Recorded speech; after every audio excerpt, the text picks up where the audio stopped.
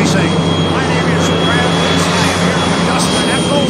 We're going to be your hosts for the entire season, and today we kick off that brand new season with the 2026 test session on the Tri-Cities River of Choice, the Columbia River here in the Tri-Cities, as it flows past the communities of Pasco, Kennewick, and Richland. Dustin, welcome to the H1 broadcast. I'm only going to say about this guy, you know who he is. I've wanted to work with this guy for a number of years. He's got a level of expertise that is just outstanding, and I look forward to his comments all year long. Welcome, my friend. Thank you. I appreciate it. It's great to be here, and I can't wait for the season. This is a whole different perspective for me, and I can't wait to share it with everybody. Yeah, and we're looking forward to what you'll have to say for us and to bring us up to speed. And already we've got our first boat out on the water here. We were a little bit late coming on. I apologize to that. One of the things we wanted to do this season was be punctual. We came up a little bit late. There was a bit of a glitch on the YouTube side. I think it actually wasn't our error on perhaps this one, but we're going to blame someone else because they're not here anyway. So we've already got a boat out on the water. It is the U00. It is J. Michael Kelly's ride. That is going to be the Maverick. And there's a whole story there about the Maverick and the Tahoe miss. I believe this might be Jimmy Shane. Is it? I'm sorry. It looked like the red, white, and blue boat leaving the pits. Tough to see, but we'll see here in just a second. And I think then we're both going to get taken care of there because it's the 21. It's Gunnar. I can see the red, white, and blue, and that was about it. So I think it's pretty obvious to our fans here that we don't have a monitor, so we had to wait till they got down there. The first boat on the ladder was supposed to be J. Michael Kelly. Obviously, they passed. The second boat was Gunnar in the Spirit of America. Same color scheme, name, so forth they had a year ago, and Gunnar had himself a pretty good year last year. Yeah, it started off a little rough in testing last year here, but I think he learned a lot from that incident, and they came back really strong. The boat looks fantastic, and I talked to Gunnar, and he's really excited to get the boat on the water this year. Yeah, they came back from that flip and finished with a solid fourth place in the Tri-Cities Columbia Cup, which was the APBA Gold Cup last year, and then went over to Seattle and took a fourth place over there on Lake Washington. So it was a good year for Gunnar. But throw all that out the window. About 3 weeks ago, the young man got married. Doesn't get any better than that. No, he's having a great year so far. I mean, what a great start. He's happy. He's got his family here. The boat's looking fantastic. So they're really looking forward to this season. And I hear Gunnar coming. Here he comes at a pretty good high rate of speed. Gunnar down the front straightaway. Gunnar O'Farrell, Spirit of America, the U21, and he gets to open up the 2026 season. Yeah, what a great boat ride. The water is perfect. It was pretty windy here this morning and pretty chilly, but it's starting to warm up. The water is looking fantastic, and Gunnar's boat ride looks great right out of the box. So first lap for Gunnar, I believe, was 118.511 miles per hour, just getting her warmed up. Maybe this next one will be a little quicker, although he's not running that hard at the top end. And what are they trying to do? You've been behind the wheel of a boat at these test sessions. What's Gunnar trying to do? Well, these first runs for all of the boats, this is a shakedown cruise.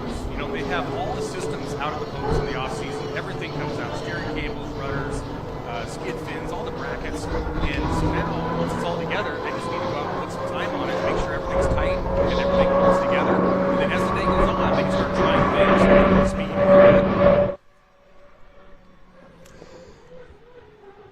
Gunnar with a good hard run down the front chute that time. We could hear him coming in our ears as Gunnar goes through the corner, and this time he's going to come off with a little bit more authority and head down the backstretch. And he's going up toward the area of the race course where he got in trouble last year and got the boat out of the water and went over. You've done that before. Is he thinking about that when he runs up there now?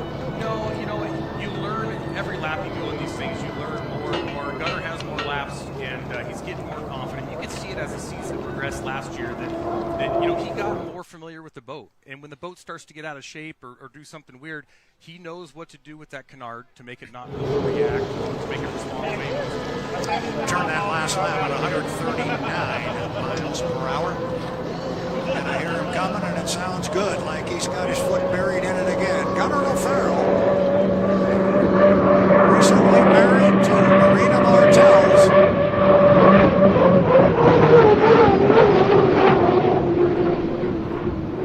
He's carrying the speed really nice through the corners. The boat's not upset at all. It looks like it's light on the water, so I think he's going to be pretty happy for a first run. And if you're thinking that we're getting the speeds later than normal, we are, but that's because we're timing off of the entrance buoy here to the lower corner. We're not set up at the normal start finish line. He turned that lap at 147 miles an hour, so 139 to a 147, moving in the right direction. Absolutely. That's very respectable. It's just testing, and it's the first run of the year, so I think they're going to be really excited about how this thing is turning out for him for the first run. He gets a little bit out of our view as he heads up toward the west end, the top end of the race course here, and the Tri-Cities on the Columbia River. And he's coming slowly down the front straightaway. And he'll bring it back, I think, to the pit area because it was made clear at the driver's meeting this morning you get 5 laps. 5 laps, get off the course, give somebody else a chance. As the day progresses, guys are going to go out there and just turn a couple laps, get off the course, make a slight change, and try to get back on the course. So they're going to use every bit of time today that they possibly can. This is kind of a unique place to come into the pits. You have to go downriver and then come up into the current. So you got to really plan ahead, see where you're going to come back into the dock. And in looking at our ladder, because there is a ladder today, there is an order. They drew the boats out of a hat. First up was supposed to be J. Michael Kelly. They did not come out. Second boat was supposed to be Gunnar O'Farrell. That is, who was just on the race course. And now it's supposed to be the U-27. That would be the Miss Apollo. Boy, have we got a story to talk about there. Not only a boat that we talked about that got into trouble down in Guntersville a year ago, but the return of Jimmy Shea. And boy, the fans are excited to have him back. I talked to him. He was like, I'm so excited to be back here. So I haven't seen a smile on Jimmy's face that big in a long time. So it's going to be really cool to see him in that boat. Yeah, it was good to see him back. Clean-shaven Jimmy Shane. So when you see him, fans, you're going to go, I don't know who that. Oh, wait, that's Jimmy. Yeah, he's all clean-shaven, and he's really excited to be here, and we are glad to have him back. Don't know if he is the next boat that's going to come out, but he is at least next on our list. And now, Brad, if you do not make your time, your spot in testing here, you have to go to the back of the field, don't you? You don't just get to jump in. So, unfortunately, J. Michael, they'll be at the end of the field now. But hopefully the 27 will be ready to go. Yeah, and it's a long day. And the ladder or the order that we're referring to there is only involved in the first run of the day. After that, when you're ready, go to the pit boss, request the crane, and request the water, and you'll be able to come out and run. And it's a long day, so they'll have plenty of opportunity to get the boats out on the water. We've got some new teams down there with new crew members, and I'm assuming that we always talk about testing boats on the water and things they did to the boat and the boat ride and this and that, but sometimes it's also testing a new team and getting team members used to working with each other, making a motor change, making changes in the gearbox, etc. It's all about the team, too. Absolutely. A lot of these team members are not from where the boats are out of. So, for instance, Kelly Stocklin, the bucket list team, they're out of Snohomish, but some of the crew members fly in from other parts of the country. So it takes them a little while to get used to where the tools are, how they do stuff, just repetition, getting all this stuff, some reps under their belt so they can do it efficiently in the future. Well, this time I checked it, and I looked closely. This is the U-27 of Miss Apollo. This is going to be Jimmy Shane. This is one of the big things that we will watch today. Jimmy Shane's going to be driving 2 boats. He's got a decision to make here at some point in time. If he's going to race the boat we're looking at there going up the backstretch, this is the boat that was debuted in 2024 down in Guntersville, Alabama. For those of you who follow these sorts of things, this is the 2024-27 hull, and this This is the boat that Dave got in trouble in down in Gunnarsville a year ago in that spectacular crash. That was the last we saw of the boat. Jimmy's getting his first crack behind it right now. Yeah, this is a completely different boat than what Jimmy's used to. You know, there's a lot of different things on this boat that are completely different than any other boat on the course. So I know Dave was trying some different things. He has some theories on if it would work. They weren't able to get it all put together, but I personally think, you know, one of those things Jimmy wants to see is if he can make it work. So right. That'd be one of the things we have to follow this weekend. So here comes Jimmy, and he's got a pretty good head of steam coming down here for the first time in that boat. I was about to ask you, you've been in that position first time in a boat, and what do you do the first time? You want to get a feel for it, take a couple slow laps. Apparently Jimmy wanted to go. Well, there's two ways of looking at it. You know, these things are completely different to drive when you're not going fast. You know, when a lot of the boat is wet in the water, they search all over the place, they drive terrible. So Jimmy looks like he said, you know what, let's get this thing aired out and see what it's going to do. Baptism of fire. That's no it. reason to hold back. Let's let it go.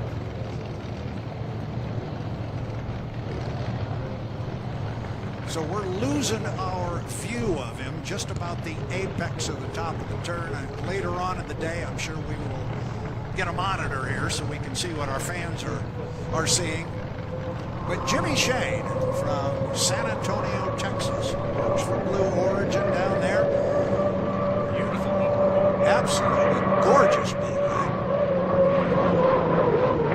This boat has been pretty light on its feet, and it's always been a little loose. And I don't know if they've made some changes in the offseason, but right now it's looking really, really good. At the end of the straightaways here, it wasn't flighty, it wasn't in his face, so that's a great start.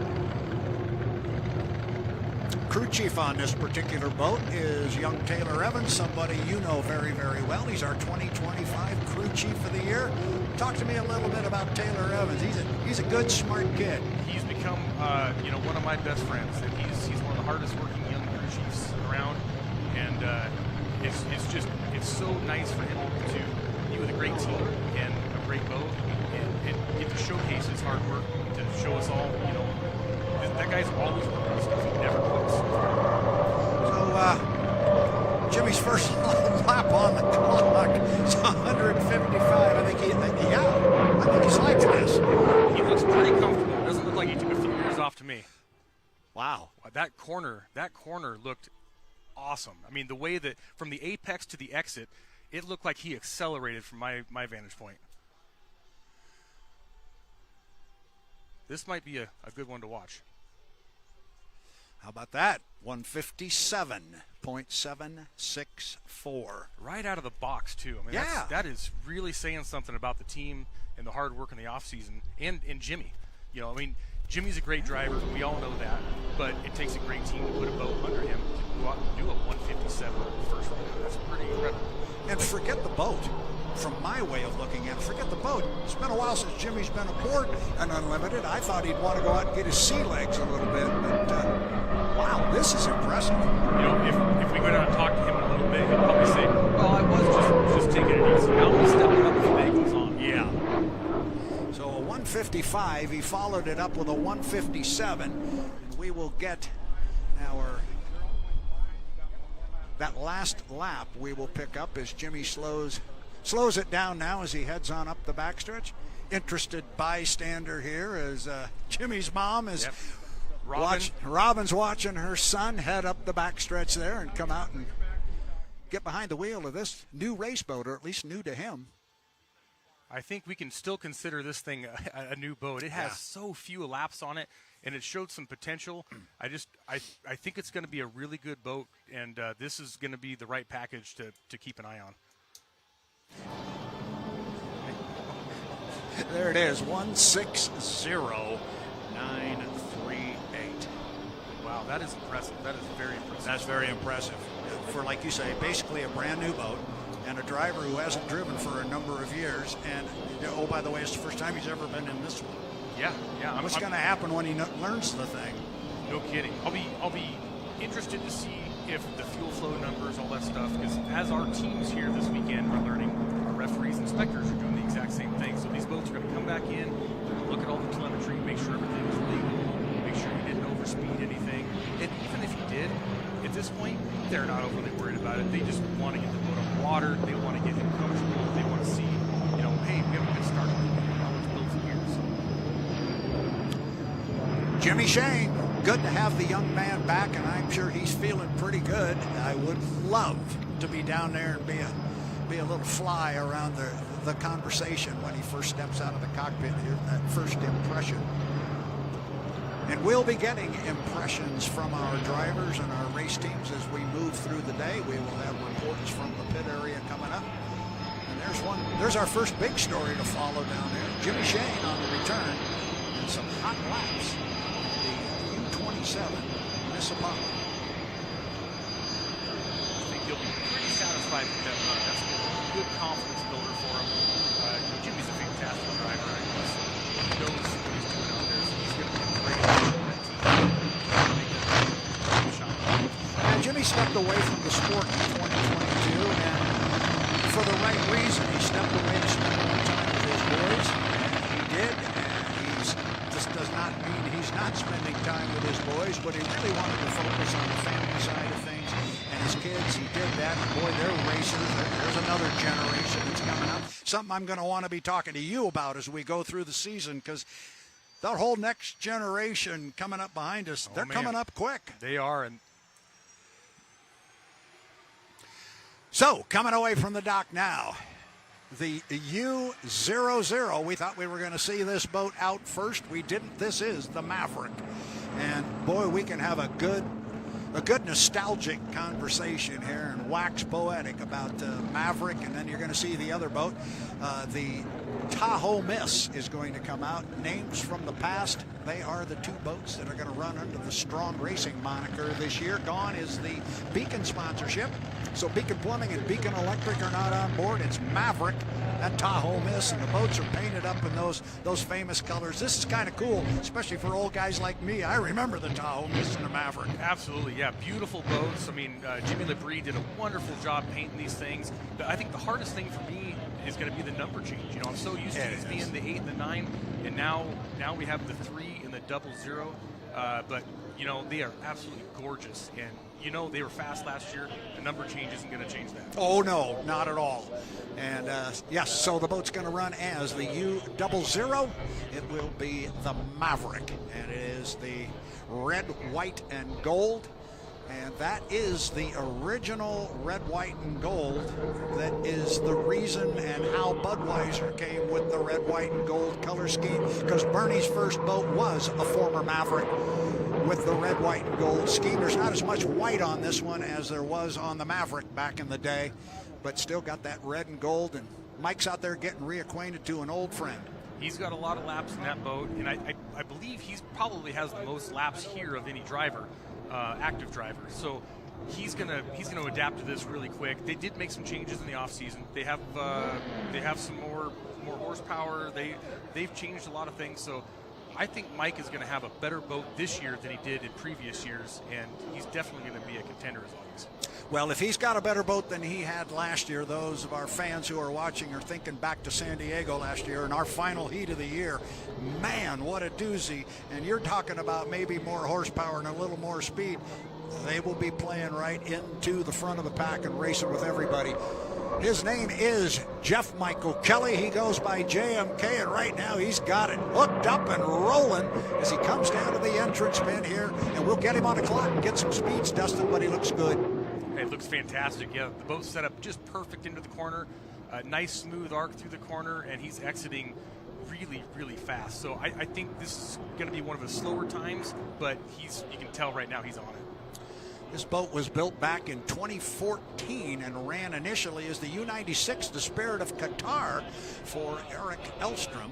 The boat was designed by Ron Jones Jr. and Sr. They actually collaborated on that particular hull, and it was built by Ron Jones Jr. and his son Kelly. And I did not know that until last year during the Columbia Cup, and I met Kelly, and he came up and explained to me, wait a minute, I had a hand in that boat, so want to make sure we get that out there. I heard the speed in the air, and now I forgot it. What did he tell? 140 something. 148. You can hear Mike. He's lifting a little bit in the end of the straightaways. You can hear that. I don't know if you can hear that at home, but basically when these things start to overspool and you get to the maximum output of the engines, the drivers will lift, and that's a gearing change, propeller change. And so Mike has his light coming on in the cockpit saying, hey, you got to lift here, you got to lift here. So they'll take this data back, and it's the first run, like we keep saying, but they're going to change some gears, change some propeller stuff, and be able to get it to where he can keep his foot in it all the way. And to Dustin's point and what he was talking about earlier, and just there, our boats are going to go through tech inspection. You mentioned this is testing for the teams and the boats and the drivers. It's testing for you and me. It's testing for the officials, and we've got some new people down there in the tech truck, and so they're making sure that everybody knows exactly what they're doing, and we're getting information quickly. 153 on that last lap. A good first run here for Mike. He knows what this boat's going to do, so they're going to go out there and just run it how he's used to, come back in and just check all the steering stuff, check everything to make sure nothing's moved from when they put it together a few weeks ago. There's a lot of nuts and bolts on these things. It doesn't take one little thing being a little off to make a big problem. So that's what most of these teams are going to do right now, just make sure everything's holding up where it should. How's Dustin holding up? You miss it? You want to get back in and go? You know, I miss parts of it, but being up here with you guys, seeing everybody around the pits, I mean, it's great. It's a cushy job up here. You know, we get the recliners coming out later on in the year. I'm going to hold you to it. 156 for Mike on that one, so stepping it up a little bit. Yeah, as the day progresses, I think you're going to see him get really, really fast. I can hear him lifting from here, and even right there at half track. So they'll step it up. The boat looks great. The boat ride looks perfect. And I'm just, Jim Seckler, the crew chief, he is such a smart guy. He is going to take all this data back, and this thing's going to be a rocket ship as the day goes on. I have been told that Jim Seckler is a magician and a maestro of the data. That there's nobody better with data than Jim Seckler. He's an absolute scientist. He's a wonderful guy. He helps out everyone, and he is so smart. Whenever you have a question on something, I mean, he does the designing of most of the systems and these things himself. So if you have a problem, you go back and talk to the designer to get it fixed, right? That's the way to go. 148 miles an hour on that last lap for Mike, but then, as you said, you could hear him pull his foot when he crossed the original start-finish line, so he almost coasted across the timing mark here, so not as fast as the previous ones. Interesting comment here about J. Michael Kelly. His next victory will be his 19th. That will put him all alone in 8th place on the all-time H1 Unlimited win list. So he's slowly moving up that ladder, and he's become one of the very premier drivers in our sport and in the history of our sport. But an interesting aspect about it, J. Michael Kelly has never been a top qualifier at an H1 event. It's pretty incredible. I mean, it just shows you that he can take a boat that might not be the fastest one on the race course and go out there and work miracles, because he's always in towards the front, in these final heats, and that's where it matters. So he's great at, I mean, we always joke in the outboards, he's an outboard racer, forever. And you could put an engine on a piece of plywood, and Mike could go out there and have it towards the front of the field. So he's a great driver, and he can do wonderful things with the boat. I think you're all that way, aren't you? You guys are you just like to race. Absolutely. But, Mike races every weekend, and it doesn't matter if it's inboards, outboards, what it is. He's racing somewhere. He'll be racing next weekend. I know he'll be racing the weekend after. So when you have that many laps in boats, you just get good. And he's got great people around him, so it makes him what he is right now, and he's one of the best. You know a little bit about being a top qualifier. I'm looking at that speed written down there on that piece of paper in front of me. You're one of our 170 mile per hour drivers when you turn that 171 down in Gunnarsville. Did you know you were going that fast? Did you know it was happening at the time? No, I didn't. They say when everything feels like it's slowed down, things are usually going the right way. The boat was a dream to drive. Everything was really nice, and so it didn't feel that fast. And I think our top speed wasn't that fast, but our corner speed was so incredible that it made our overall time great. And one thing that in that moment, JMK was one of the first guys to come up and give me a hug, and he says, "I've never been top qualifier." He says, "Congratulations! I hope you realize how cool that is." And it meant a lot coming from him. And as the day went on, it really started to sink in, and yeah, now I'm honored to have my name up there. It's pretty cool. It was very, very cool, and I heard a story, and now you're going to get to tell me whether or not it was true, and I believe it was, and that speed almost got topped a year ago by Andrew Tate, and you weren't down in Gunnersville when that did or did not occur, but I was told there was a phone call made, and you were watching very closely to see if Andrew was going to get it. You know, I actually stopped watching because I was just too into it, and my daughter wouldn't stop watching. And so she kept calling and saying, oh, he's close. He's going to get it. He's going to get it. And I texted Taylor. I said, come on, man. I said, turn it down a little bit. What are you doing here? And, help a brother out. They gave it their all. And I talked to Andrew later, and he said, hey, what you guys accomplished was amazing because they gave it their all. So, again, as time goes by, it just seems that cool. It's a pretty big thing for us and something I can hang my hat on.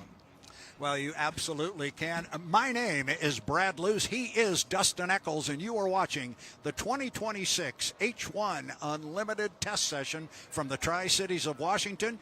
Dustin and I are going to be here all day long. We've got a lot of action still to come on the water. We've got a lot of boats that haven't yet hit the water, and we're not going anywhere, so buckle up, Mr. Eccles. We're going to be here all day long. Looking forward to it. Did they mention to you we don't get to eat? We don't we don't get potty breaks? Nothing. We're here. Whoa. No, nobody told me that.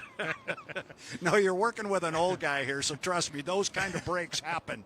But we're looking forward to having an awful lot of fun, not only today, but this year. And I think for those of you who have been watching here, you already now completely understand why I wanted to work with this guy and why it is so good. And we are so pleased to have Dustin Eccles with us because he's going to bring a perspective that we haven't had before. This is really going to be good. So I'm just ecstatic to have you here. Yeah, I was very elated when I got the phone call to do this. I mean, how cool. Something I've never done before. And I love the boats, so I get to sit up here and talk race boats with one of the best, and it's going to be a great time. And as I mentioned to you this morning, I can describe this job very quick. We're just going to talk hydros all day long. Perfect. Yeah. So I don't know. Well, I can look at a list here. We might be seeing the U3. Yes, I am told now in my ear that Corey Peabody is in the water in the U3. I didn't think I would ever say this, but I'm about to. Corey Peabody will be coming out in the U3. The Tahoe Miss. The Harris Tahoe Miss will be taken to the water. Stephen Hayden is going to take over the sponsorship of Strong Racing, and the Tahoe Unlimited organization is the sponsor of the two boats. One of them is called Maverick. We just saw Mike driving that boat, the U00. Now we're going to see the U3. This will be the Tahoe Miss, and these are throwbacks to the 1950s and the 1960s. The name Maverick very much involved with unlimited hydroplane racing and hydroplane racing history. I will admit I was on the shores of Lake Washington in 1959 when Bill Stead won the Gold Cup after a whole bunch of controversy. Imagine that. Whether or not the Miss Spokane had jumped the gun, and they finally ruled that the Spokane had jumped the gun in the final heat. That made fruit salad out of the standings, and they had to recast all the points and look at the elapsed time. When it was all done, Bill Stead in the Maverick, not the Miss Maverick, Bill Stead in the Maverick took the Gold Cup down to Nevada for 1960. And for those who are aware of the sport, what happened then back in the day was we went down to Lake Mead and we got blown out. And it also exposed unlimited hydroplane racing. There were some shortcomings on having the proper administrative people there on site, and so that started the process of moving toward the most successful and secure financial bid, hosting the Gold Cup for the upcoming season. And I went down a long, windy trail on that one. I'm not quite sure why, but Bill Stead and the Maverick go down in history as Gold Cup champions, and we are about to see the Tahoe Miss come out on the water. That boat driven by Miroslav at the 1966 Gold Cup on the Detroit River, and he claimed his only Gold Cup. Miroslav, one of the most colorful people, first of all, one of the most colorful people maybe in the world. Absolutely. With his whole story and how he flew to freedom across the Iron Curtain back in the day, but then he got into hydroplane racing, and he got there by becoming the private personal pilot for a guy named Bill Boeing. You a good may way to know do it. that name if you've ever flown anywhere. And so, but we have more important news. We have much more important news to come here pretty quick. As soon as I get it in my ear that we are ready to go, we're not quite, but we're going to bring in the third member of our broadcast team, but we'll hold that for just a moment while we wait for Corey Peabody to come out and join the fray on the Columbia River in the U3, the Tahoe Miss. Sponsored by Tahoe Unlimited. As I mentioned, Stephen Hayden. So, and with that, it is time now to introduce the third member of our broadcast crew. We are very excited to welcome in someone who's going to be working down in the pit area for us, doing pit interviews like you did last year on the radio. I did for years. She is going to be down doing that for us. We are so excited. She brings an incredible amount of broadcast journalism experience to the table. Her name is Danny Rogers. She's from the Detroit metropolitan area. So those of you Detroiters, and we all want to go back to Detroit, we know that. Welcome one of your own here, Danny Rogers. Danny, welcome to the broadcast. Thank you, guys. I'm so excited. My first look at a boat ever was in good old Toledo, Ohio. To me, I didn't know it was a Grand Prix. I was talking with Jimmy Shane, I think Corey yesterday, Peabody, and they're like, you might have just seen a turd, but you were really intrigued by the Grand Prix turd. He's like, they might not have actually been that fast. I'm like, no, I was impressed. It was a fast boat, but that was my first taste of any kind of power boating. And so these are blowing my mind currently, and I'm so excited to just learn more about the drivers and the boats. So we decided that we would start the day with not having you doing anything down in the pit area. We thought it might be kind of nice to just let you at least watch a boat or two run. First impressions. I mean, they're not. Everyone keeps saying they're not going as fast as they're going to go. To me, this is fast. 160 miles per hour is a top speed, in my opinion. But I love seeing them go out on the water. I love that I got to talk to everyone yesterday and just get a better feel for what they're looking for here in testing so that I kind of know what to look for. I'm still figuring out what I'm looking at, but it's mesmerizing, and I love how diehard the fans here are and how much they love to see these boats get on the water, and I can't imagine how much these drivers have been itching to get back on the water too. And you're already name dropping Jimmy Shane, Corey. Isn't that crazy? You met all these guys yesterday. My dad's probably like, what the heck did you do over the last 2 days? Where have you been? Well, we are delighted to have you with us. And I mentioned you bring all this broadcast journalism experience. Tell the fans a little bit about what you've been doing, because somebody may have heard of the Detroit Lions of the National Football League. I'm used to athletes who are tossing a ball in the air, not boats that are going 175 miles per hour. So my background is the Detroit Lions. That's my hometown team. Spent 5 seasons with them as their team reporter, doing all of their in-house interviews, sideline reporting, all of that stuff. I add college football into the mix with Big Ten Network. I had a little bit of CBS HQ, a little bit of Sirius XM. So I'm all over the map, but it's so fun. And then there's you and I, Dustin. Dustin's doing This great. is what we're working with. Fabulous analyst so far. Oh, I'm thank you. learning. I don't even ask for the tidbits, and here Dustin is. And I'm like, I'm soaking it all in. You guys are fantastic. I just mentioned to the fans that after just those first 2 or 3 boats that came out and ran, there is no question why we wanted this guy to be. He brings this perspective. He's been there. He's done it. He's been behind the wheel. He knows what it's all about. Yeah. And the only thing I'm going to say to you about boat racing, because everybody's going to tell you, oh, wait, it's going to get better. There's going to be more. But when you saw those boats come down and blow into this first turn here, just now imagine 6 of them side by side hitting that buoy at the same time. I know this is probably a question for Dustin. How do you guys stay in your own lane? You know, Do you just make it up out there? No, because the referees will tell you you did a terrible job at that. Okay. So, yeah, you really just have to pick a point and make sure that you leave the right amount of room on your inside or your outside, and you just don't look at the guy next to you because you start going that way. You just keep looking ahead and just mind your lane. You just start veering off if you start looking Until right. your radio guy says, okay, move over now. Then you just move over. You trust him. So you got a guy in your ear keeping an eye on everything, making sure you're not doing anything wrong. And, if you do something wrong, you can always blame him. I love that. And it used to be back in the day that, you had turn judges and so forth to make sure that people held their lanes and this and that. And we started flying helicopters and had people up there looking down so they could really. Now we got the drones. And this guy walking right behind us here, he's the chief referee. And he could be in his car in the parking lot, and somehow he's always got his eye on the course. He knows what's going on. I heard he's on top of it. He is indeed on top of it. So she is Danny Rogers, and he is Dustin Eccles. I'm Brad Luce. You're watching the 2026 H1 Unlimited Test Session from the Tri-Cities of Washington on the Columbia River. We are awaiting our next boat.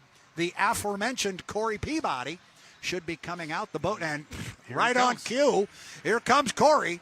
He is up and away from the dock. The boat is called Tahoe Miss. It's going to go by the number U3, and I know there's a lot of fans out there, Dustin, they're scratching their head going, whoa, wait a minute. I did the same thing. Yeah, that's an awful quiet U3. Where's the piston boat from Evansville, Indiana? This is the same number, different boat, different team. The piston boat is not here. It's not running, but the U3 is. Corey Peabody, and this one's a fast one. I don't care what color or what name you put on it. This thing can roll. Absolutely. You know, one of the oldest boats on the circuit, I believe, and I don't know what's actually original on it anymore because it's been rebuilt a bunch, but this thing is a rocket ship, and it's always been a rocket ship. Corey's got a lot of seat time in it, and he's always fast. Now, the other boat, the 00, has a little more horsepower, a little, they've been doing some propeller work, some gear changes. This season, I mean, they're going to be hard to beat. You got the BWR guys, you got these other guys that stepped it up too. So it's going to make it pretty exciting to see, what if they could be mid 160s here. I mean, we'll see. We'll see what they do. And Corey's going to get his first run in the boat right now since a rather spectacular crash down in San Diego on Mission Bay on our final race of the season. So this boat has gone through a very major rebuild, and I would assume then Corey's first feel is, let's go out and just see how the thing is holding up, make sure everything is bolted together and read the gauges. And he's coming slowly down here right now. That's slow there, Danny. He'll get rolling. Like, I can tell the difference. It looks fast to me. I was talking with Corey yesterday, and he was describing his boat after San Diego last season. He called it a yard sale of parts, and he did not mince words when he was like, that last season, it was not good. So his biggest emphasis here in testing is making sure he doesn't have to fix the boat because of something, quote, stupid that he did. So that's a main focus for him today, which I thought was interesting. Yard sale of parts. That's what the boat came out of last season as. And they had, like you guys mentioned, it probably does feel like a pretty new boat to him. Yeah, he tore it up, and he got to fix it. He did. That's a lot of work. All off season, he said he worked on it. The worst part about crashing a boat, especially in San Diego, is the salt water, too, because the salt water, it just eats these things apart. So being upside down in the water, drugged through the sand, everything else, you really need to make sure that water didn't get somewhere that you missed, and the corrosion just eats them alive. So right now he's going to take her easy and just make sure nothing's showing any flexing or any cracks. He not only is the driver of this particular hydroplane, but Corey Peabody is also the general manager for Strong Racing. Boat is owned by Daryl and Vanessa Strong out of the Tri-Cities. Daryl is standing just to our left, or at least he was a couple of moments ago, watching his boats on the Columbia River. And as I like to say every year when we've waited the whole off season through the winter, and all of us that are boat racing fans, all is right in the hydro world right now. We got hydroplanes and rooster tails on the Columbia River, so life's good. Absolutely, yeah. Sun is shining, it's warming up. I mean, the water is perfect. We really could not ask for a better day to test them over here. And that's what we're going to be doing. We're going to be doing it all day long. It's the 2026 H1 Unlimited Test Session from Tri-Cities, Washington, and you are watching on the H1 Unlimited YouTube network. Here comes Corey. Boat certainly is solid on the water. Yeah, beautiful ride. I think Corey's just nice and steady, taking it easy. I mean, he's got his foot in it, but they're not getting that boat light yet. And, Danny, as the time goes on, these guys work on their setup, you're going to see a lot more air under the boats. You're going to see basically just a rudder and a little bit of propeller in the water, and that's perfect. And, J. Michael Kelly, one of the best at flying one of these things, a lot of times the sponsons won't even touch the water for most of the straightaway. It's almost like a art watching it run. I was going to say, is that a talent that you can learn, or is it just a feel that you're born with? No, you've got to learn it with a lot of seat time. And Okay. Jay Michael's got that. Are you calling him old? Yeah, it's pretty crazy how you can actually use that front canard. And you'll see how they use that canard to just float the boat. Right now, you can't see any air under the boat. So he's going to pick up a few miles an hour just by getting that thing up loose on the water as the day goes on. Well, if he picks up a couple miles an hour, we're going to be really impressed, because he turned the previous lap to that one at a $1:58, and I think. And how about 1:58.9 on that one? So 1:59, and as I like to say, when they get to this point, he's sniffing that 160 mark. He's getting awful close.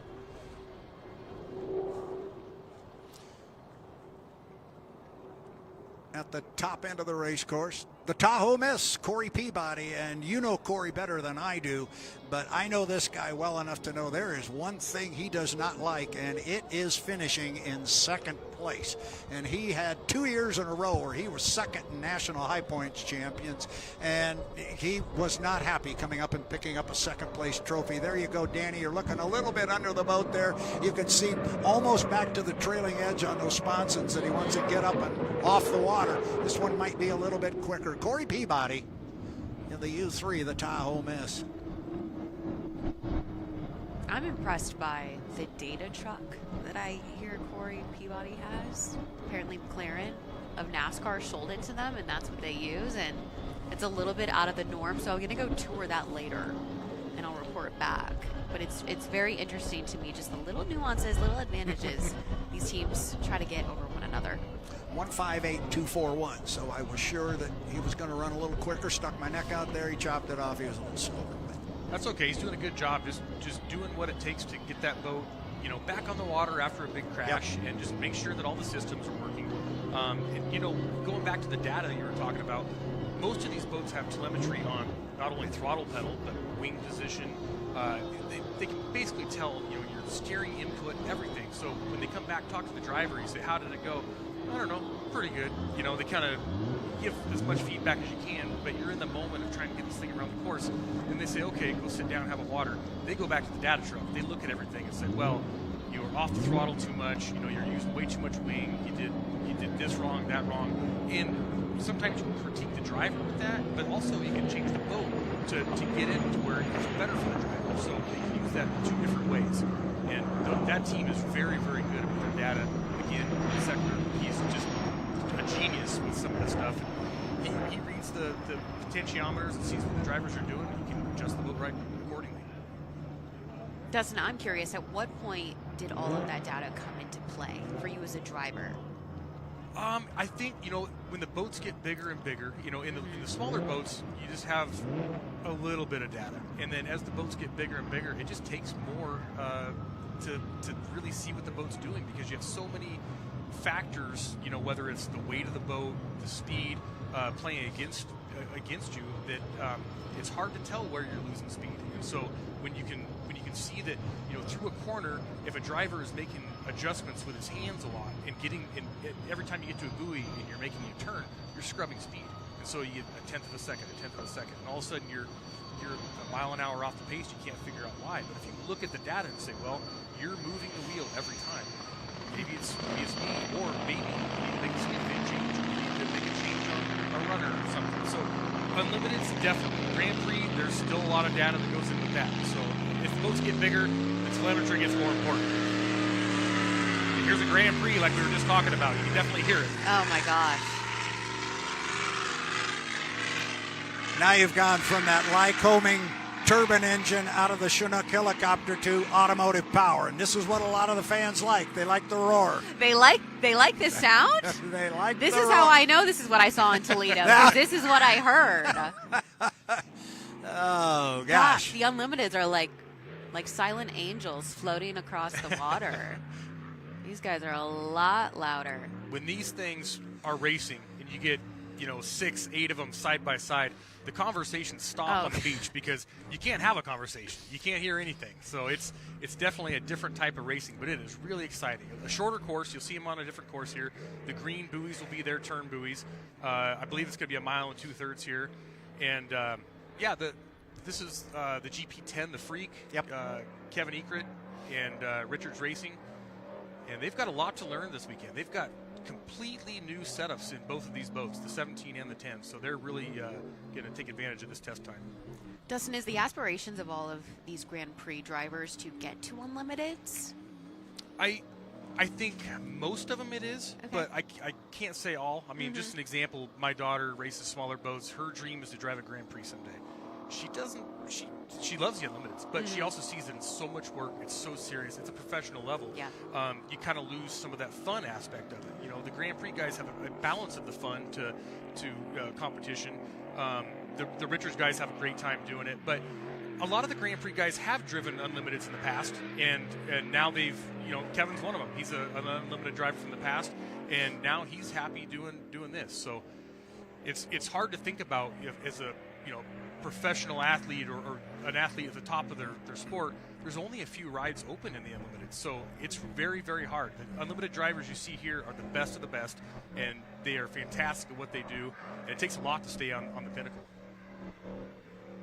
You were talking earlier about outboards, and kind of to what Danny was just speaking to. A lot of the drivers do progress up through the Grand Prix and then come into the Unlimited ranks. But we've also had drivers that have taken a different route. You were talking earlier about outboard racing and J. Michael Kelly. J. Michael Kelly went straight from outboards to Unlimiteds. He did. I think he got a few qualification heats at a 5-liter, if I remember right. He and I are pretty much the same age, and when he called and said, "Hey, I'm going to be racing," it was the U13, I said, Wow, that was quick. But he started early and he did a great job. He got his seat time in. He learned. It wasn't a front runner boat, but boy, he learned a lot in that thing, and he did a great job in it. I will never forget his first race. It was right here in the Tri-Cities in 2004. He made the final heat, and he was on the outside. They stuck him on the far outside for the final, and I remember interviewing him after the fact, and I said, "Yeah, you didn't win this darn thing, and you were on the outside." I said, "But you were the first boat that got to that entrance pin on lap 1. He said, "Yeah, I let him down there and then said goodbye." So here comes Kevin. He got like a boat that comes in under the name Freak. Oh, It's just the Freak. I wonder how they came up with that one. It's also a rather unique-looking cowling line on that one with the big sharp piece sticking out the back. GP10, the Freak. And if I Kevin remember right, Ekert. Jimmy Shane actually helped build that boat, or built Really? most of it. He used to be the driver of it, and with Dean Rojas owned it. And so yeah, he was one of the guys that put that together. It's a beautiful boat. He did a fantastic job on it. It's extremely fast. Speaking of extremely fast, if my order is correct, next up on the list is a boat that I've already had to be corrected on with the number because I had 91 written down, and Andrew Tate leaned over my shoulder and said, "Is that me?"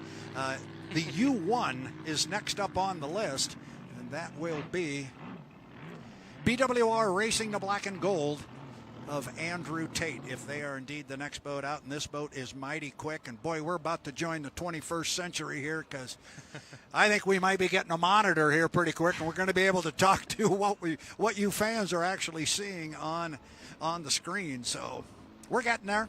And you talked about the second BWR boat heading out, and they actually have 3 boats this weekend. Yeah. I mean, what a crazy, mind-boggling task to run 3 boats at testing. I don't know how many times they're going to run, but those guys are going to be just beat tonight when they get done. They were setting up everything last night, and they looked absolutely exhausted by the end of the night. So I don't know if they're planning on bringing all 3 boats to the races, or they're just going to try to bring their best 2, what the plan is, but we'll follow that and see what their plans are. We will find out. The other guy who's going to be busy, the aforementioned Jimmy Shane, he's got to make a decision which one he wants to race. The boat we're referring to as the 127, the 27, the Miss Apollo has already been out with Jimmy Shane. We saw that 160-mile-per-hour lap. We're going to have and here comes the, again, aforementioned U1. I'm probably going to call it the U91 a couple of times, but the U1, BWR Racing and Andrew Tate, young man out of Canton, Michigan. Your backyard. This is your local guy, and I know you met Andrew yesterday. Yes. Character, but they're all characters. They are. In the best way. Every single person has their own little personality. And it was really great to just get to know them on camera, and then once the camera goes off, you can ask a few more questions and get some more honesty and vulnerability with it. But Andrew is great. He told me he's working on consistency. He said when he's hot, and when he's not, he's not. He would like to level that playing field a little bit more this season. But just getting to know his story, his family story, and the fact that they're Michiganders, I cannot wait. What to keep was following that along. word? Michiganders. Michiganders. I haven't heard that. Are you serious? How else are we supposed to identify? We're not all Yoopers. You mean you're not Washingtonians like us? You haven't heard that That's once. a mouthful. Yeah, we are Michiganders. Yes. A Michigander. I like that. Well, sounds like he's got it wound up pretty good, Brad. Certainly does. And this is a young man who had a tough day last year here on the Columbia River at the APBA Gold Cup. I know he wants to have a much better day later on in July on the Columbia. He made the final heat last year, but he made it as the trailer boat. He was not on the front row for the biggest race of the year, and he was pretty disappointed. They had a rough weekend. He will look to rebound, but like I said, that comes up toward the end of July at the Columbia Cup. Right now it's a test session and looked pretty good to me. Oh man, I am really, really impressed with that first turn that he went through. I don't think that thing slowed down at all, and it looks really, really fast right out of the box. He is rolling up there, and there's where he goes out of our view, and pretty soon we'll have a monitor here and we'll be able to see him up there like our fans can, but we can hear him. Yeah, this boat is an absolute beautifully prepared, beautiful setup, one of the newest boats in the fleet, and he loves this boat. Just solid on the water, too. That boat isn't moving an inch. It's just hanging right there. Now, granted, he's out there running by himself. The water conditions are beautiful right now. And boy, Danny, does all that change when you got 5 or 6 boats out there running 4 or 5 laps together. It gets, and this corner down here that you're looking at, it becomes an ocean, and they blow into it at that speed. It's wild. My brain is still trying to compute multiple unlimiteds going at one time. Oh, 163.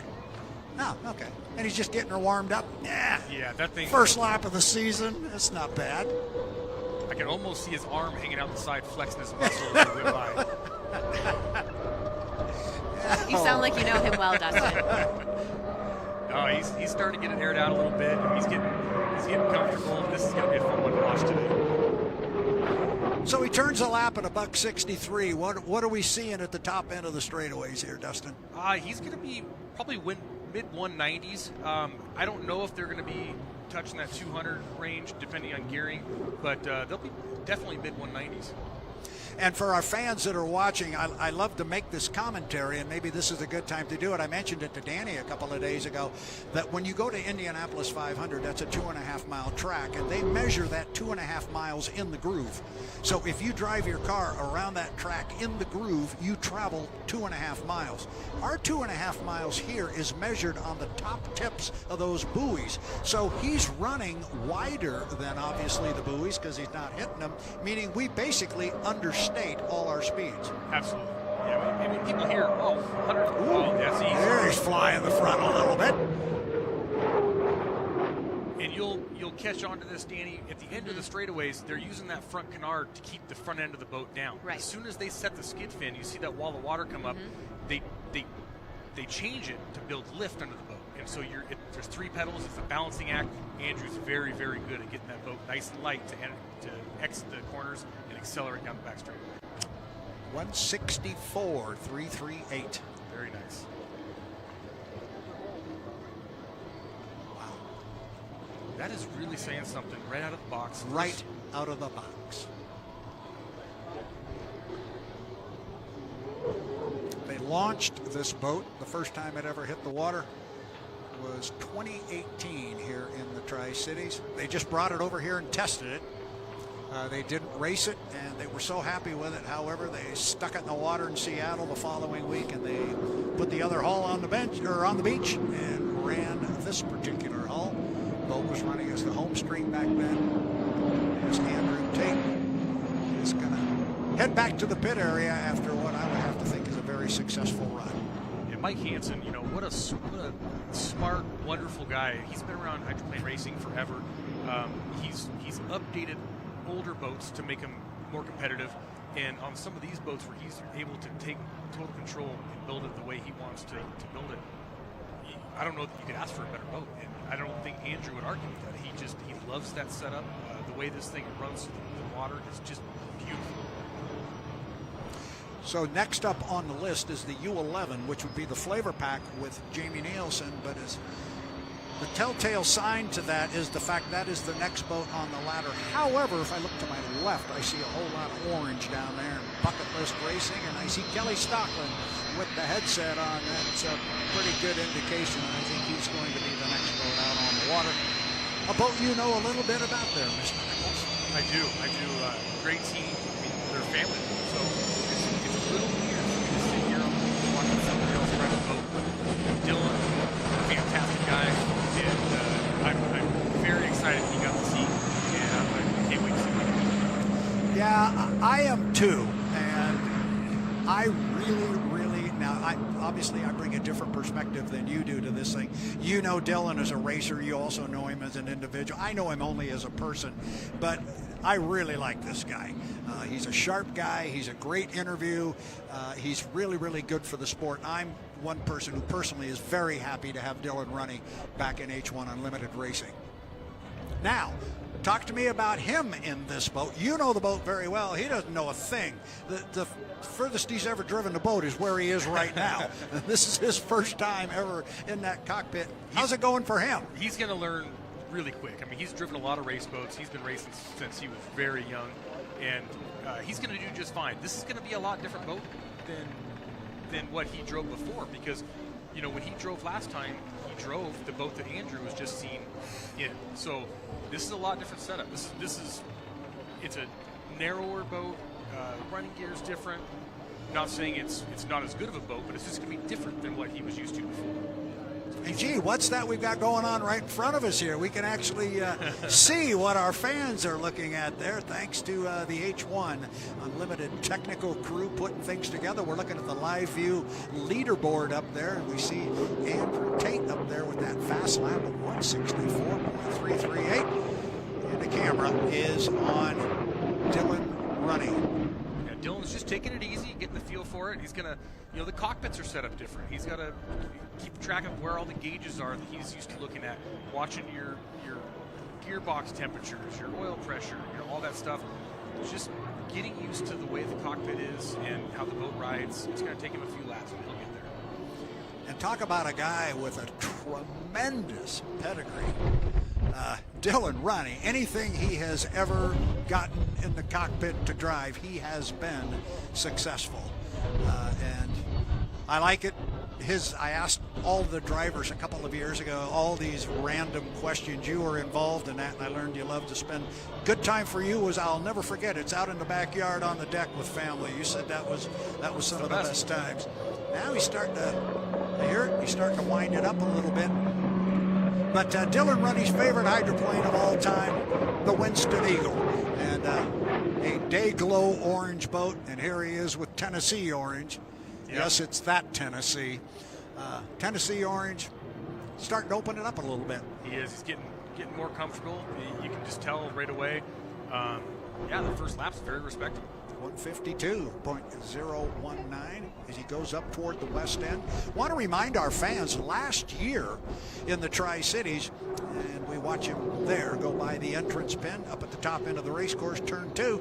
That turn 2 is narrower than turn 1. This used to be a symmetrical race course, not so anymore because of concerns over the depth of the water in the outside lanes up at the west end of the race course. So, look at him picking up the right spots in there and hung it a little bit in the air, so he's feeling more and more comfortable.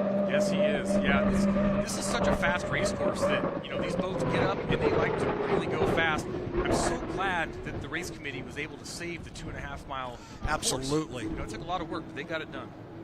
And we're going back to that 2.5-mile race course in Madison, Indiana, which is coming up over the traditional 4th of July weekend. We're going to run the APBA Gold Cup, and we're going to be on the Ohio River in Madison in the big 2.5-mile race course.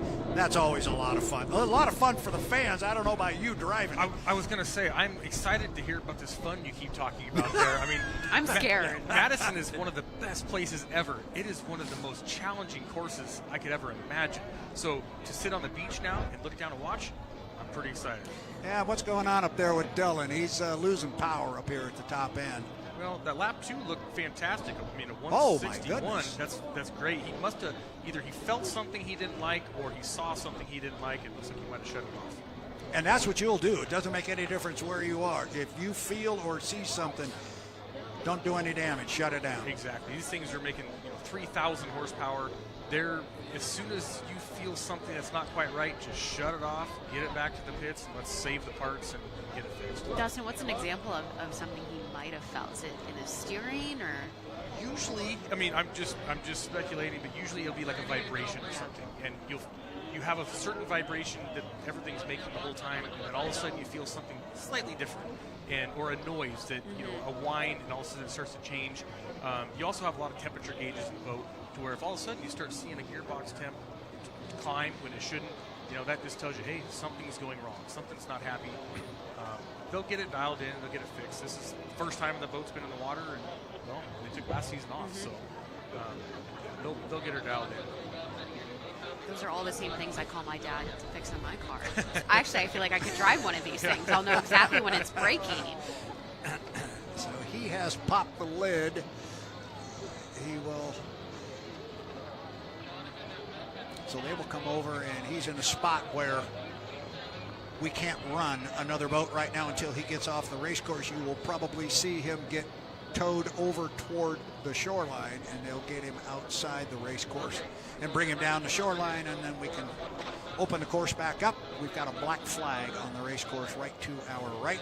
It's unfortunate that Dylan's dead in the water right now, but look at this camera angle. I mean, this is fantastic. We're getting to watch it like we're right on top of him, and it's a beautiful job by the drone operators. Yeah, we're flying, I think, 2 drones today. We will be flying more drones than that. He gave us a little thumbs up there. So, yeah. And, look at that, the qualifying ladder right now, or the time, 161. I mean, he's second ahead of some really, really fast boats. So they got to be, even though they're dead, they're going to get that dialed in, no big deal. The boat is fast.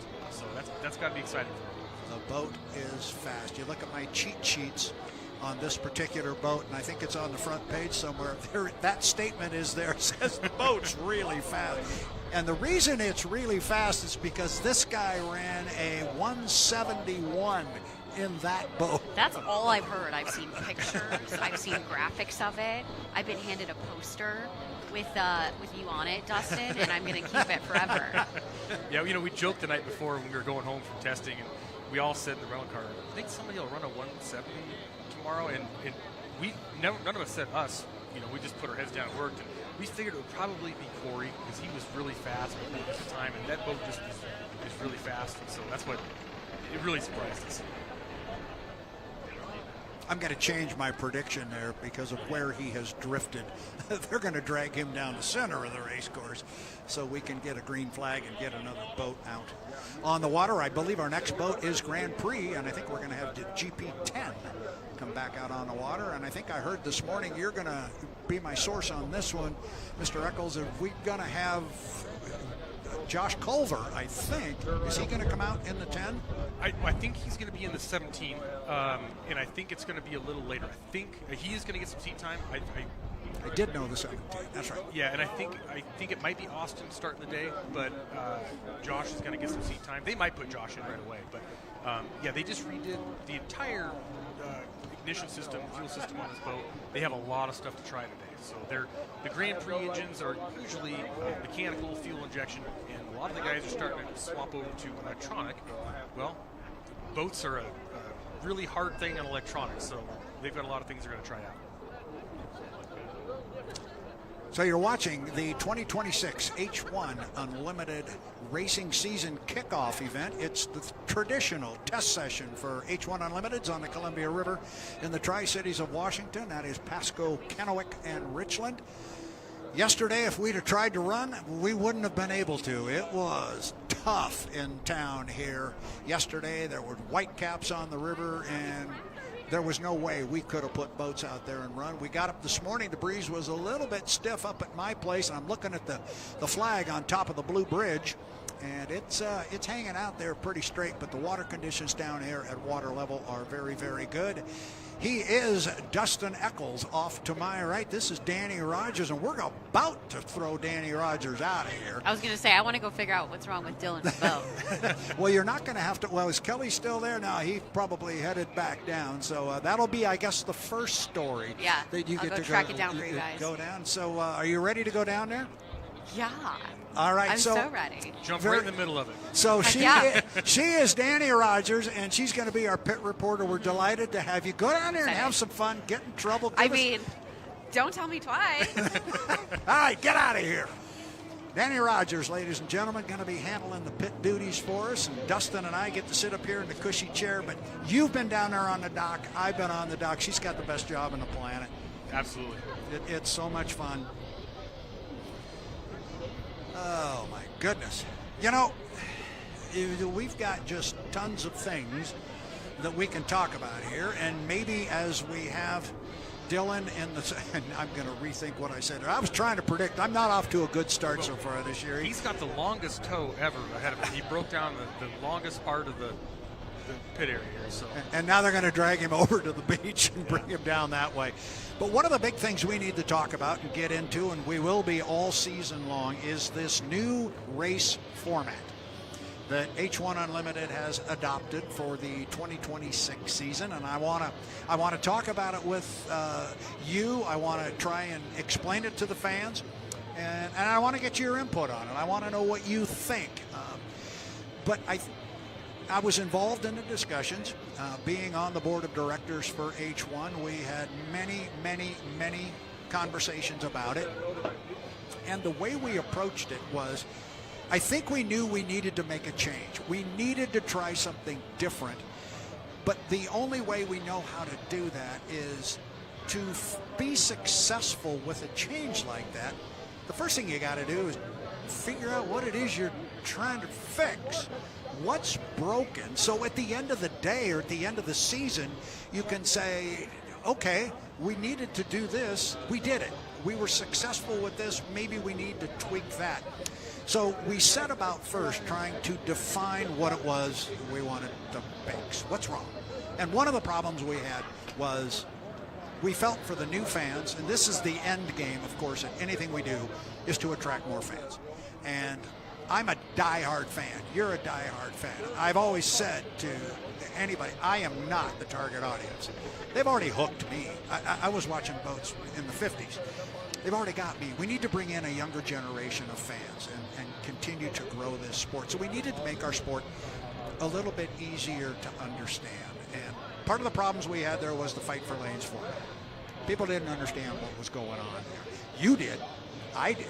I grew up with Fighting for Lanes, and I'm going to talk a little bit about my own opinion here, because in my mind, once we started the score-up buoy, and especially the last 2 years, with the score-up buoy being at the start-finish line and 1 minute and 15 seconds, we took about 1 minute 30 seconds out of the time that you had to fight for that lane, because suddenly you had to be entering the corner at the top end of the race course at about 1 minute 30, and you couldn't ever cut the course after that point in time. Yeah, you could still change lanes. So I think we kind of watered down the whole Fight for Lanes thing anyway. And from another level of looking at it, it was on some level dangerous. And I want to hear you kind of weigh in a little bit on that, because you've been out there and you've fought for lanes, and you've cut courses and seen boats coming, and your spotter's a busy guy. Well, yeah, absolutely. And it comes down to, for me, there's a couple different factors of it, but one of the main ones is the referee has to watch so many different things when you're cutting through the course, when everyone's moving different directions. it's pandemonium on the race course, which some people absolutely love, and I get it. It's exciting. But to say you go back to San Diego last year where they had a deck-to-deck final. How terrible would it have been if there would have been a call before the start of the race because of some minuscule lane infraction that is technically against the rule? It didn't affect the outcome or whatever, but the referees are great. They have to make a phone call. How bad would that have been to make that change the outcome of that race? It would have been terrible. So if you can get rid of some of the referee calls before the start of the race, before when it really matters, I think that's a bonus. I think when you can leave it to the race on the water and let them go out there, run their race, and the winner is the winner. You're not going to go back later and change it. I think that's a big bonus. Also, these boats are expensive. The owners are putting out a ton of money. The sponsors are just hemorrhaging money to pay for this wonderful sport we love. And when you're bumping boats and you're tearing stuff up because you're running over each other and risking drivers, it's not good for anyone. So personally, I was for a change. You got some teams that have really deep pockets and they say, hey, if we tear up a boat, we'll put another sponsor on it real quick. Some teams, if you do that, they're done for the year. And so that really takes away from, the show that we're trying to put on. So I hope that the fans will have an open mind, and I know the old timers, the diehards, they say, I don't like when you go away from fight for lanes. And I get it. I totally get it. But have an open mind. Let's try it and stay positive and see what the show puts out, because I think it's going to be great. I really liked what you were just saying there with regards to having a penalty before the race or before the heat starts and how that can get us into trouble. And we went back and looked at every heat over the last 5 years, and we looked at the number of penalties, what penalties were called, who they were called on, when they were called on, how they affected the outcome of the event. And we found that we put them in categories, and were they pre-race penalties or were they post-start penalties? And the number one penalty of all is jumping a gun. Yep. And so that was considered a pre-race penalty because at that point you haven't yet started. Exactly. So that was a pre-race penalty, but it was the number one infraction was jumping the gun. Now, one of the concerns I had with the score-up buoy at the start-finish line, you can't jump the score-up buoy, so if jumping the gun is the number one infraction, you just added a second one, because now you can't jump the starting gun, but you also can't jump the score-up buoy. Exactly. So, and then we had a rule in last year and the year before. Had you jumped the score-up buoy, we were going to radio to you and say, you jump the score-up buoy, slow down, drop back, move to the outside. Over 2 years, we never had to make that call. My opinion, I thought we were a little bit lucky on that. We didn't have to do it. I envisioned a very, very close call that maybe we couldn't make the call quick enough, etc. Anyway, it got confusing. Yep. And then you get into the whole fight for lanes thing, and there was some racing off the dock. And you know about that. And suddenly, who can get off the dock first and get over to that exit pin to turn 2 and be on an inside lane? And then you add in the team driving. Some of these teams have multiple boats. Some of them have one boat. So when you're a single boat team against multiple boats, it's very, very tough to go out there and be competitive. When and I talked to Corey and Mike and everybody, and they say, no, we don't have a plan, or we don't. Come on. And so you go out there and they're doing the exact thing that they have set up ahead of time to of course, knock the single boat out. It's very hard to overcome that. And I get it. That's racing. But it really takes away some of the opportunities for some fast boat, but they only have one boat on their team. So this is gonna kind of level the playing field a little bit. Another thing that, we could set a boat up to go out there and try to run as fast as we can in lane 1, and then all of a sudden something happens, you get boxed out, and you're out in lane 6, and your gearing, propeller, your aero package is all messed up to try to run on the outside. You set this boat up to go run in lane 1, and now you're hung out to dry. If I know that I'm going to be starting in lane 5, we are putting a different gearbox, a different propeller, a whole different setup in this thing to where we can go out and be competitive in lane 5 against this guy that's set up in lane 1, because we're going to be running 10 miles an hour faster on the outside, and we can hang with everybody. I think it's going to be a better show. Everyone here has enough equipment to have an outside setup, an inside setup, and somewhere in between. And there's a whole other strategy to it, because if you're choosing lanes, you're figuring out all that stuff, you can pick who's on your inside, who's on your outside. So those were some of the things we were trying to address and some of the things we were trying to clean up. And, I'm going to go back to something that Brandon Kennedy, I think it was, said. He was having a conversation about it, and I really liked this statement. And there was a lot of banter on social media, and we read all that stuff, but there was a lot of discussion out there about getting rid of the fight for lanes, and that's the best part of the race, the race before the race and all that good stuff. And I think it was Brandon Kennedy that said something to the effect, maybe if the best part of our race is before the race, maybe we need to look at how we're racing. And that sums up an awful lot. Absolutely. Yeah, again, the diehard guys are going to love the fight for lanes. They're going to go back and remember that and stuff. But these new fans coming in, they look at it and say, are they racing? What's going on? Why are they doing that? What's going on? And these boats are so beautiful, so impressive. The racing is so good. I mean, this is the best, most competitive fleet I can remember. Yeah. Let's watch the racing. Let's let them race. So that was some of the stuff we were looking at and talking. And you mentioned, are they racing? Are they not racing? I go back and listen to my own broadcast. And typically at the score-up buoy, my comment is always, this is not the start. Because you've got 4 or 5 boats lined up, and they were traveling at a pretty good rate of speed. It looked great. Yeah. But this is not the start. We're not racing yet. Well, what do you mean? What? And you knew it. I knew it. But we need to make it a little simpler. So that we're going to get in a lot to this new race format and how it addresses those issues. But our fans are looking at the screen right there. We've got the Miss Runne. The GP17 is in the water. We also see behind it, there is what we're going to refer to as the U127. We got a lot of ways we could refer to that. We can call that boat the Miss Apollo. We can call it the Miss Apollo White. We can call it Sharky. We can call it Awfully Fast. We can also call it the defending APBA Gold Cup champion hull, because that was the boat that Super Dave drove to victory here in the Tri-Cities last year, and Jimmy Shane will be coming out in that one shortly. I'm real anxious to see what that boat will do. Well, and that's Jimmy's old boat. So, he's just climbing right back in.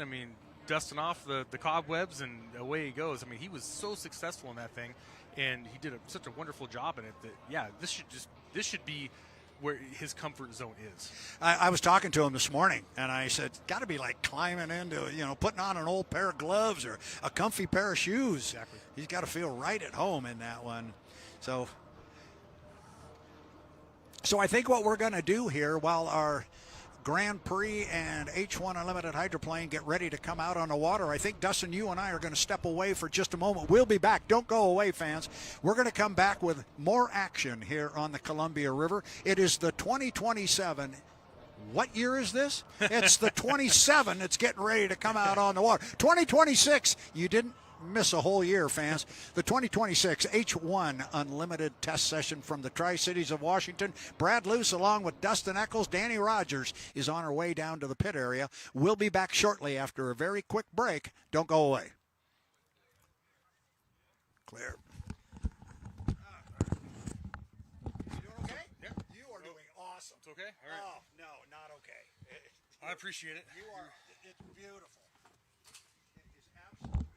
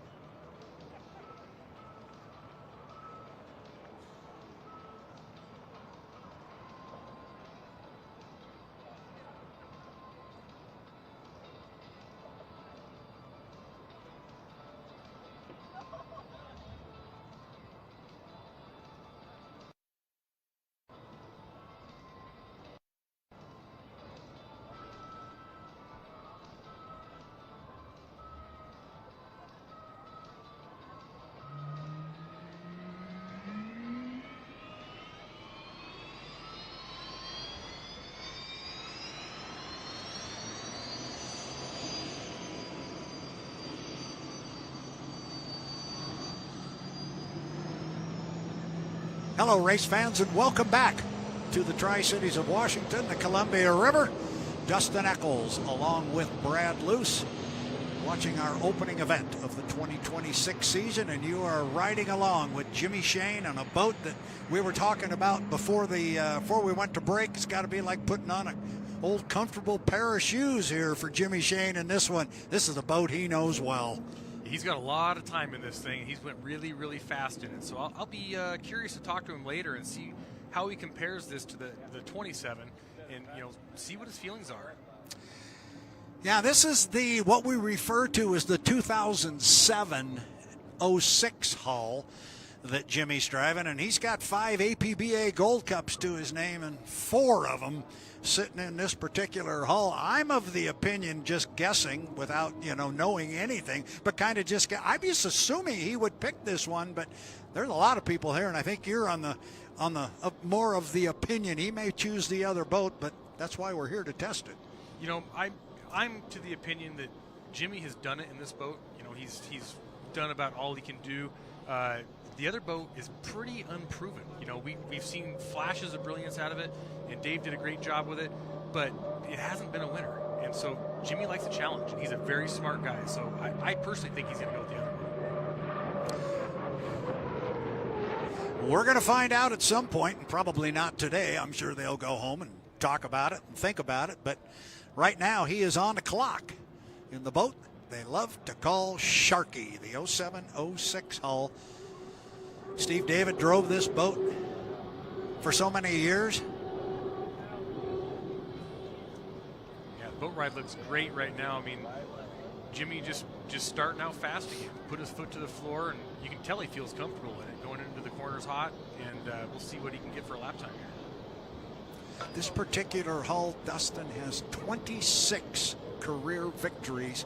It is tied for second place on the all-time win list. So if he was to pick this hull and he was to pick up another career victory somewhere along the way, this boat would be tied with the Elstrom hull as the winningest hull in the history of H1 Unlimited Racing. That would be the 2001 Elam plus the 2001 16 hull as we do it.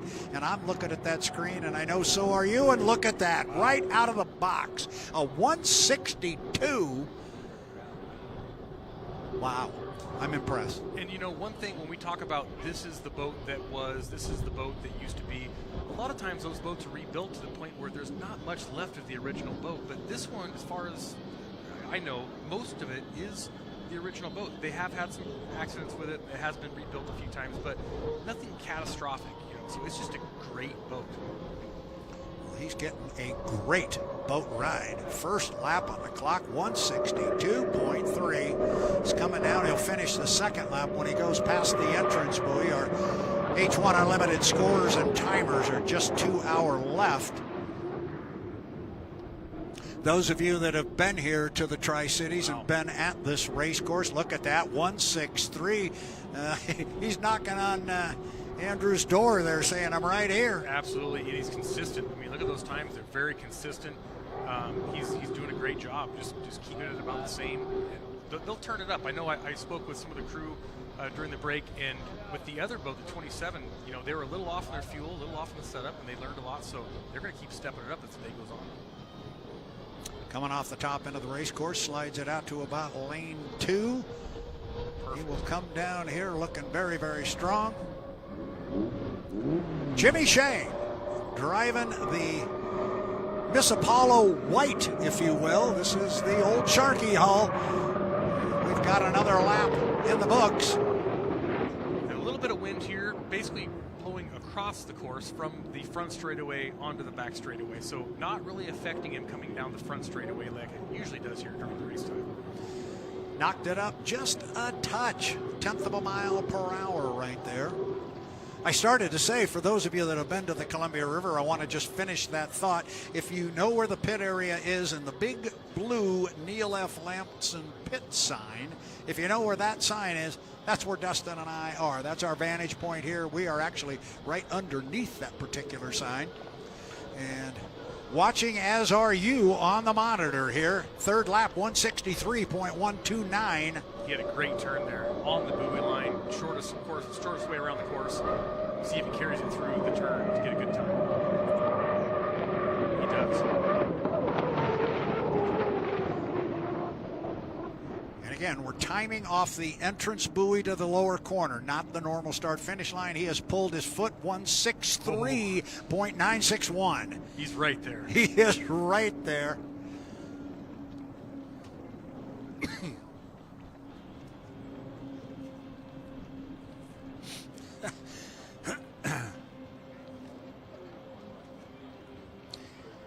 Well, be an interesting conversation on the dock. Yeah, you know, and Jimmy is a great driver, and he's perfect at feedback. I mean, he is such a smart guy. He's great with boat setup. He's built plenty of boats, you know, by himself.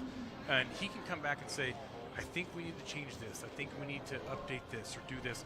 As the season progresses, I mean, these boats are only going to get faster. He's such a great addition to that team. And he now has lost power up at the top end of the race course, and you saw where he made a right-hand turn there and started moving it over toward the shoreline. I think he's going to try and get off of the race course here so we don't have to close the course for long. But again, we've had another boat up at the top end with an issue. There must be a party up there or something. Yeah, Everybody's there's something going on. Same spot of the race course. And we do have quite a few fans down here. You know, this is just a test session, but there's quite a few fans along the beach, and just what a great time to come out and watch the boats run preseason. A great opportunity to watch everybody just get on the water. I think it's terrific, and doing it on a Saturday. Yeah, definitely doing it on different. a Saturday. Let the fans come down and take a day in the park, and it's such a beautiful park here in the Tri-Cities. Columbia Park here along the banks. It's a very, very large park, and there's just tons of room and space for people to ride bikes and kids to play and watch hydroplanes. It doesn't get any better. No, as I said earlier, all's right in Hydroland now. It's perfect. Yeah, this is the absolute perfect setup. You know, you talked about the wind yesterday. Even this morning when I started coming down to the park, it was blowing like crazy. I thought, oh no. But as we got closer to the going green flag, the wind just died. It did. It's like somebody said, okay, it's time to go boat racing. And it's beautiful out here right now. Look at the flag now on top of the Blue Bridge. It was holding out pretty stiff, but now it's hanging down pretty good. So it's perfect, and it's not too hot. So what do you think? We're already right at that 164 mark on these guys' first run out. I mean, that's pretty incredible. Where do you think we're going to end the day? I mean, gosh, are we going to sniff the 170? I don't know. I mean, it's possible here. I think if we see some guys up around the 166, 167 range, they're going to go home really, really happy. But, you know, we talked about this a little bit before. It's not all about speed here. It's more of like about what you can take away from this experience of learning and testing and stuff. The whole off season, you're working your tail off to put different packages together and say, I think this might work. Well, let's try this. Let's try this. Here's your chance. So you can go out there and maybe you don't gain a whole bunch of miles an hour, but the boat is drivable. And the driver comes back in and says, wow, that felt great. And you're almost the same speed. Well, if he's not wearing himself out during the heat, during the final, that's great because they can go harder the whole time. These things are a handful to drive. So it's not all about speed. It's also about handling. Like you said, getting the team adjusted, working as a machine together, doing gearbox changes, engine changes, all that stuff. It's all really important.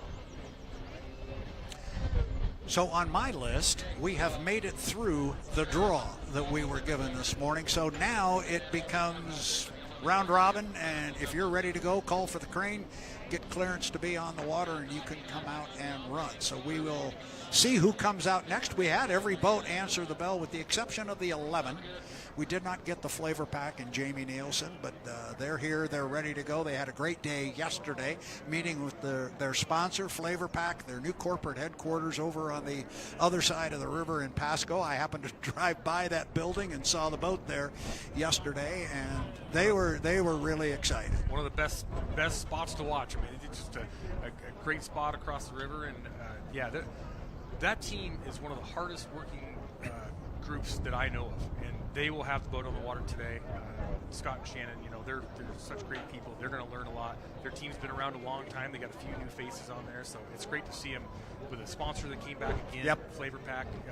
It's great to see them in the sport, and that boat is just beautiful. I love what they do. It is. It's a very pretty hydroplane. We will have them out on the. They did not come here to sit on the trailer, for sure. So we will have them out on the water. We still have we do not have an open course yet. We had one of our rescue sleds leave the race course. They are just now pulling back in toward the pit area and the rescue area. Not sure what that is all about. Now, something else to think about, the BWR team, they've got 3 boats to test. Yeah. They've got the most work ahead of them, and now they have a boat being towed in from the furthest place possible. That's going to slow them down a little bit. So hopefully that doesn't affect, you show up here with a plan. You want Right. to test this stuff. This is going to throw a wrench in their game plan. I mentioned that we did not have a green flag on the race course, and it was like Don was listening to us over there. He pulled out the green flag, and it is now on the race course. We've got a boat in the water down there. That looks like Gunnar. Looks like Gunnar to me. That looks like the U-21 Spirit of America in the water. Gunnar was our first boat out. Gunnar not quite yet ready to go, just putting the helmet on as we saw him there. He's got to tuck that beautiful hair. There we go. Get that mullet put up there and put it away. I'm telling you, if you are a fan and you like to come down and get autographs and that sort of thing, and if you haven't yet met Gunnar O'Farrell, you're missing something. Make sure when you come down, fans, make sure to take a moment and meet Gunnar O'Farrell, because he is a live wire. He is an awful lot of fun. He's a delightful young man, and we're just so happy that he is part of our sport. And I want to talk to you a little bit about that, because you've been on the other end of all of this. We always talk about maybe one of the best parts of H1 Unlimited hydroplane racing that we don't talk about enough is how approachable the drivers, the teams, the owners, everybody is. It's pretty tough to walk up and talk to Sam Darnold of the Seattle Seahawks, or to get JSN and have a conversation. But you can go up and talk to Jimmy Shane, and he'll get right down with your youngster and get on his knees and have pictures taken. Absolutely. Talk about that from your side. We always say, come on down and meet him. You guys will all do it. But that's something that's really special Absolutely. to you as a driver, too. It's great, to meet people that share the same passion that you do, whether they just watch it a couple times a year or they love it. You can talk boat racing, you can talk anything about it. I love seeing the people come down year after year. You get used to, you see a familiar face, you say, hey, how you doing? How's your family? And you get to talking with them, and you can talk to them about what you've changed on the boat. It's great to have a conversation, just to come down here, and this is the chance to do it, where we're not rushing for heats, we're not, in a hurry, everything's on a timeline. Come down, say hi, yeah. And Gunnar's one of those guys who just loves shooting the breeze, and he's a little shy at first, and then once he comes out of his shell, he's great. But yeah, the fans are what makes this whole thing work, and keeping them involved. I've always said that, maybe the worst part about H1 Unlimited racing is we're not as big as NASCAR or IndyCar. But maybe the best part of unlimited hydroplane racing is we're not as big as NASCAR and IndyCar. Everybody here is approachable, and so do it. What Dustin was just saying there is they love it when you come up and approach them. And trust me, these guys love to talk about their boats and what's going on the water, or anything for that matter. And a personal story on that regard, it was a couple of years ago, 2 or 3 years ago, my grandson, who was young, came up from Florida with his family, my son, and brought my grandson up here. And right outside the pits, right where we are right here, a couple of years ago, I ran into my son and grandson and so forth. And I went to my son and I said, so Jack, there, who's his favorite driver? We got to go find his favorite driver. And he goes, his favorite driver is Dustin Eccles. And you were standing. I said, he's about 10 feet behind him. And I called you over, and we have pictures. You got down on your knees with Jack. It's very cool. And those pictures hang on kids' bedrooms, walls, and it's big stuff. Yeah. I have a lot of fun stories over the years, and there's a great family in Arizona. They come up here to the Tri-Cities for their vacation every year. They love the hydroplanes. They come up here to visit, and I see him every year. And I remember when his son and daughter were small and just barely out of a stroller, and now I see him, they're taller than I am, and I'm thinking, wow. But it's great to have that connection. I love seeing them, and you see, just love seeing fresh faces come down also. Sure. And, get involved. And if you want to make it a passion and come help out, there's lots of teams looking for help. So whether you want to come down and watch and just hang out on the beach or whatever, we just love to have you. Come on down and do it. So away from the dock now, the U-21. What a view. What a view from the drone right there as you look right down on top. Well, this is going to be a good year. These drone angles are going to get a lot to it. It's very cool. And here comes the gun dog, as he sometimes is called. As we mentioned, he and Marina Bartels tied the knot here back the first week of May. He proposed to her on the beach in San Diego a couple of years ago. She said yes, and she's a driver too, and I know that one of the most difficult things that they had to do as a couple before they even became a couple was find a weekend that they weren't boat racing so they could get married. That is pretty challenging. You got to do it either before the season or after the season. So Gunnar up at the top end of the race course, and as you alluded to earlier, talking about his year last year, it started off with a bang, and not the bang he was hoping for when he got the boat upside down and did the high wire act a year ago at the entrance to the turn 2 up at the west end, but got the boat looking really good right now. And here comes Gunnar O'Farrell, young man out of Maple Valley, Washington. You can just tell his confidence is getting better and better every lap of this boat. They don't usually travel back east with it, so every lap is very important for him getting more seat time. And you could really tell, like you said, last year at Seattle, you could just, he went for an inside lane. He said, hey, I've got this. I'm good. And you can tell today that his confidence is still up there. Yeah, you put the right piece underneath this kid. He knows how to handle it. He'll make it go. And there's our live view leaderboard there on the left.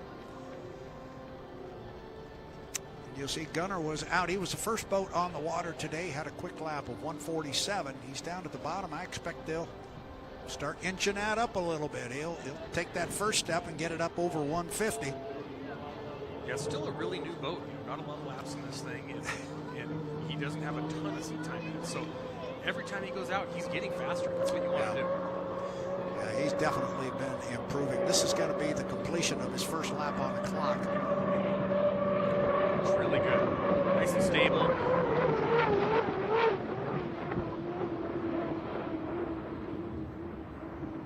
Not super fast out of the corner, through the corner, but his top end looks really good. They'll take that back to the truck and see, is it a propeller, gear box, see what it is, and they'll make some adjustments. How about a 152? I think they'll take that. Very respectable. Yeah, from a 147 to a 152, that's stepping in the right direction for sure.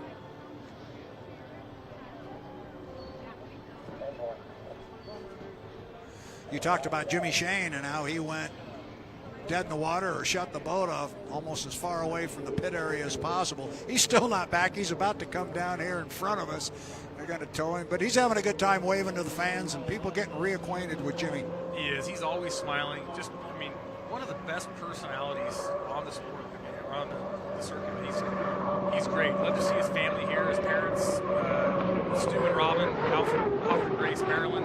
It's great to see him back out here. Yeah, we're even waving at Mr. Shane. There he is. We got away from him. He's giving us the it broke sign. Yeah, that wasn't good. Luckily for those guys, they got a whole truckload of parts though, so that thing will be back here shortly.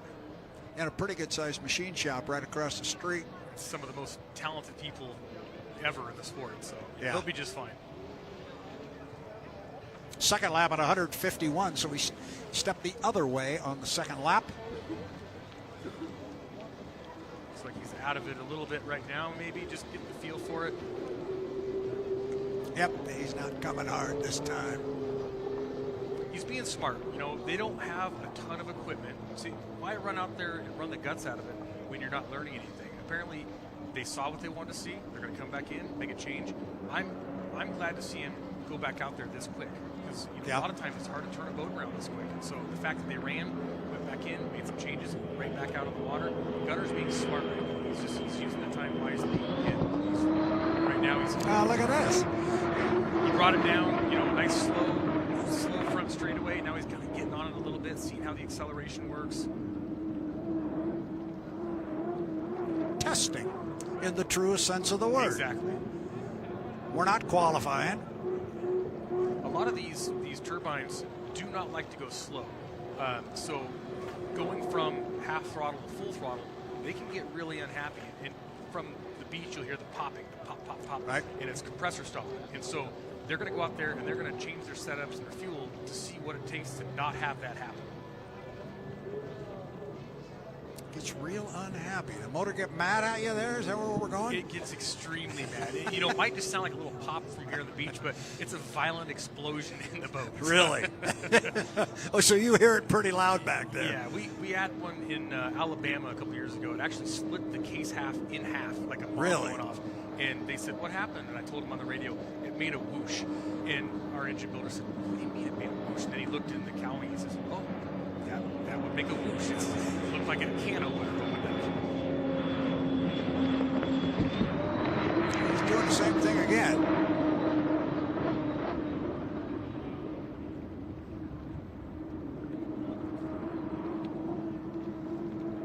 During a race, you'll see a lot of guys do this. They'll cut the corner and just keep doing circles and circles. I know that a lot of times they're trying to make the water a little rougher if they're not going for the inside. They'll roughen up turn one and say, all right, you guys want the inside? Well, you're going to have to go through an ocean in there, and I'm going to float around on the outside. Yeah. So this will be Gunnar's last time around. As we mentioned earlier, they're giving boats an opportunity to come out and run 5 laps. And this will be his 5th, whether it's fast, whether it's slow. He opened up with a hot lap of 152. Second lap 151, and then he's been, as Dustin and I have been talking, just kind of playing and testing. And I'm still going to stick with my story. There might be a party or something happening down at that end because they're all going slow down there. They're parking, acting like they're having problems. So, well, knowing this guy like I do, and I do know him fairly well, if there is a party, he'll find one. Absolutely. Gunnar will find it for us. And that makes sense. The party's as far away from you and me as they can get. Gunnar O'Farrell. Beautiful boat. I love the scheme. It's really pretty. Yeah, last year when the boat was here, it was Spirit of America in the Tri-Cities, but they didn't have an opportunity to get the graphics done and have it on the boat, so it was pretty much a white hull with the white cowling, and they had the black checkerboard effect on the fairings. And then showed up in Seattle with the graphics on it. They're still on it, and it does. It looks good. I like that one.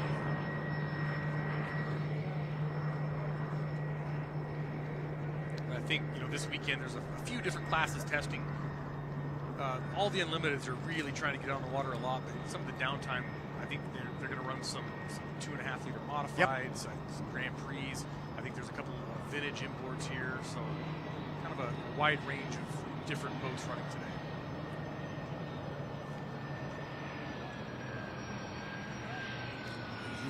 Ride right along with Gunnar there back to the pit area. Isn't that pretty? Our fans around the country, it's a beautiful day here in the Tri-Cities. It doesn't get much better than this in the summer when we come back here in July, as you know. It's going to be a little toasty. But right now, this is, it's beautiful. 40 or no, that is 0-0. That is the 00, the Maverick, and J. Michael Kelly.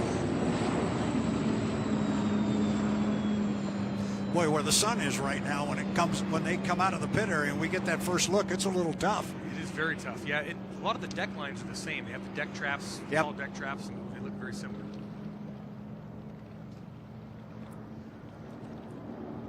So I think while Mike heads up the backstretch here in the U00, the Maverick, we're going to toss it down to the pit area to our Danny Rogers. I understand she might be standing by with Dylan Runne. Danny, take it away.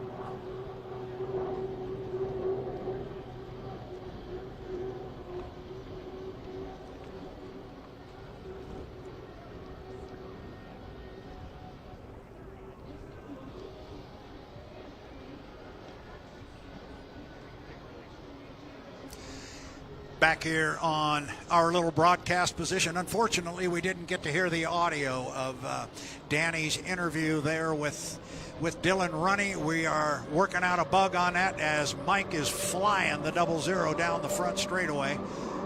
Beautiful boat ride. I mean, just perfect. Nobody's better at flying than Mike.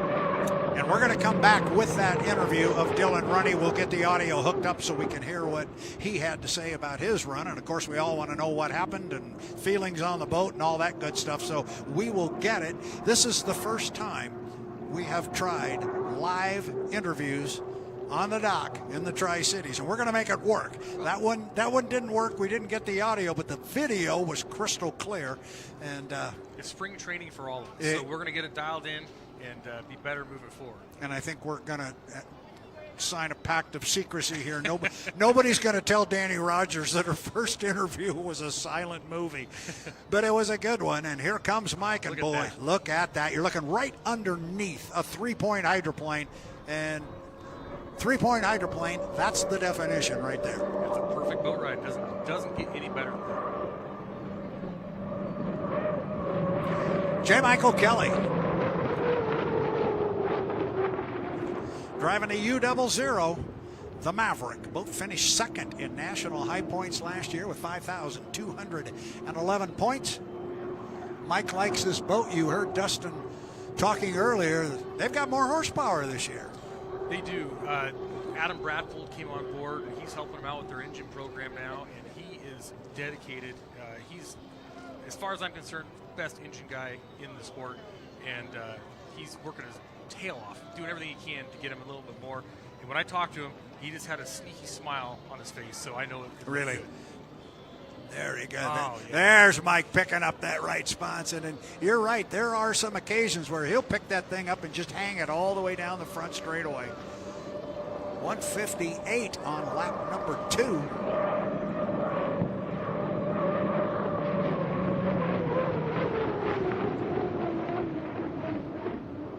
We talked about it earlier, but of course he was involved in that absolutely outstanding exclamation point in the final heat in San Diego. The exclamation point that we put on the 2025 racing season. And I know I said it at the awards banquet. I said that was the type of heat and the type of race that left the fans going, and this is the end of the season. Let's do this again next week. And next week is finally here. We're back. H1 Unlimited is back. We've got more boats. I think we're going to have better racing this year. We've got this new race format that you and I are going to go back and talk about, but we have the potential in 2026 to really do something special.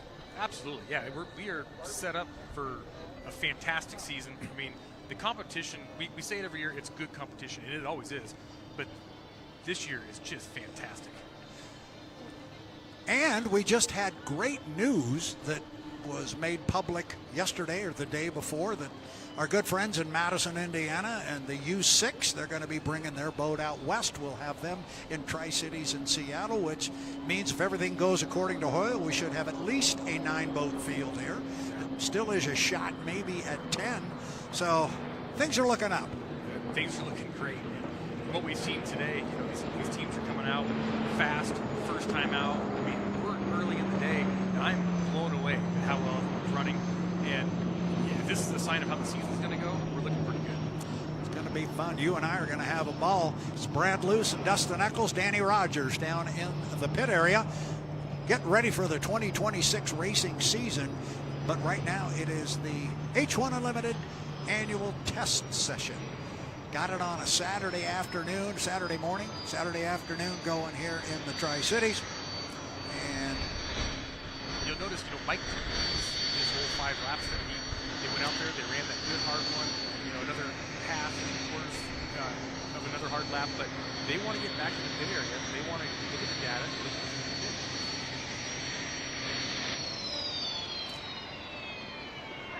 You got a short day here and a lot to accomplish.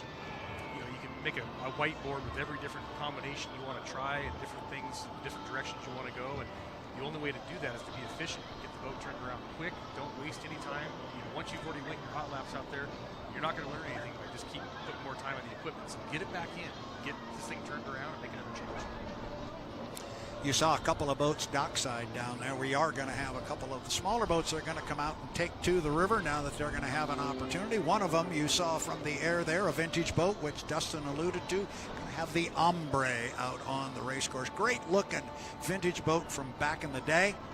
They will come out. There you see the Ombre right there in the foreground. I've always loved that boat, that Carlson look. Can't miss it with the tube on that tail. That boat was a hull copy. If I am correct, that boat was a sister ship, if you will, to the late Jerry Bangs' Champagne Lady. For those of you of a certain vintage, and I get to say that because I'm of that certain vintage. These were the boats that I used to watch on Green Lake when I was a kid. And now this was, correct me if I'm wrong, this was Fred Leland's boat. Correct. Correct. Pretty neat to see this boat back out here. Yeah, it's a good-looking boat. And the restoration of this hull is, if you get up close to it, it is beautiful. And he's trying to crank it up right now.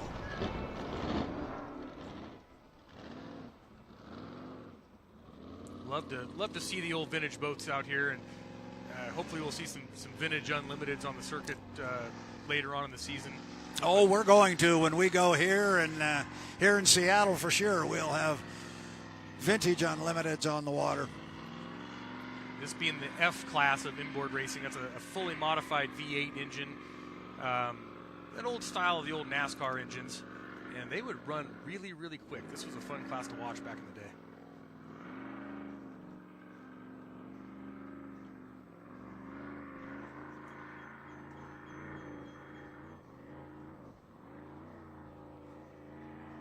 I always loved the look of the Carlson, whether it was a cab over or the conventional. Yep.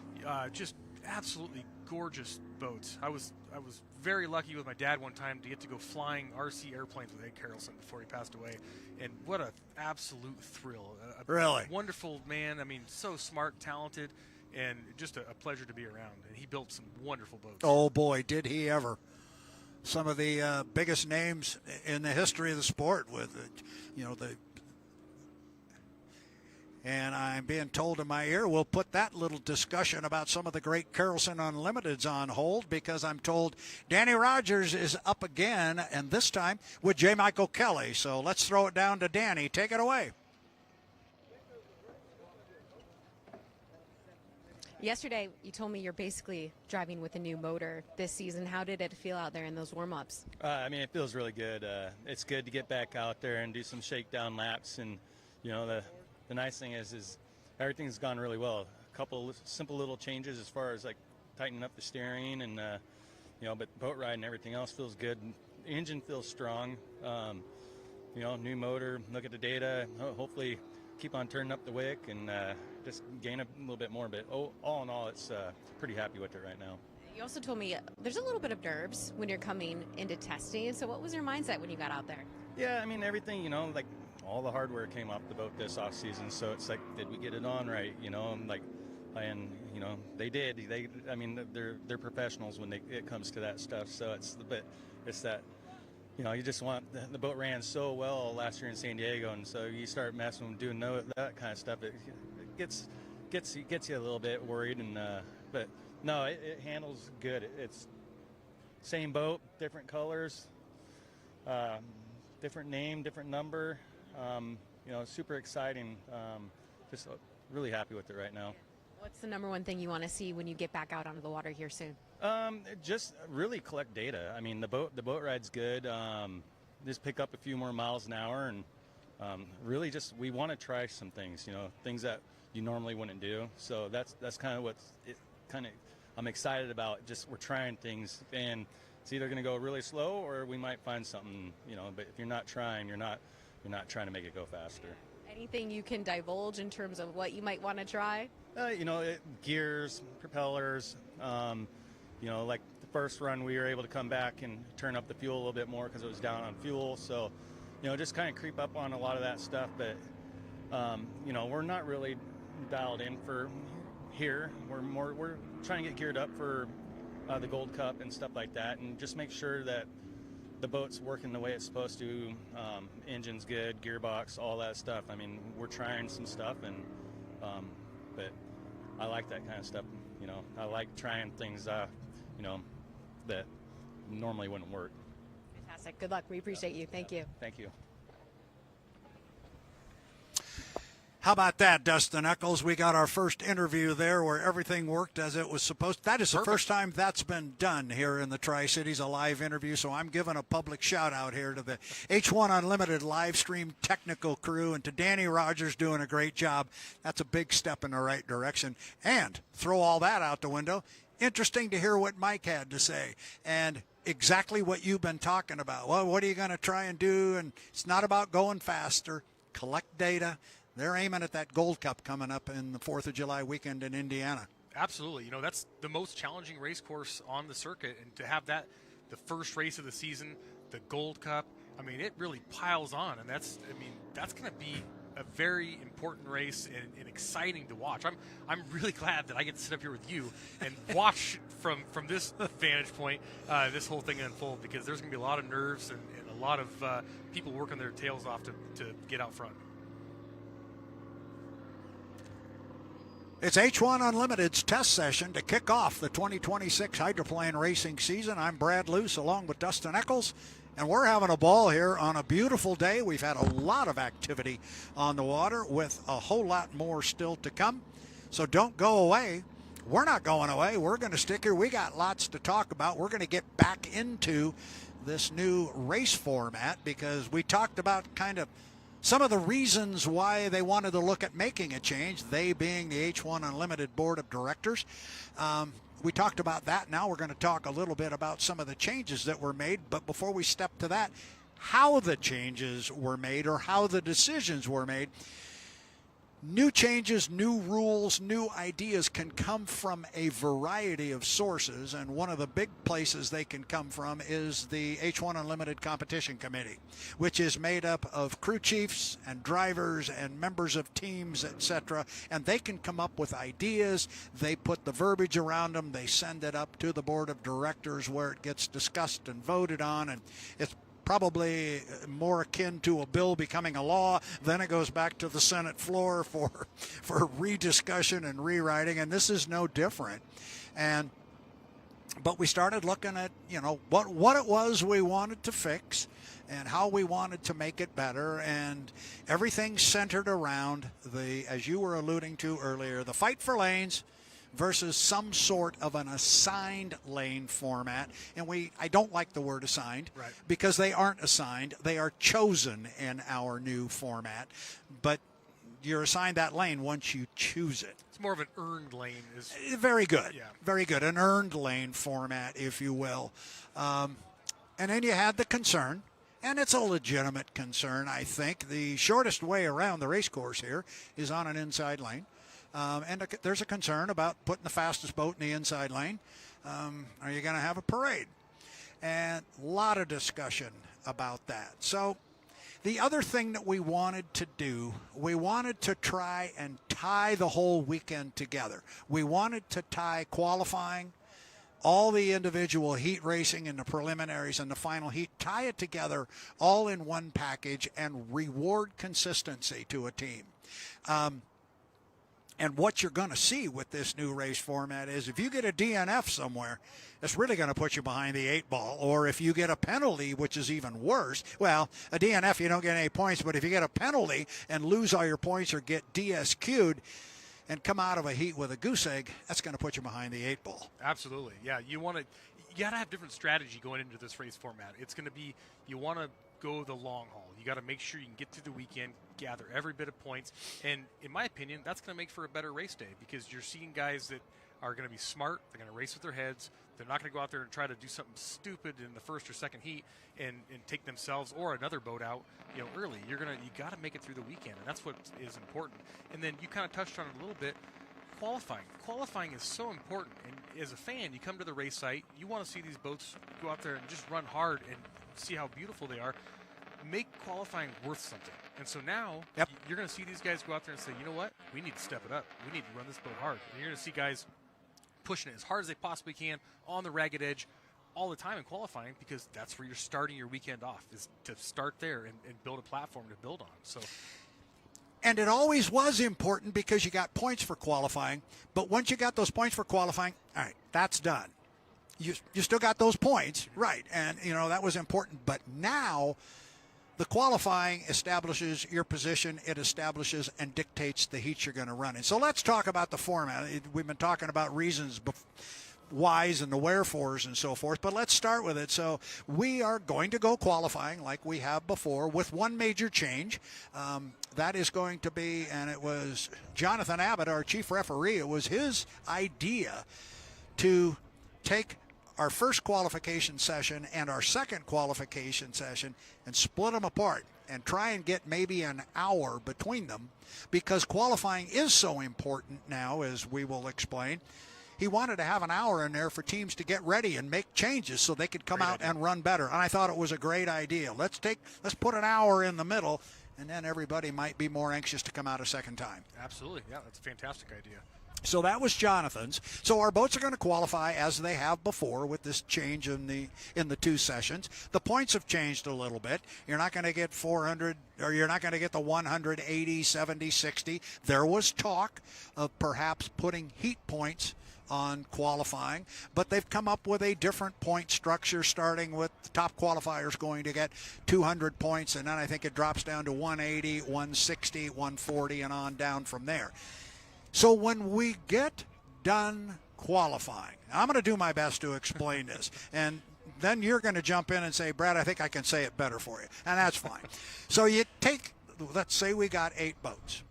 And at the end of qualifying, we put our 8 boats in a list, top to bottom.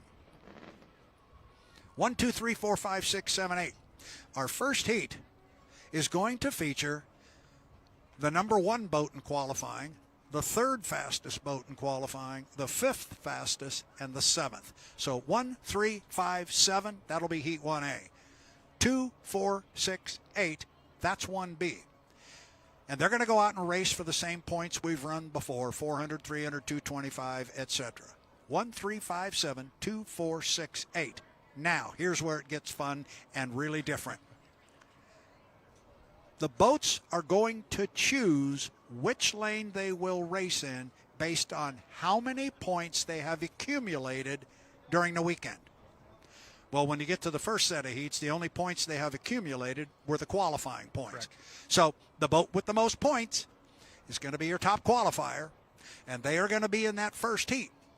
Now, the trick is they didn't earn first lane choice. They earned last lane choice. So the boat that qualified 7th is going to choose their lane first.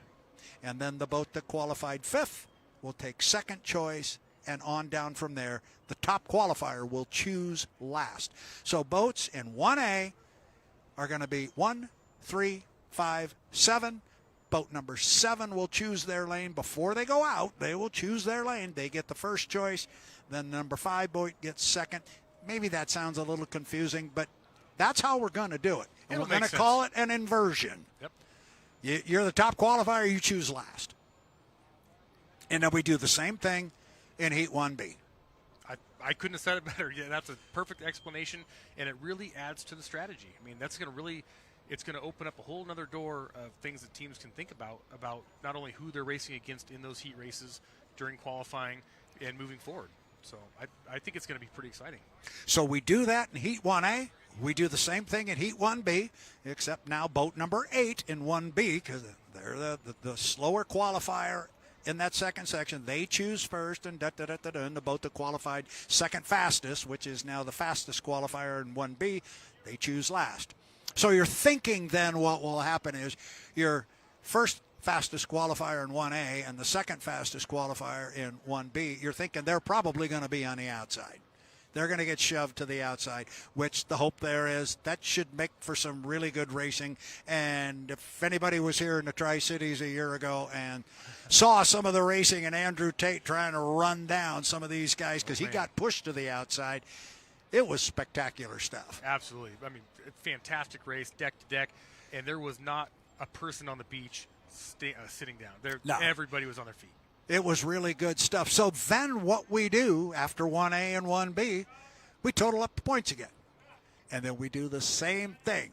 You put the boat put the boats in order of now points earned on the weekend. So that's going to be qualifying and the points they earned in Heat 1, A and B. Total them up, put them in the order, and then you take 1, 3, 5, 7, 2, 4, 6, 8, stack them up there again, and you invert it again. The boat with the lowest amount of points chooses their lane first, and so on through. So the boat with the most points, the guy who's doing really well, second fastest qualifier, and he got a win in his first preliminary heat. He's got a good weekend going. He's choosing his lane last, shoving him probably to the outside. And that's what we do for heats 1, 2, 3, and if we're at the Gold Cup in Madison, heat 4. Throw all those points together, keep stacking them up in order. Then we get to the final. Take the top, and in Madison, it's going to be 4 boats on the front row. It'll be up to Jonathan how many trailers, how many boats are going to be on the front row. You'll have 4 boats there. Take the top 4 boats in points, but this is where it changes because the boat with the most points, he gets to choose first. And he should. He's earned it. At least that's my opinion. Absolutely. If he's gone through this war and been kicked to the curb on the outside all day, and he's still got the most points, he's earned it. He has earned that, and let's put him on the inside. We'll come back to that because we were awaiting the FLAV-R-PAC to come out because we had Scott Rainey right in front of us, and you're looking at Jamie Nilsen of the U11.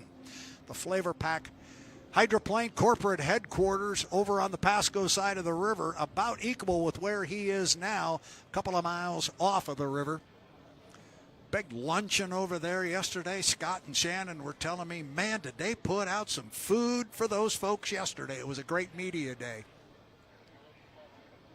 And they've actually got a house over here just across the river also. And that's what I thought you were talking about earlier. But, yeah, they have a great party during race time, and there's banners and people having a great time, and they really put on a nice spread for everyone. I think you and I need a broadcast position over there. Hey, I'll go right along with it. I'm just following your lead.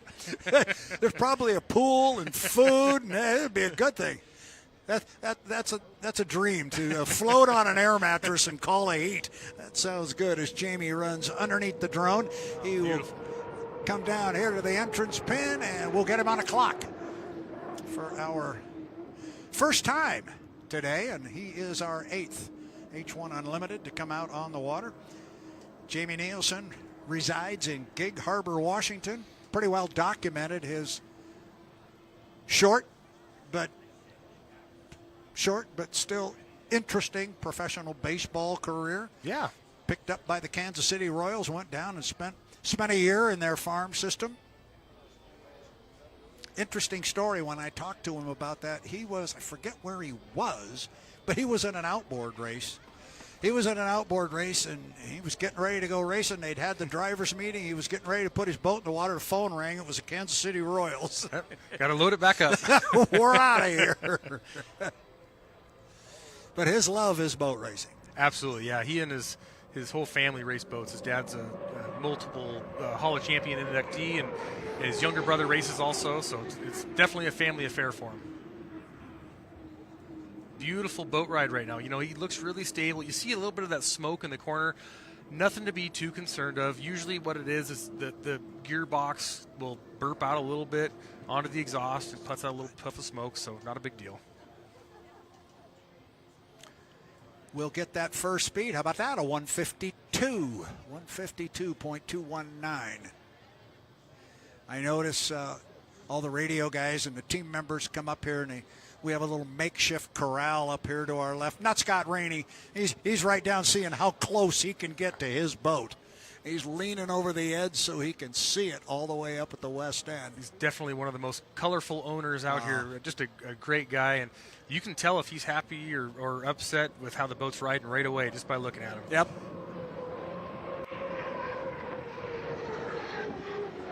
Yeah, one of the truly great families in boat racing, the Rainey family, the Rainey girls, all three of the kids, just terrific. And Scott and Shannon, they're the heart and soul of unlimited hydroplane racing. Scott is very active on the competition committee. Shannon is on the board of directors for H1 Unlimited, and they're the working people, the backbone of the sport. Absolutely, yeah. If you can't find Scott at night, he's probably under the boat working on something. It doesn't matter if it's 110 degrees or a monsoon. I mean, one of the hardest working guys I've ever met. And people that follow the sport closely will know that the Rainey family does have 2 hulls at their disposal. This is the same boat they ran a year ago. This is what they refer to as Shannon's boat. Now, was this boat the original 3-wing, or is this the other boat? Is this This is the original 1993 T+2 wing Okay. 2-wing boat. Yep. not the Budweiser? No, that's okay. the other hull, the T4. Okay. They do have that one. Yeah, I think he's pulled his foot up at the top end there, but a 155 followed it up with a 154. Nice and consistent. Good first time out. Yep.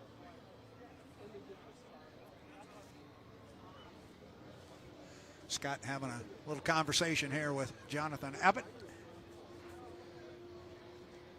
But I think they have to be very happy with that right out of the box. The boat ride looked great. I mean, making these go faster and faster, sometimes that's the easier part. Just getting them to go out, start, finish, handle good, all that kind of stuff. That's tough. And the boat looks fantastic on the water. So looking, Scott looks pretty pleased right now, and I promise you, he already has a setup change in his head that he wants to go back and do. And I've always said this, tell me if I'm right or wrong on this, but they've got it going from 150 to 155, that's one thing. But taking that stuff from 155 to 160, that's a whole lot harder. Yeah, it really is. And, I mean, it's nice when the boat's coming back in and you already know what you want to change to try to go to that next level. It's frustrating when you say, that was all we had. And so far, I haven't seen anybody say, that's all we've had. You know, they all have multiple things ahead of them that they want to try, game plans that they want to, try to throw at these boats and get them to go faster and handle better and get the drivers more comfortable. Like I said, Scott I've talked to him a little bit earlier, and he says, I'm really excited to try a few different things. I think they're going to work. And the fact that Jamie only went out there and did a couple laps and said, let's get back in. Scott's already headed back down to the pits. He's excited to throw another setup in it.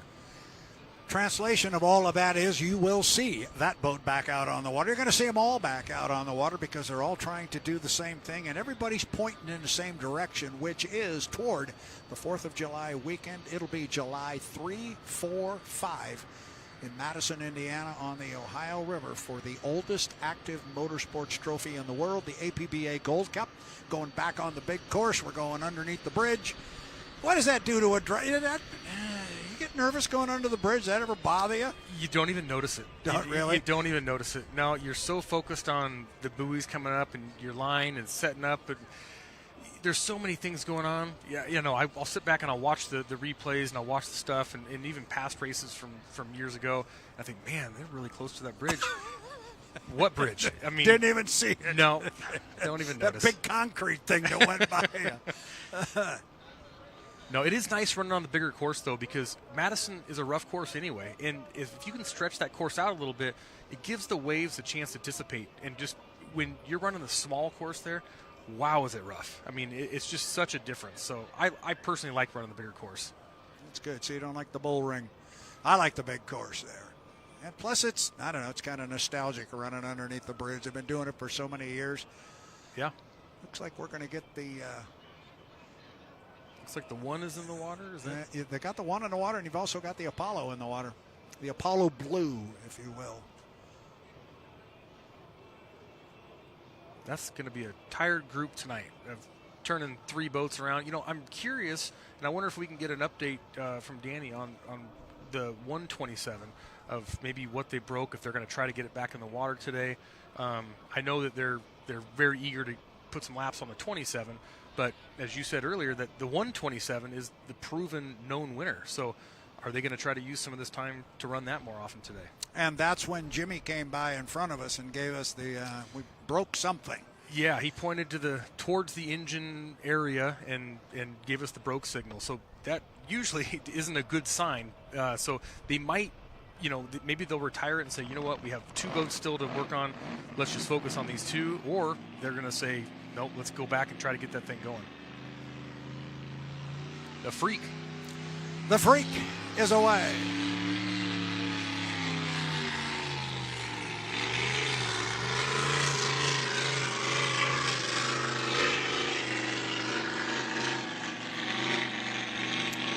The GP10, Kevin Akrit. Kevin residing up in Edmonds, Washington, up north of the great city of Seattle. I think he and his longtime girlfriend TJ, they moved across the water now. They're over by Kingston, so they got some property over there, and he actually commutes back and forth to the Monroe shop to work on that thing. So you talk about dedication. Yep. It's a ferry ride and a lot of time sitting in traffic, but he's one of those guys that he's under there grinding on fiberglass, and he's a painter by trade. I mean, he's a hard-working guy, fun to be around, never a dull moment. He is a fun guy.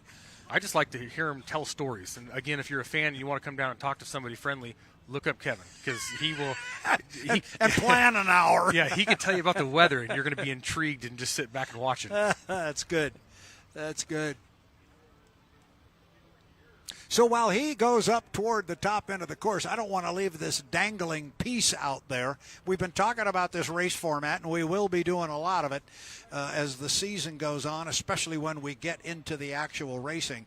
But a couple of points I wanted to make. We're going to be looking at points accumulated through the weekend, and that's going to determine which heat you're going to run in. It's going to determine which lane you get to choose. We're going to invert all the preliminary heats. So if you're in a preliminary heat and you have the most points, you are going to choose your lane last as opposed to first. And if you have the least amount of points in the heat you're going into, you will choose your lane first. That changes in the final.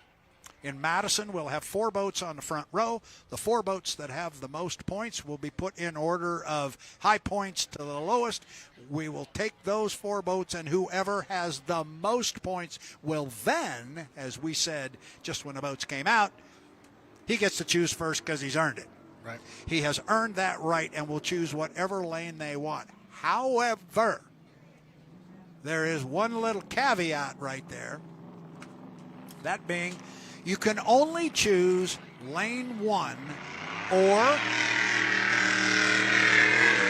you can only choose lane 1 and lane 2. We'll say that after Kevin decided he'd let us hear him when he came through. You can only choose lane 1 and lane 2 once in the final heat. I was talking to somebody last night, and they did not understand what this was, and they thought you could only choose lane 1 or lane 2 once during the race. So this is for a season you're talking about. It's for the season, but it's only the final. So if somebody's running the table and got the most points going into a particular final heat, they can choose lane 1. If they run the table at the next event, they can't choose lane 1 in the final because they already burned that card.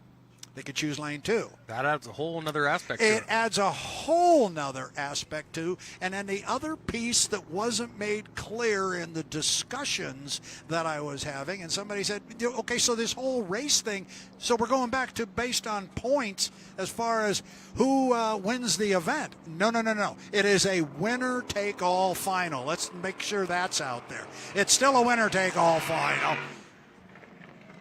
Yeah, that's all these teams work very well on strategy. And so that's going to be a whole nother aspect to look at, of saving that strategy. So I'm excited. I didn't know that aspect of it. So that's going to be kind of cool to see how it goes. And, you talk about thinking ahead. You're not going to see anybody sandbagging because you want to get every point you can get going forward. Yep. So there's no benefit to sandbagging. So I think this is set up to be a pretty cool season to watch. It's funny you bring that up, and it's a great point, because if you invert the final, we don't invert the final. You got the most points going into the final, you get your lane choice first. Mm-hmm. Okay, if you didn't do that, if you inverted it and the guy with the most points got the last choice of lane going into the final. When you start to think that through, what is the goal? The goal in Madison is to be 4th in points, so you get to choose your lane first. Absolutely. And you could actually see a situation where somebody could run all the numbers on a big race course like here or Seattle, where you're going to have 6 boats in the front row, and you could go, we've got enough points. If we leave the boat on the trailer in the 3rd heat, we're still in the final. And we'll be the last boat in, but statistically nobody can get by us. So we'll be guaranteed a spot in the final. We can leave our boat on the trailer. That's not what we want to do. You don't want to have boats doing that. So, to your point, make sure there's an incentive to get as many points as humanly possible, because you're earning that earlier lane choice for the final heat. And looking forward at the whole season, if you're trying to win a national championship, you're not going to try for a 6th place or something, because that final is the same points as the previous heats, correct? So, I mean, you don't want to lose any points the whole time. No. You've seen these season-ending high points championships come down to a final heat many times. So you don't want to lose a point anywhere. No, and that was the point that was made when that discussion was going on, that the only way that would work and you'd leave a boat on the trailer is once you would decide that you're not going to win the National High Points Championship, or winning in a Seattle or winning the Gold Cup was more important, then you might do it. But no, not the way it's structured now. Every point is critical from the beginning of the race weekend throughout Sunday afternoon in the final heat and the entire season. And as we watch the U-27 Miss Apollo come away from the dock, now I want to start getting in Dustin Eccles' head, because let's just say, and I'll let you think about your answer, you've got the most points going into the final heat of the APBA Gold Cup on the Ohio River at Madison, Indiana. You can only choose lane 1 once all season long in the final. I don't think you want it in Madison. We all know about that hole. I'm going to find out from you where you're going to go. It's going to be fun when we do it. Jimmy Shane away from the dock in the U-27, the Miss Apollo. This is the 2024 hull that Dave Ilwalk drove last year in 2025 with that spectacular accident that we had in Gunnersville. That was one of the most spectacular crashes I've ever seen. That was crazy. It hung on forever, and I mean, I think Dave traveled further in the air than anybody I've seen, and came down on the outside of the whole field, and somehow didn't end up upside down. Yeah, I've likened that to the next time you're on a freeway in downtown Seattle or Detroit or wherever you might reside, and you're in the far left-hand lane, and there's a fair amount of traffic, and you're doing 70 miles an hour, just make a hard right-hand turn and don't look, see if anybody's there. See how that works out for you. And that thing, it is so beautiful in the water. I just love the lines of that boat, and I love how it rides, and Jimmy's just taking it over like an old pro. I mean, the thing looks gorgeous. He is indeed. Now, you see on the live view leaderboard there, you see the 27 on there twice with Shane, one at 163.9, one at 169. This is the 160.9 hull that was run earlier. So this is the slower of the two U-27 runs. Between the two hulls, we were thinking of perhaps calling them the U-27 white and the U-27 blue to keep them straight. And trust me, that white boat, if that's the one they go racing with, it'll all be painted up pretty. Oh, yeah. And when you say the slower of the two, and it's still a 160, boy, I don't know. I just have a hard time saying 160 is slow at all, especially with the amount of heats this thing has on it. I mean, this is brand new. It basically is. This is going to be real interesting to see what he lays down right here. And he's not loose. The boat looks stable. I talked to the crew. They were giddy because they were off on their fuel. They were off on a few things, and they said, this thing is going to be a rocket ship, and it's not out of shape. That's the most impressive thing for me right now. Yeah, and I'm watching that leaderboard right in front of us here. I'm looking for that number to pop up there. As soon as we get the time, it will pop up on the screen. So far, the quick speed for this boat was a 160. 160.892. 160.892, so just a tick below. And he's on the buoy line. I think he's trying to wind it up for this one. Look at that look. Isn't that beautiful? Whew. Yeah, just this is what we've been waiting for. Goosebumps. This is what we wait the entire offseason for, so we can see this. We do. I say it all the time, Dustin, on the broadcast, and you could say it if you want, but I know you feel the same way. At the end of the day, Brad Luce and Dustin Eccles are just fans of this whole stuff, and this turns us on. Oh, absolutely. There you go. 162-208. 162-208. You know, I grew up with this sport, and I'm lucky enough that my dad got me involved early. So this is the pinnacle of my summer and getting to watch this stuff. It's just beautiful. As I said, all's right in the hydro world. That's we it. got boats on a river. Nice turn, keeping that right side sponson up in the air, airing it out real nice, getting the feel for that boat.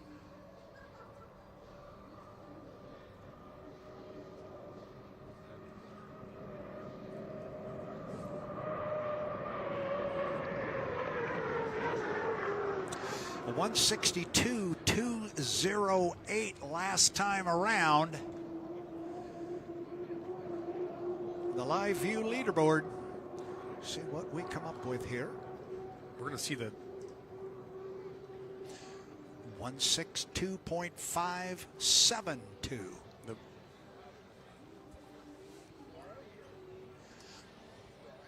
So while we continue to watch Jimmy Shane, and he's up there in the 162s, we're going to go back down to the pit area, and our Danny Rogers, I think she's standing by with Jamie Nilsen. So let's go down to Danny Rogers. Jamie, first time in the boat since San Diego. What were some major changes you really wanted to feel out here in testing? You know, I was really anxious to feel out some engine upgrades that the team had worked really hard on all season, and see what that felt like, and a few modifications to the boat. And you know, for a first run, I think we're all really happy. I know I'm happy. The U11 Miss FLAV-R-PAC is kind of picked up, you know, ahead of where we left off last season, and you know, the sky's the limit from here. You told me right before we got on here that the first piece of data you look for is the speed. How does 155 sound to you for the top speed in that first warm-up?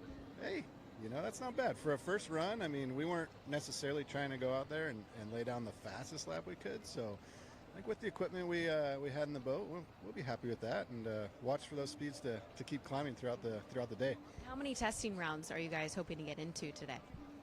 It just kind of depends. We'll go look at the data and see what more we can learn today. But, I mean, you can definitely expect to see the Miss FLAV-R-PAC out there a few more times at least today. So Appreciate you. Thank you. okay, thanks a lot.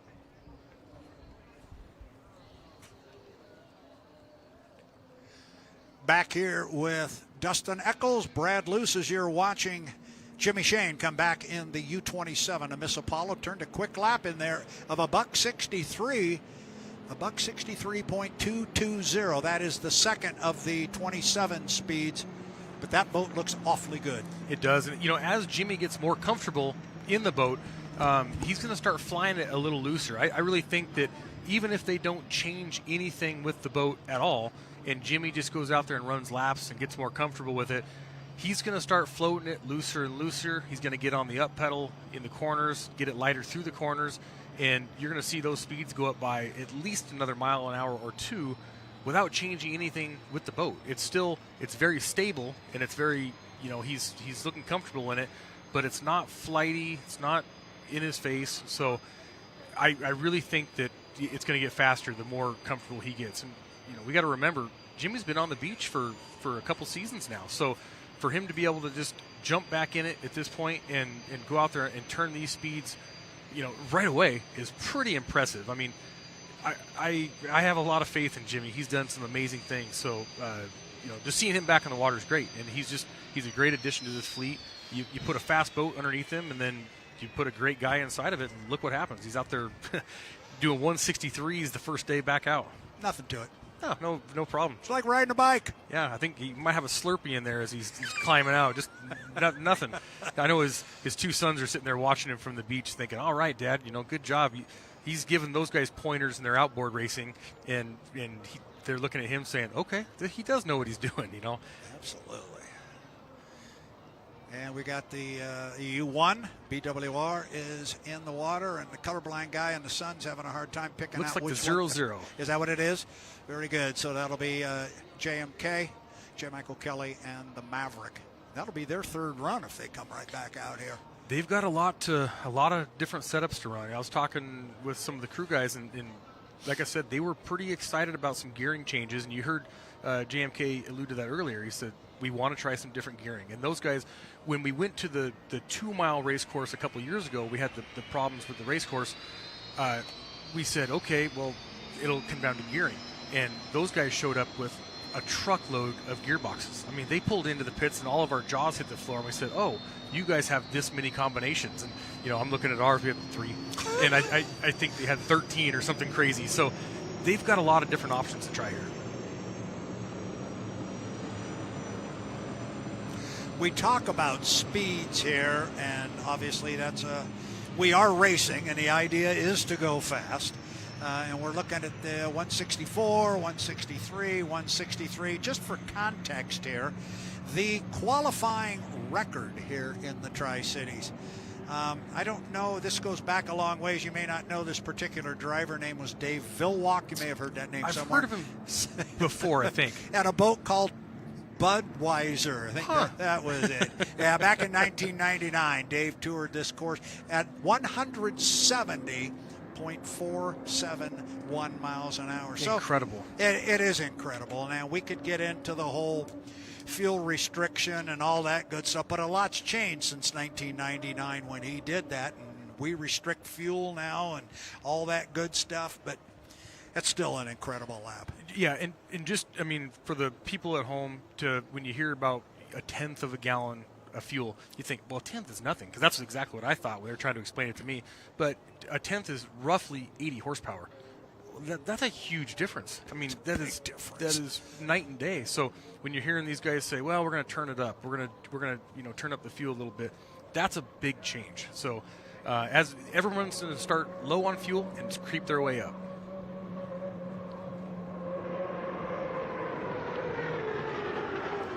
Yeah, that boat just always looks so good on the water, and I alluded earlier to 2018 when they brought that boat out of here and put it in the water for the very first time. We had the christening there in the pit area, and a boat ran like that the first time they ever stuck it in the water. This has just been a rocket since day one. And if you look at how he turns that boat, that's where, in my opinion, that's where he's getting his speed. So if you look at his speed from the center of the turn, the apex of the turn, to the exit pin, that boat is faster than any boat out here by far. He might not have the top end of everybody, but he turns better, and that's what it's designed for. Well, he is on the clock now, so he's going to come down, and when he gets past the entrance buoy to this lower corner, that will be the completion of his first lap on the clock, and we'll start getting speeds from our crew that is monitoring the officials, which are just to our left. It is Andrew Tate, and the defending national high points champion BWR Racing, boat owned by Bruce Ratchford of the Tri-Cities here. Owns Apollo Mechanical here right behind the pit area. You could throw a rock here, or at least with a 9-iron, you could probably land one in his parking lot. So we've got Danny Rogers again. We sent her down there and told her to get busy. I think she listened to us. She's down there. We're going to have her, I guess she's got an interview going now with Jimmy Shane. So let's send it down to Danny Rogers. You've got a chance to ride in the U27 and 127 so far here today. Is there a strong contender on which boat you want to take out for the rest of the season yet? The problem is they're both fast. So I feel very much at home in the white boat, the 127 boat. I mean, I ran that boat for, almost 8 years. So the really cool thing right now, though, is the laps that I just ran in the 27 boat. It's a new boat to me. There is a couple tweaks we need to do to it right now, and I think there might be a little more potential in that boat than the all-white boat. So this is why we're here to test. We're going to make those tweaks. We're going to change a few things, look at the data, and if I can get that one up to, the same speed as the white boat, I think we're going to have a really tough decision to make. I like both of them right now, yeah. When are you hoping to come to that decision? When it's right, when it makes sense. We need to really look at, I was telling somebody earlier, I haven't even read the new rule book or the starting procedure or anything. I'm just focused on getting comfortable in the boats.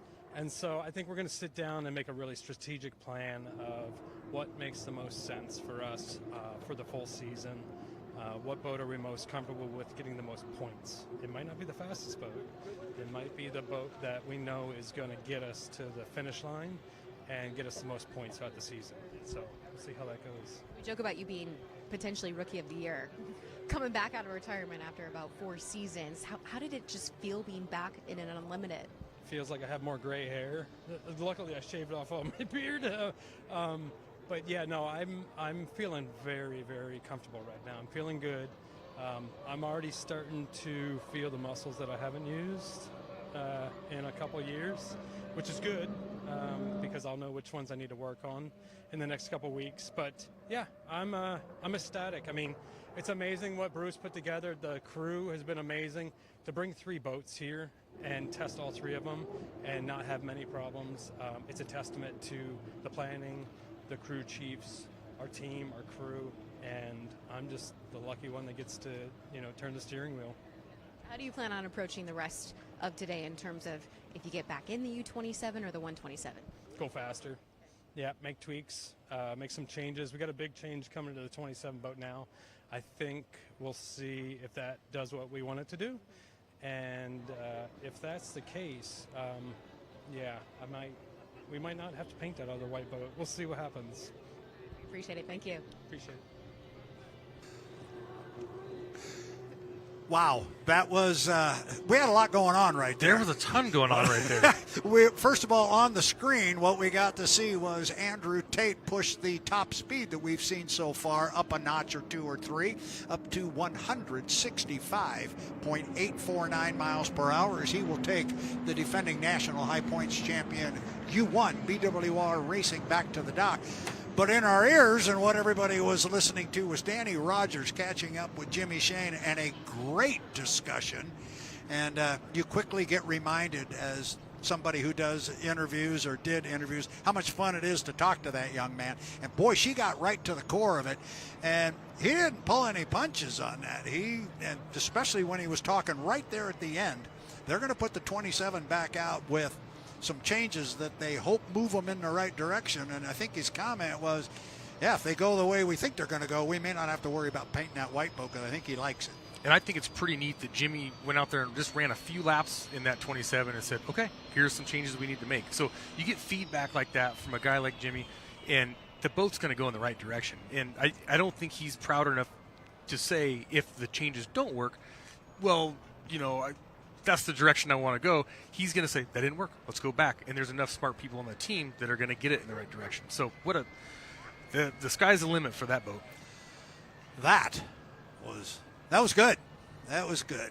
And the other thing, too, is when you looked at the time from Andrew, it's consistent. It wasn't like he had, a couple of mediocre speeds and then one fast fluke.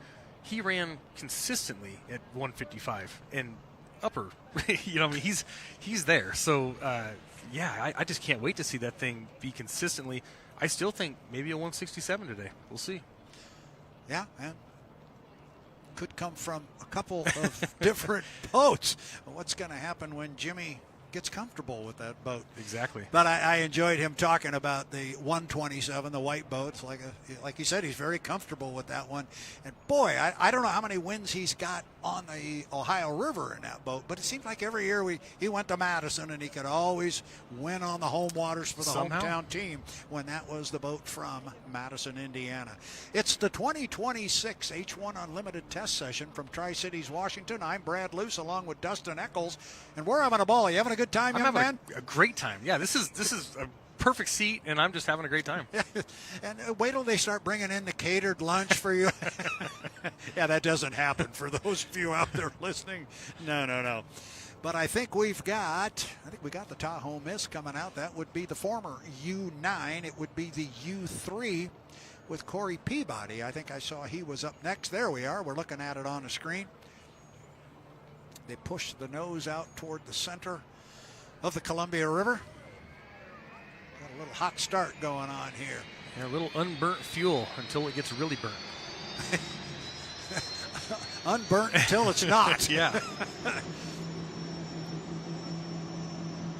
And does that bother you? Do you even know that's going on as a driver? Or No. Did somebody radio you? Well, not unless the crew yells at you and says, hey, you know, you dummy, you had a hot start. Sometimes it's on the driver, sometimes it's not. You know, sometimes these engines just, they start with more fuel. So, yeah, something to dial in, though. They'll go back and see what the temperatures were. You got to be careful when you're getting these things lit off. The temperatures can get really, really hot for a second, and sometimes you can do some damage. And as we've seen over the years, sometimes that can do a little damage to people that might be standing in a wrong spot. It gets real hot real quick. So, as I said before, I'm going to say it again. I never thought as an announcer I would ever say these words, but the Tahoe Miss is on the water, headed up the backstretch. Watch this boat run, or at least a boat with that name, many, many years ago, back in the early 1960s.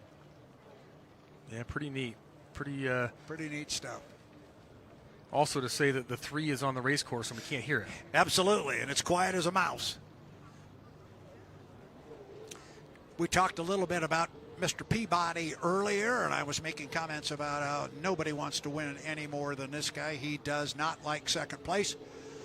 I unfortunately had to hand him a second-place National High Points trophy 2 years in a row, and he wasn't happy about it, and he didn't make any bones about it. He walked up, took the trophy, and said, everybody who knows me knows this sucks. And that was pretty much it, but he's a competitor. You know, all you guys who get in these things, you are. You have to be. Well, you know, when you're racing against the caliber of people he's racing against, second, I mean, you got to be, of course you're not going to be elated over it, but you have to be appreciative of how much work goes into that. So,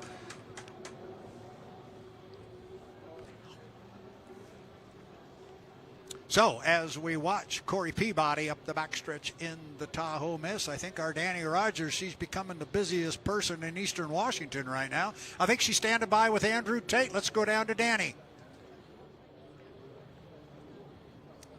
Able to get out on the water twice before lunch today, Andrew. How did the second warm-ups compare to the first out there? It was good. We went a little bit faster, so that's always encouraging. We'll try once or twice more and see if we can get anything else out of it. But yeah, it's having fun, going fast. It's nice when you're out there by yourself, just seeing how fast they'll go. So it's a good time. You told me consistency was something you wanted to work on this season. How do you start doing that today? Repetition more than anything. Know what you did the time before, what adjustments you want to make, and you know, it's almost like running in train tracks out there. You find a line that's good and where you want to be, you want to stay in it the whole time, and you know, enter the corner where you want, exit the corner where you want, keep it on the buoys at the apex. So just get in a rhythm, have some fun. After lunch, what are some big changes or little changes you'd like to see? Another mile an hour or two on average lap speed wouldn't be too bad, but I'll talk to Hansen here and we'll understand where we're at. We'll look at the computer, the data, crunch some numbers and see, well, how do we make it go faster. But I don't know that there's much we can do right now. We're pretty happy. All right, we appreciate you. Thank you. Thank you.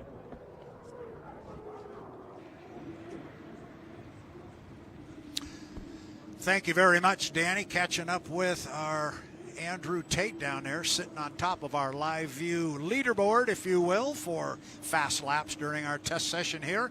He's got the quick lap of 1:65.849, and he said something that I found rather shocking. I want to get your opinion on it. He said he'd be happy if he could go a little faster. It's kind of how you guys are. Well, it would blow me away if he said anything different than that. But that's it. Now, Andrew's a professional. He knows what that boat's capable of. He's used to being on the top of the leaderboard. So he wants to stay there. He knows these other guys are very, very fast, and he's not walking away from everybody by any means. So he wants to get faster.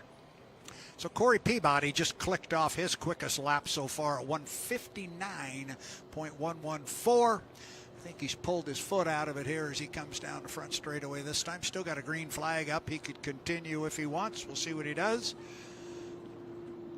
Hasn't yet cracked the 160 barrier, but he's getting close. But again, as we talked earlier, this boat was the victim of a violent crash on our final race of the year in San Diego. And you were talking about the fact that, add in the fact that that accident occurred in salt water. And that's just a whole lot of work in the off season.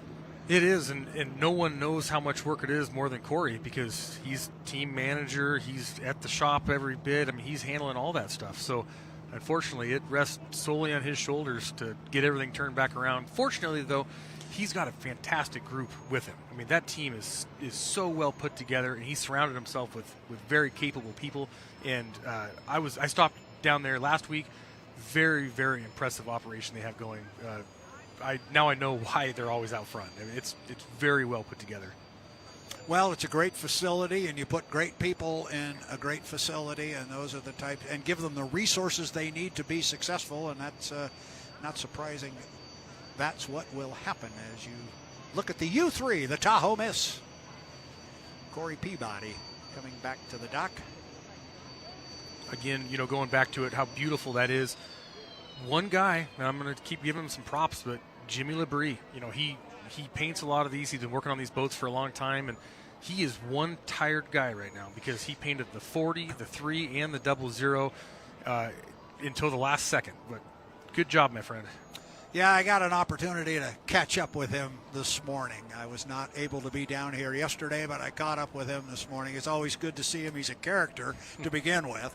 And, yeah, he's been the hardest working guy in the state here for the last few weeks. But the boats are beautiful, and he does an outstanding job applying paint and making it look good. And you're getting a great look at it right there. And you see wonderful colors. I just love it. Love the throwback. It's just, Yep. It works really well. So you're looking right there behind the canopy there, and under the word Miss, you see the name Miroslav. Miroslav, he was referred to as the Flying Czech back in the day, as he was from at that time, Czechoslovakia. And there's the whole story of him flying and commandeering a plane to freedom full of people, and flew out from behind the Iron Curtain and was granted asylum in the United States, and came over here, became a private pilot for Bill Boeing. And in doing so, Bill Boeing, at a time in the greater Seattle area in the late 1950s, hydroplane racing was it in town. There was no Seattle Seahawks or Sonics or Mariners. There was boat racing. And the circus came to town once a year. And hydroplane racing was it. And so Bill Boeing was getting involved with a boat called the Wahoo. He needed a driver. Miroslav got involved driving, started driving the Wahoo for Bill Boeing. He ended up driving a boat called the Tahoe Miss. That's why his name is on the air scoop there and on the cowling. And he claimed a Gold Cup in 1966 on the Detroit River, driving the Tahoe Miss. And the boat had been previously, you're going to help me here with the color scheme, the boat was built in 1964, and in 64 and 65 it was gray and white, and we all referred to the boat as the Gray Ghost. But in 66 it came out with that color scheme, and it's got some red and orange type stuff on it, right? Yeah, it's hard to describe the bluish aqua or whatever, but yeah, it's kind of an orange and aqua, I'll call it. All right, so anyway, he drove that boat to victory in the 1966 Gold Cup. So when we throw it back, we're not only throwing back the colors on the boat, on the Tahoe Miss, as it was in 1966, but it does carry the very colorful Miroslav's name on the side. He was the National High Points champion in 1966, and he won the Gold Cup there in 1966. And if our drone ever goes around to the other side of the boat, we will see that it says Chuck Thompson on the other side. Now we'll tell the story of champion Chuck and his career, but the Tahoe Miss, a big name in boat racing. It was a different hull that claimed the 1963 Seattle Seafair Trophy race with Chuck Thompson. That was a different hull, same name, Tahoe Miss. That was in 1963. They only ran that boat for 1 year, and then in 64 they came out with the Gray Ghost, and that was the one that was painted eventually these colors for 66, and Miroslav got the Gold Cup. And why I went down that road, I'm not quite sure.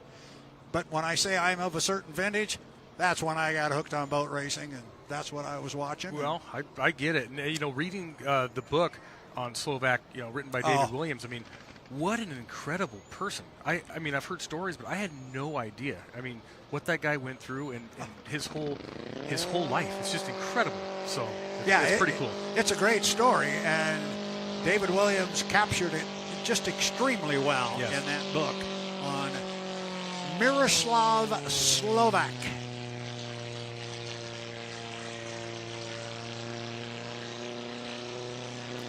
Sophia Valancourt in the 1.5 liter stock, red, white, and blue paint scheme. Gonna get some laps out here today. These are a stock Toyota engine, and this is the beginner inboard class. So I believe it's I think it's 14 years old and up. It's either 14 or 16. So you don't even have to have a driver's license to drive a car, and you can actually jump in a hydroplane and go out there and run. And she's been running a few years now. She does a really good job. She works with her dad, and it's just great to see him out here.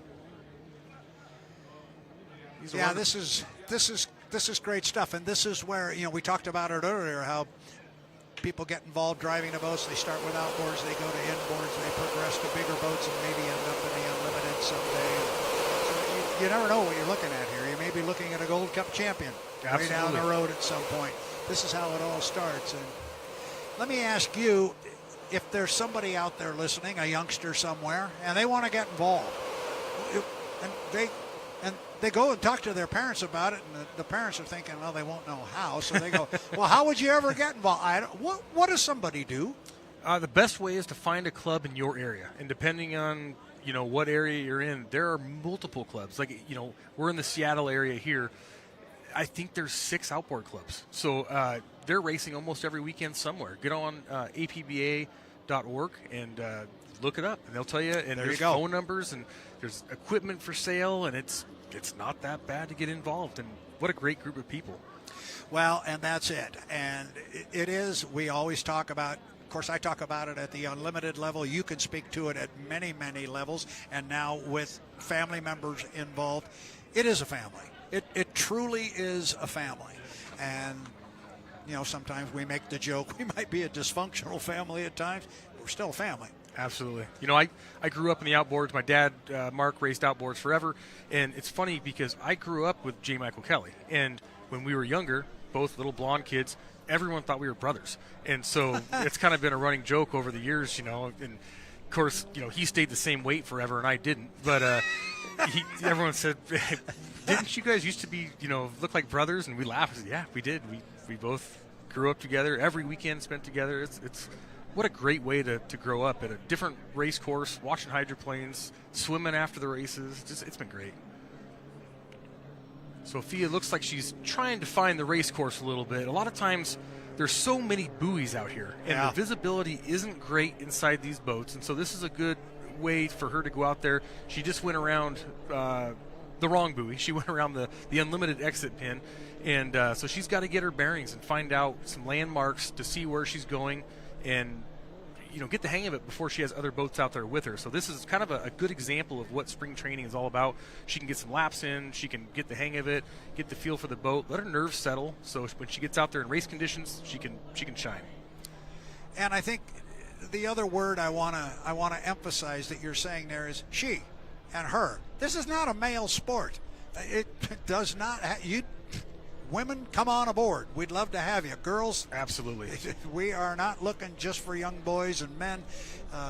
We've got a lot going on with female drivers. Obviously, you've got one in your family, and they're becoming quite competitive and very good. Absolutely, yeah. My daughter, Finley Eccles, she races a few different classes, inboards and outboards, and it's funny, this last boat, she says, I want it painted pink because boys hate to lose to a pink boat. And I want everybody to know it's a girl that beat them. So the girls are doing great. I mean, there's some of the these women are just fierce, and they're they're absolute fantastic racers, and it's pretty fun to watch. And it's, as a father of a daughter, it's something we can do together. And, you know, we tried ballet, we tried softball and everything, and she said, I don't know, it's not my thing.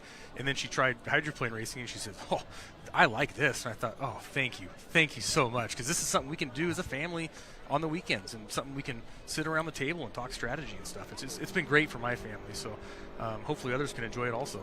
Not sit around the table, sit around the picnic table out on the back deck. That's right. That's where you like to be. Yeah, I know with racing against my dad years ago, we had some quiet Thanksgivings around the table. You know, if he ever thought I cut him off or something, it was awful quiet around dinner time. So made for some interesting conversation. There she goes. The boat's looking fine. I mean, she just needs more seat time out there, and you know, I think she raced here last year during the Unlimited event, and they had some engine problems, so she didn't finish. But you know, she made it back to the pits here, and they're going to go make some adjustments. So just good to see her get some laps in. Just more laps. They all talk about seat time. Just give me some more seat time. Yeah, it's so hard to find a place to go run these boats. It's not like if you're a race car driver, you might be able to rip it up and down the street a little bit just to make sure everything's running right. You can't just drop these in and go out and turn laps. You know, the water's got to be smooth, and you got to have rescue there. Usually you got to have a crane to put it in. It's quite the ordeal just to get some testing time. So that's why it's so important. It's so nice of, you know, Aaron Stevens and the guys over here in Tri-Cities to put this event together so these hardworking teams can get some time to come out here and run them. Yeah, Aaron and his crew, the entire Water Follies organization. This has become quite an event, and it's certainly grown from where it was many years ago. And now everybody's got it on the calendar. You and I talked earlier about the fact that it's on Saturday this time, which I think is terrific. Me too. Have it on Saturday so people who love the sport but are working people, got a day off, come down, spend it in the park. Yeah, it used to be, you know, years ago when I was a little kid, they'd have the secret test sessions, and it was on like a Thursday, and you never knew when it was going to happen unless it got leaked, and I was never in the inner circle to know. So, you know, you'd always just see a picture or something later. But now, you know, it's promoted right. You got vendors down here, and families having a great time, and what a great way to spend a Saturday. Like you say, it's not on a Friday. You don't have to take off work and come down here and spend the day. It's perfect. And very much so, bring the family. There's lots for everybody to do.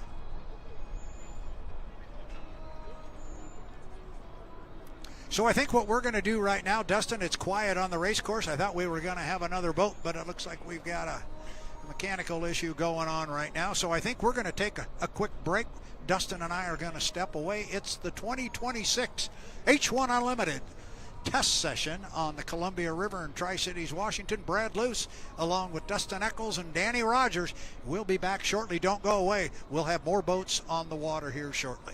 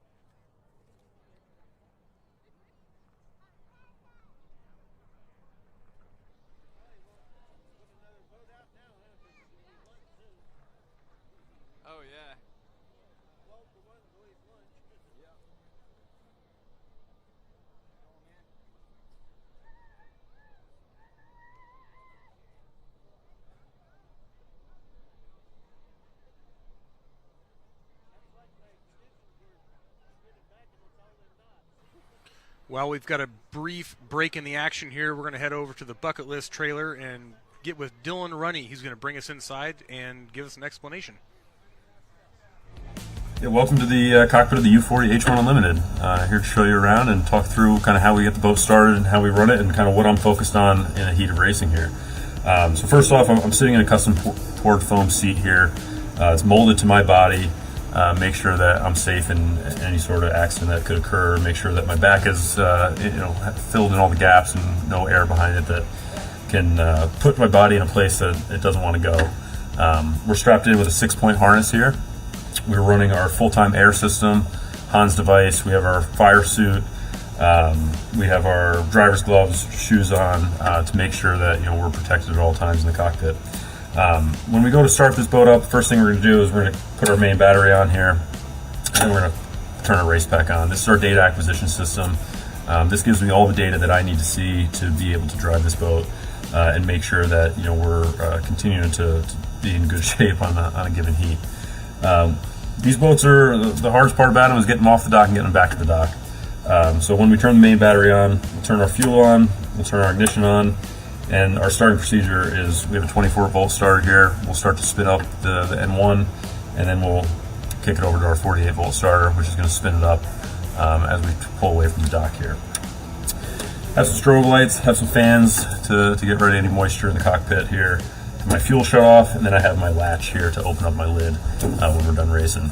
So we have a few lights here in the cockpit. First of all, we have our gearbox oil pressure, our engine oil pressure, and then we have our N2 lights up here. I also have my lights on my dashboard here that build up based on our EGTs or engine exhaust temperature, and that's going to tell me how hot the engine's running there. So when these lights come on, we know we have a problem.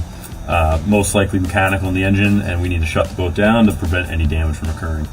As I mentioned before, we have our N2 lights up here. In H1 Unlimited, we're only allowed to run to 110% of the engine output RPM, and that's the rule there. So we need to make sure that we don't go over that by running too wide open down the straightaway, and we need to be able to react to that. So when these lights come on, that tells me as the driver that I need to go lift my right foot and take some fuel out of the engine to slow the turbine down and bring that RPM down below 110%. The goal is to run it as close to 110% for as long as possible. That allows us to go as fast as possible, and that's really the balancing act of how you go fast in an H1 Unlimited. So we have a removable steering wheel here in the U40 cockpit, and this allows me to have more room to get in and out of the boat, and in a case of emergency, I'm able to remove the wheel and get out of our safety hatch here. This just connects on here through a quick release system. So pop it on, and now my wheel's in place here to get ready to race. Everything else is like your normal vehicle, right? We have our steering wheel here. We're in the process of building some new buttons here so I can have my push to talk and talk to my radio guy. I can also have some timing marks and be able to set that here as well. We have our gas pedal on the right, and then we have our canard wings on the left here. So I have a down pedal, which puts lift under the boat. So as we hit the apex of the corner and we want to start picking that boat back up, we're going to start to put some air under it by creating lift with that front canard wing. And then as we start to accelerate down the straightaway, we're going to go to the left foot here in the left pedal, and we're going to start to put some downforce on the front of the boat with the canard wing as well. And that's really how we end up flying these boats. This is an airplane wing, so we want to balance between being on the water and being in the air and keeping the boat as light as possible, but still on the water as safe as possible. And that's really what we're doing and what we're focused on every single lap.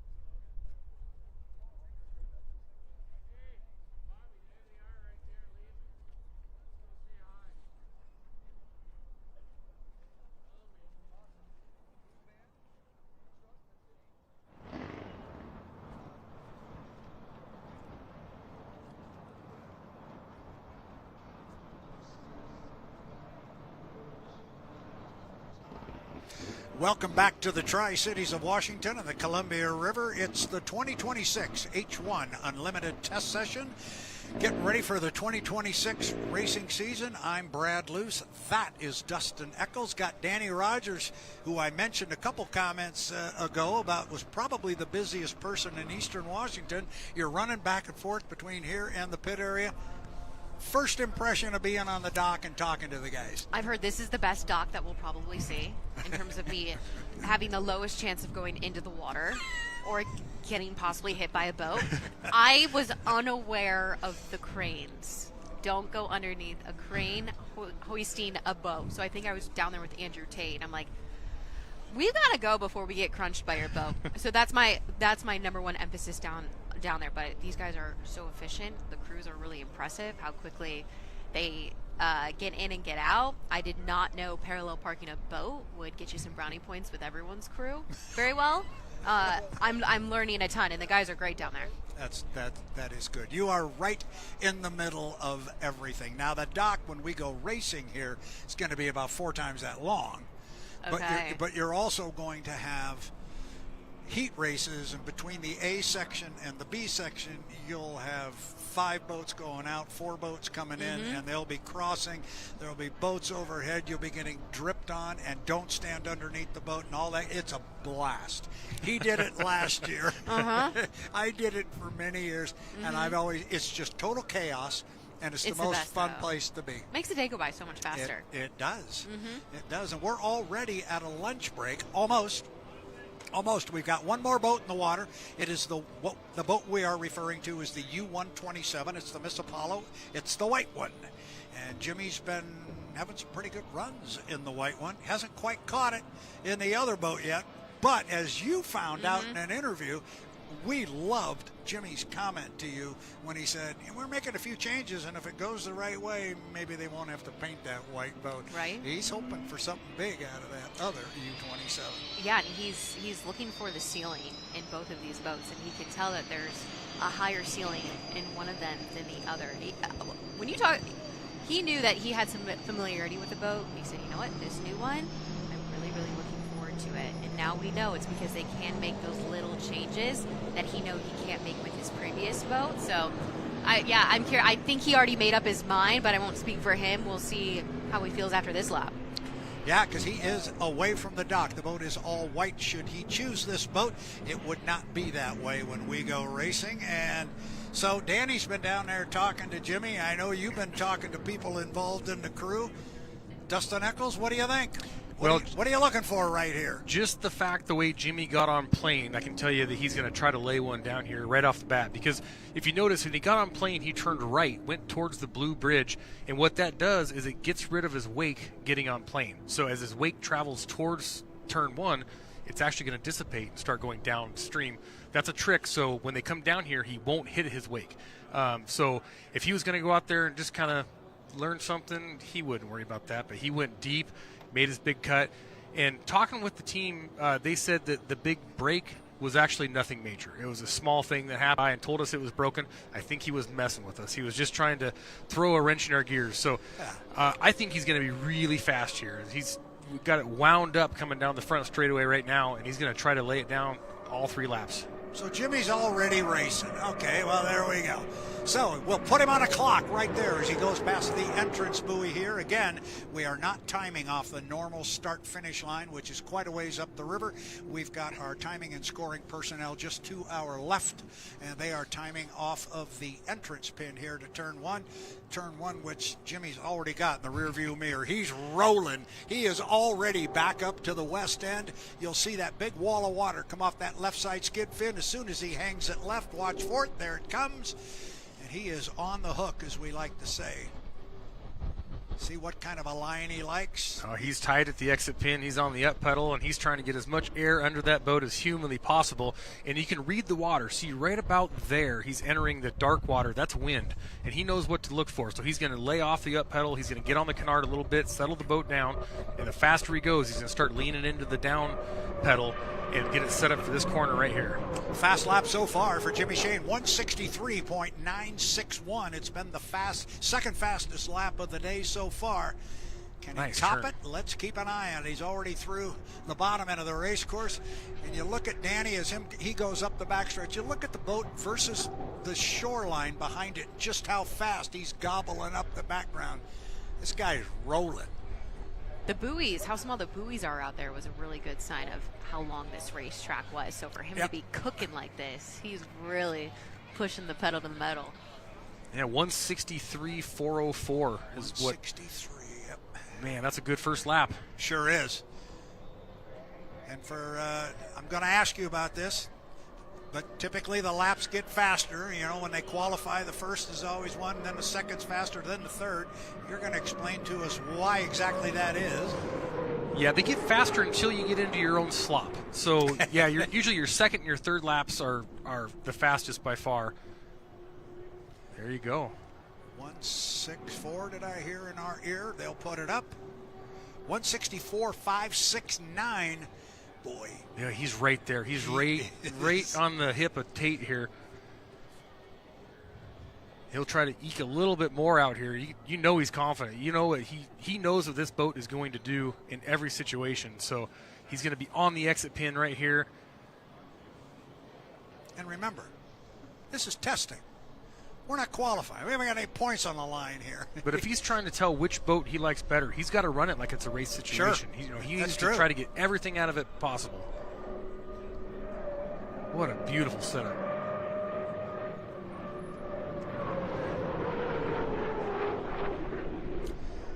Do we see a 165?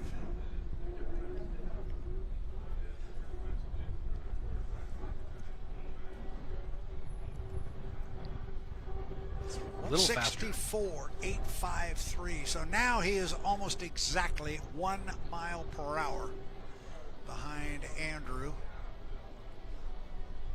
And it's amazing, just a little bobble, a little adjusting, going 5 feet wider at one point in the course, you can drop, a few tenths of a mile an hour every time you make a move. So the more comfortable Jimmy gets in the boat, the better he gets, the more fluid he gets, the faster that boat's going to go. So this is really, really impressive.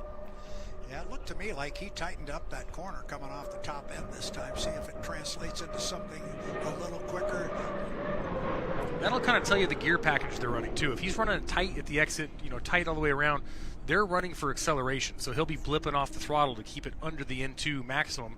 But if they're running for top end, you might see him drifting a little wide at the exit and entering a little wide and trying to keep his speed up. And he has pulled his foot. Or did he? No, he's still running. I think hard this time. Yeah, he's pulled. 164.759. That is just a great average, for those laps. And earlier you were talking about consistency. And those 3 laps, he made it look easy. That tells me right there. That's what the boat has in it right now. With that setup, with everything that he has going on, that's what he has. So, it'd be different if he had one speed that was 3 miles an hour faster than all the rest of them, because then it might be on the driver. But Jimmy's very consistent. He ran a great line, and that's what the boat has. So Jimmy's going to bring the boat back to the dock. We got a black flag hanging on the race course here, just to the right of our broadcast position. And then this is going to close up our morning session. We're going to take our lunch break for an hour from 12 until 1 o'clock. It's just a little after 12 right now. It's been a very, very good morning. If you look at our live view leaderboard up there, Andrew Tate sitting on top at a $165.849. That's the fastest lap we've seen. Will it stand? With some of the conversations I'm hearing, some of the talk that's going on around here, I think we might see something quicker still yet today. But awfully impressive speeds here for right out of the box of our 8 H1 Unlimited hydroplanes that are here for testing in the 2026 season on the Columbia River at Tri-Cities, Washington. We're going to take a break. We're going to step away and grab some lunch. We will be back at 1 o'clock. But it's the 2026 H1 Unlimited Test Session. I'm Brad Luce. That is Dustin Eccles. Danny Rogers is here. All 3 of us will be back at 1 o'clock. We'll see you then. Don't miss it. It will be a busy afternoon.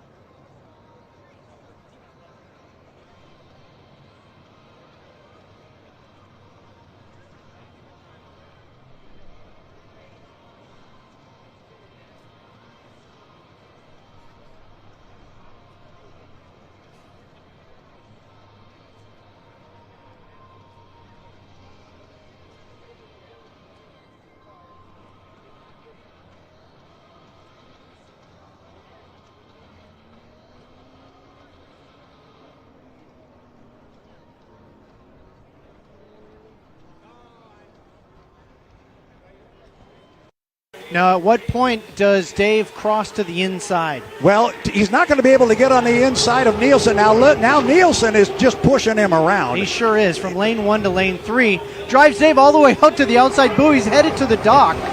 Dave's got to come real wide, and that was Jamie Nilsen. We call that giving him a tour of the beach, and he gave him a tour coming off the top end of the race course.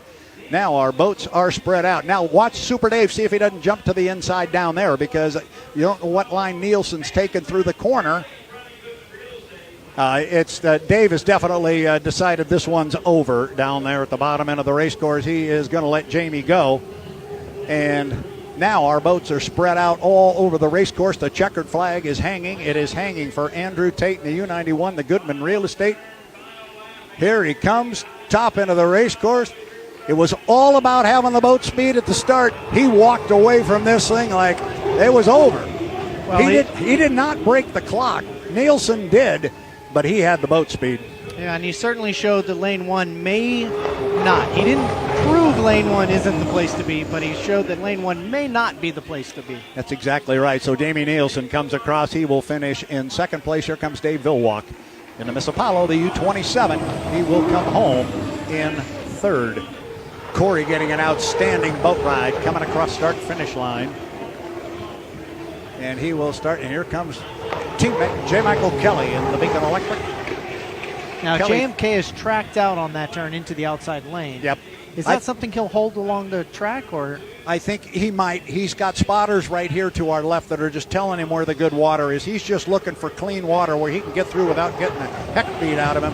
He has worn that lower corner a couple of times. He's come out with broken ribs and black eyes, and that corner can gobble you up down there.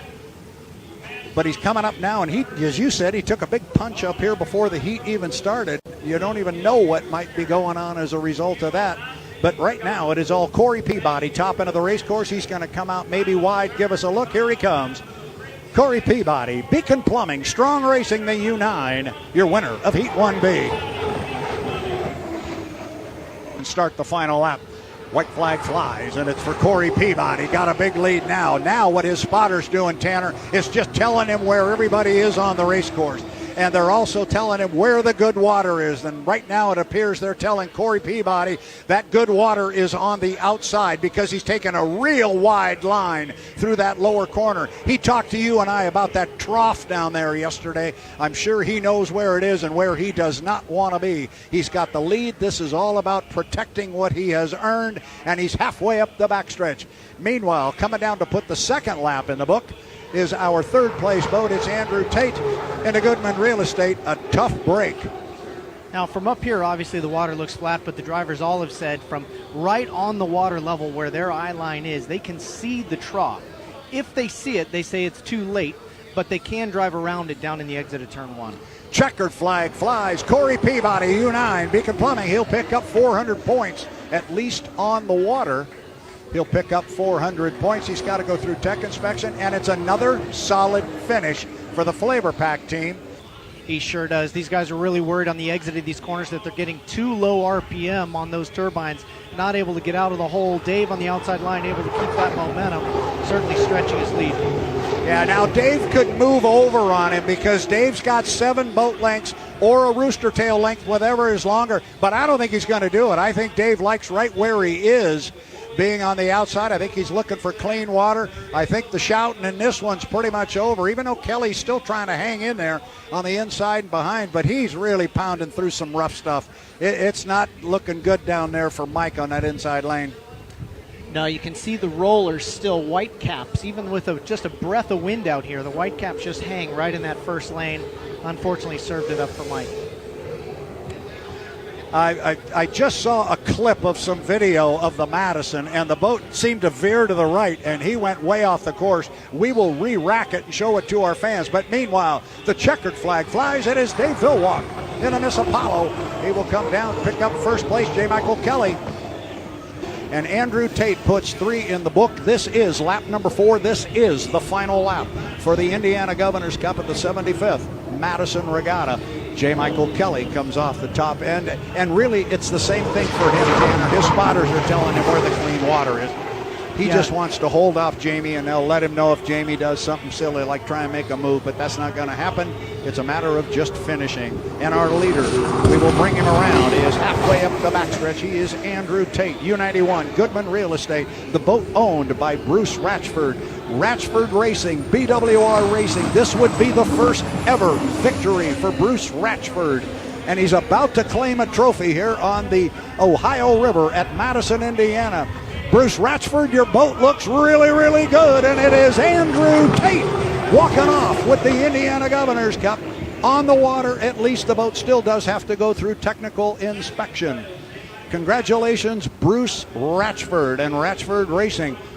Peabody's going to come down. He's going to pick up a white flag, meaning one more to go. Tate doesn't want to let him go. He's going to try and stay in that right side mirror. I don't know if he is going to be able to catch him. I think he's actually closer to him, Tanner, than he was the last time, but I think Corey knows right where he is. Well, Corey ran him just a little bit wide on the entrance into this downriver part, and this is as close as Tate has been in a while, like you said. But Tate now is stuck in the ripple of the previous lap. That may back him down coming onto the back straightaway. And you're exactly right, Tanner, and he was stuck in the ripple of that previous lap because Corey ran him right into it. Corey's telling him right where he wants him to drive, and the spotters are telling Corey where to shove Andrew. That's just good driving. But I'll tell you what, here comes Andrew. Andrew is closing at the top end of the race course. He's pulled up to about 4 boat lengths behind Corey Peabody, and this is the final lap. This is for the checkered flag. There's Corey. Where is Andrew? There he is. I think he's going to run out of real estate. I think Corey Peabody has got him. Heat 1A of the 2025 APBA Gold Cup will go to Corey Peabody. Second place will go to Andrew Tate in the Goodman Real Estate. Wow. Yeah, Jeff in that red. Boy, big float from Jamie over the start-finish line.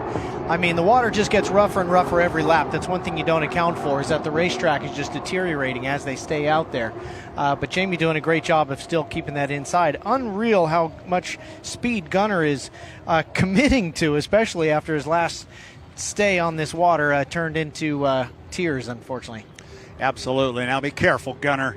You got second place wrapped up. He's still got his sights on Jamie Nilsen and the Miss FLAV-R-PAC. But I think this one pretty much has got the shouting over. I think he's going to run out of real estate. But I'll tell you what, Gunnar O'Farrell's a gamer up the backstretch. He doesn't want to let him go, Tanner. No, he does have a higher top speed on that treacherous backstretch right there. Jamie just needs to hold his line on the inside one more time, make his way to the checkered, and Jeff looks like he understands where his position is and just going to take his third place there in the red boat. Here comes Jamie Nilsen. He's going to come down and pick up a first place finish in our Heat 1B, 400 points in the Miss FLAV-R-PAC. Then the Spirit of America, Gunnar O'Farrell, with a great run on that one. It was outstanding.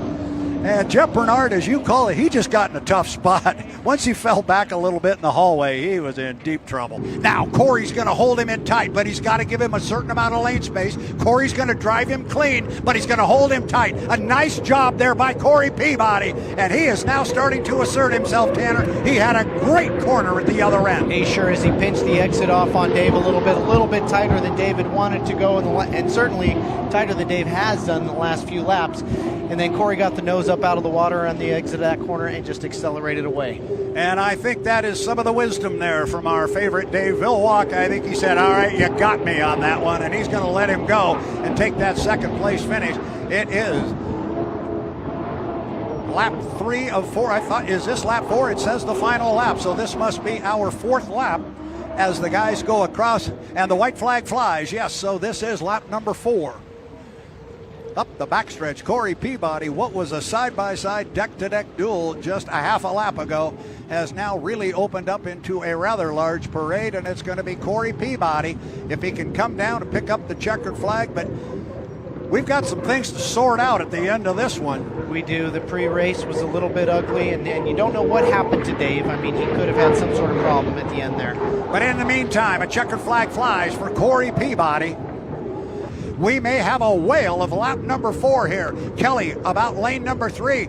Boy, Andrew's coming. He's coming hard. He's coming all the time. He's going to make up ground, but he's still back about 5 boat lengths. Here we go. Lap number 4. Final lap.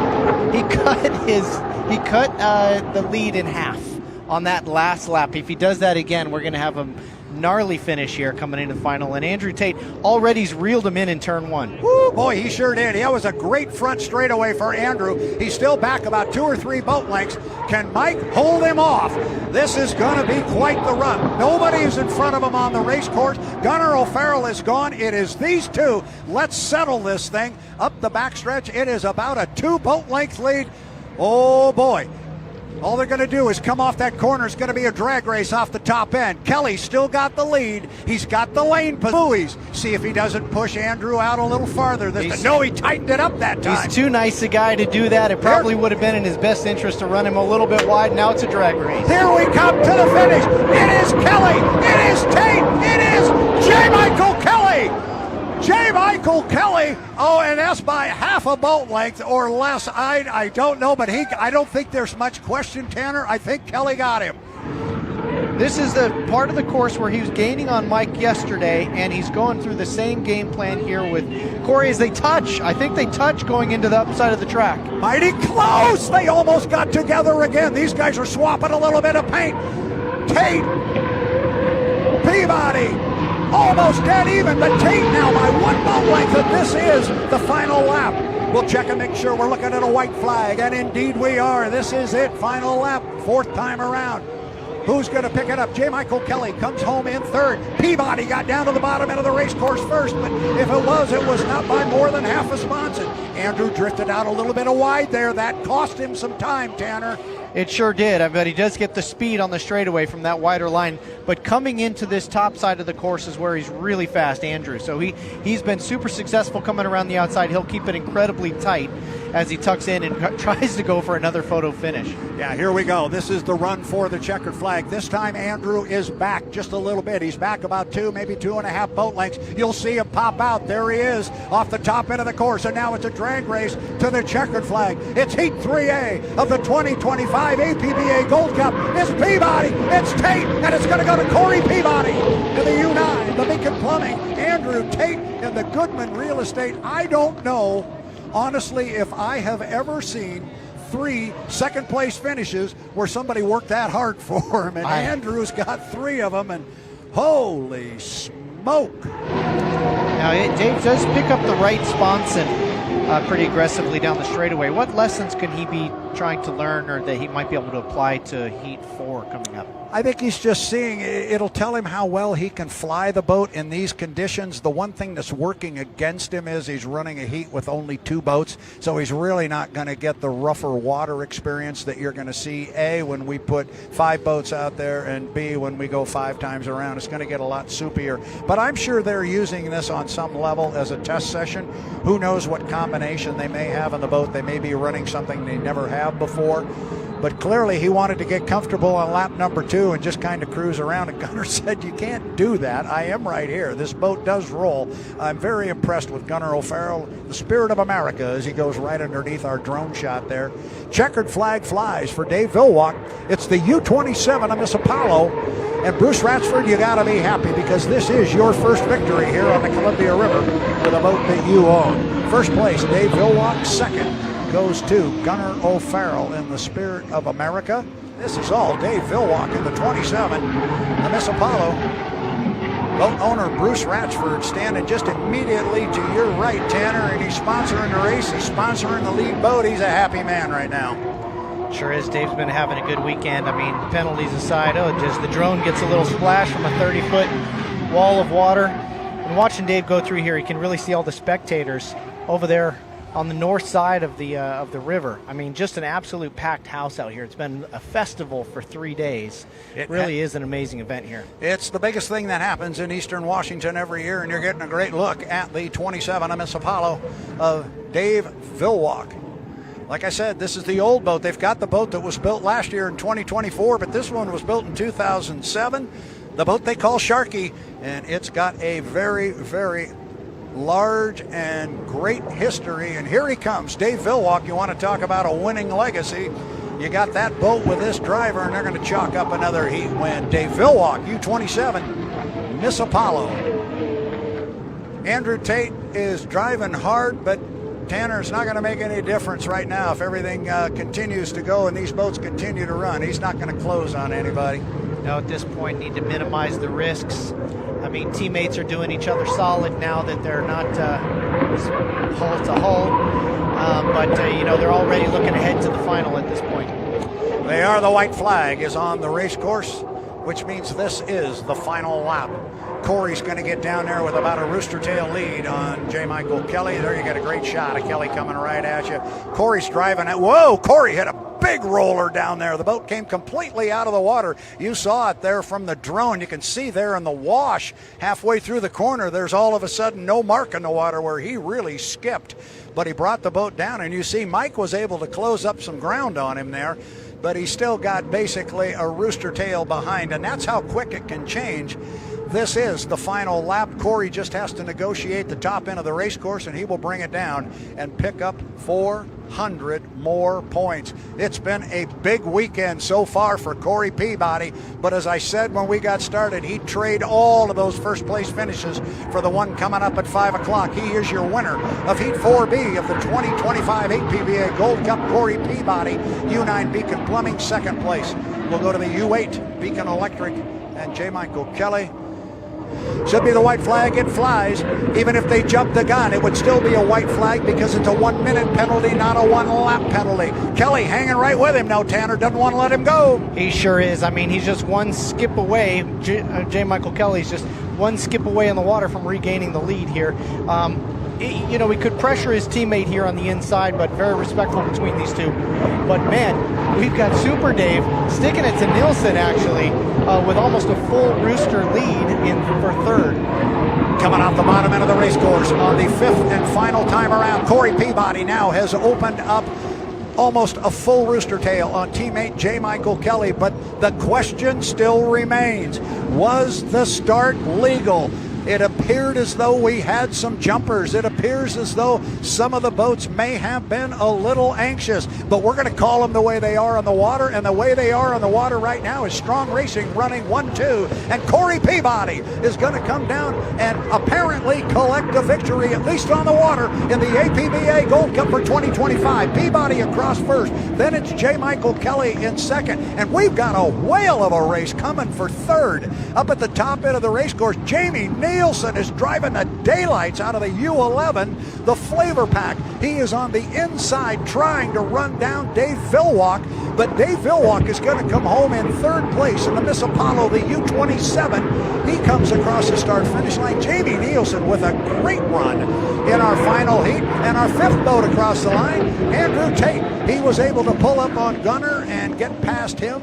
Gunnar will come home in sixth, but hold everything, because we are awaiting to hear what the situation was with the start. We knew the start was close. We knew the start was under review, because you've got two legal starters there, the FLAV-R-PAC, the U11, that's the yellow boat in lane 2, and Dave Villwalk out there in lane 4. Come down a complete lap number 2 of 3, and he's now opened up about 2/3 of a rooster tail on J. Michael Kelly, who still sits off to his left on the inside lane. I don't think Tate's going to close the door on him. He doesn't really have enough room to do it, so I'm sure he'll stay right where he is, keeping an eye on Corey Peabody. Both boats go inside him up the backstretch, and now Andrews opened up almost a rooster tail, Tanner. He's got this one in control if he can get through the north turn clean. Yeah, he sure does. And the water is actually great on that on the top of the course.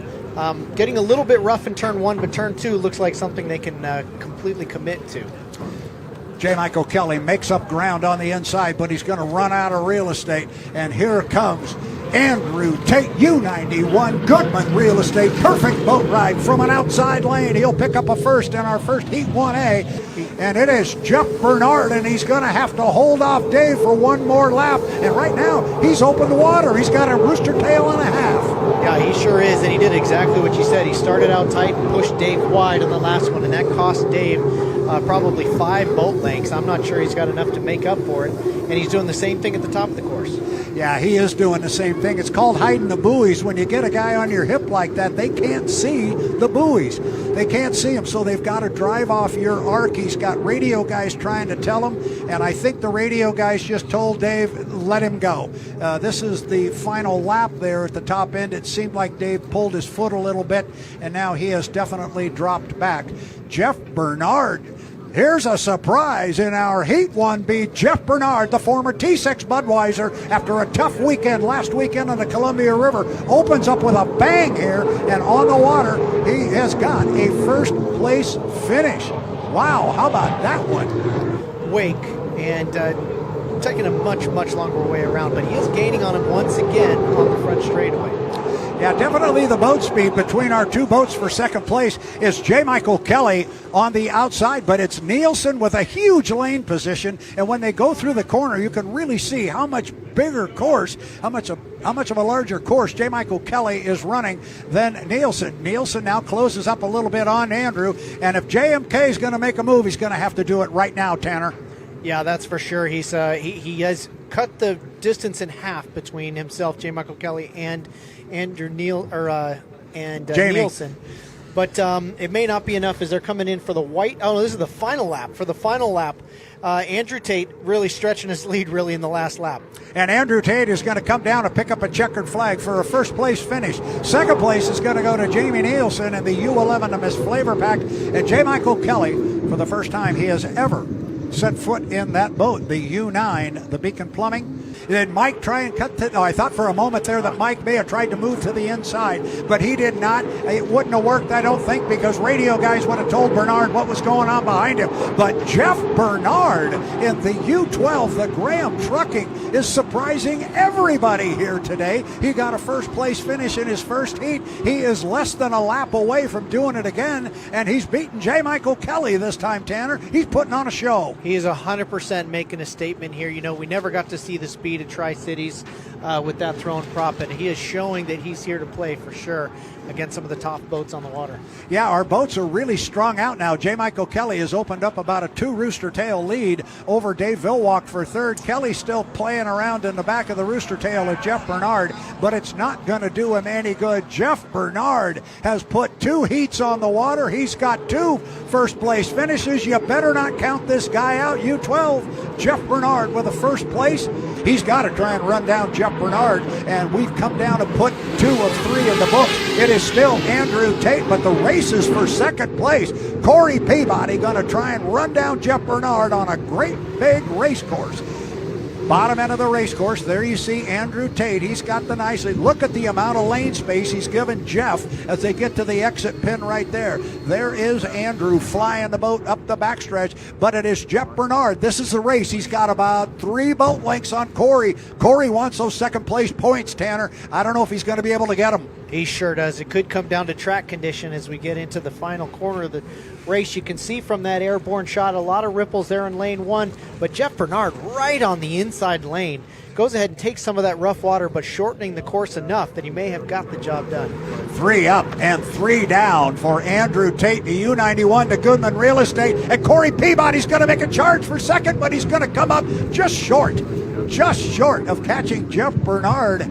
It's J. Michael Kelly, and this time he starts to assert himself a little bit. He's got about 5 or 6 boat lengths as he comes down and puts the second of 3 laps in the books. Tanner Faust is just riveted looking at that rough water roll underneath that hydroplane. Boy, the first half of that straightaway was just butter smooth. He catches some of the ripples at the end. I think Jamie Nilsen may have caught some of that wake on the top of the course as we were talking about as he rides through some of the wake again at the bottom, just allowing J. Michael Kelly to extend that lead. I think it's time for Jamie Nilsen to say, okay, discretion, the better part of valor, I'm going to let you go, Mike. And Mike Kelly running hard up the backstretch is going to have a rooster tail and a half on the closest boat to him, which is the Miss FLAV-R-PAC. And Jamie Nilsen in second place, although Nilsen's still pushing hard up there. Kelly gives him a ton of room. Driving him legal, as we say, and coming down to pick up the checkered flag, Heat 3B, J. Michael Kelly, the Beacon Electric, the U8. A good run for Mr. Kelly. Second place going to go right there. Jamie Nilsen in the Miss FLAV-R-PAC.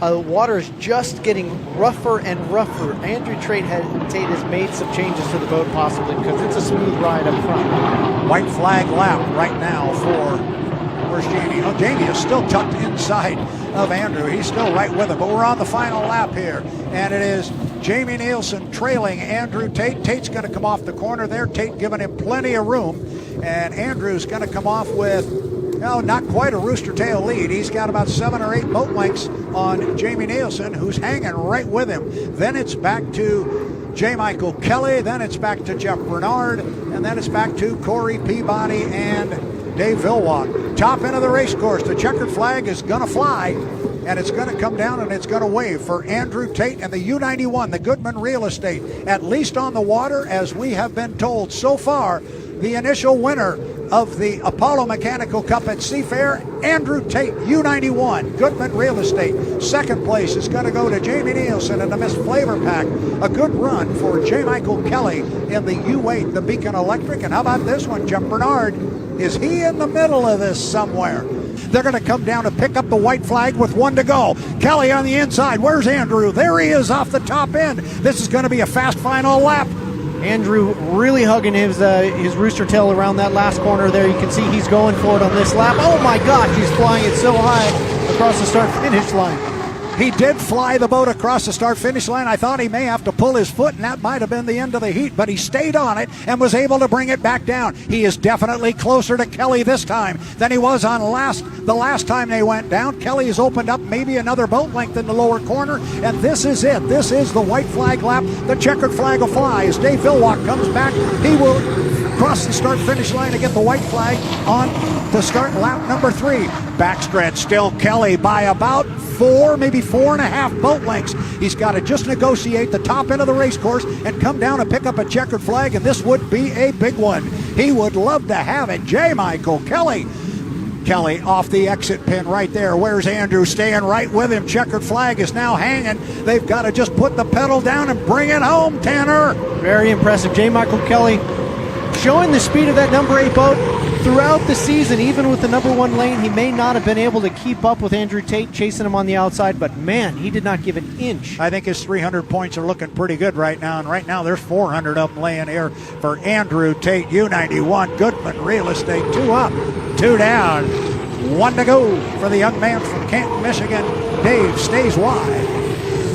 All three boats looking really nice around the whole course. Right before they get to the start-finish line and they hit that channel of all of that wind-blown, all those waves, they just take a tumble over those waves, and you can see him put the nose back down on the water just after that. It is a delicate balance that they are doing. Jamie Nilsen is looking at Dave Villwalk ahead of him, thinking, I'm gaining a little bit, but Dave knows right where he is. I think the positions they are in now, as we get a big gust of wind in our face coming across the water up to the top end of the race course. Andrew Tate, he's making this one look easy.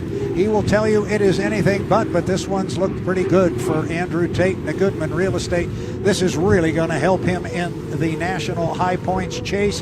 His magic number was about 1,300. It's going to drop to about 900 when he comes across, and he does, with a first place finish in our H1 Unlimited Heat 3. Here comes Super Dave.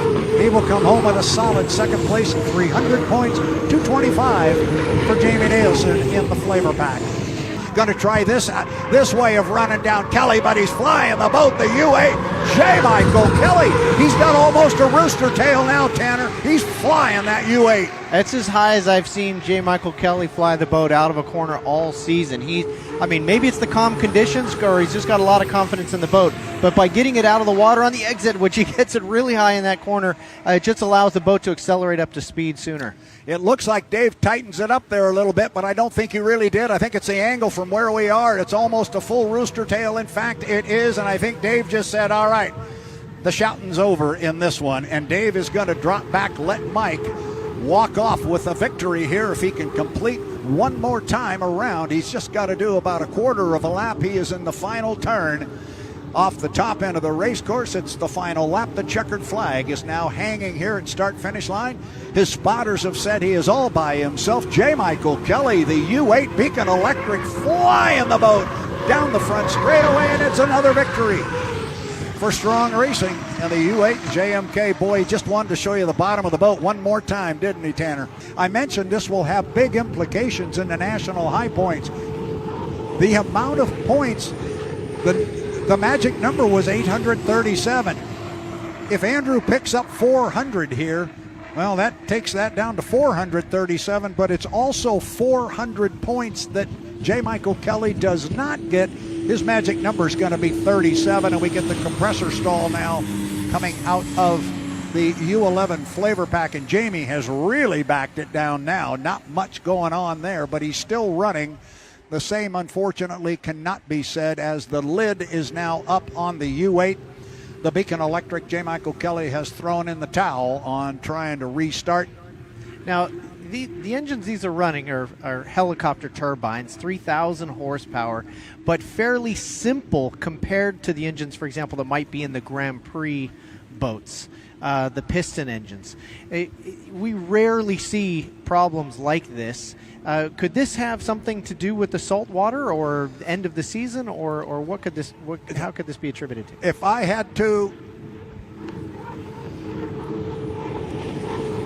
I would say to answer that question as Andrew Tate picks up the checkered flag, they're going to come off this corner virtually dead even as they will come down to pick up the white flag, which will signify the start of the third and final lap.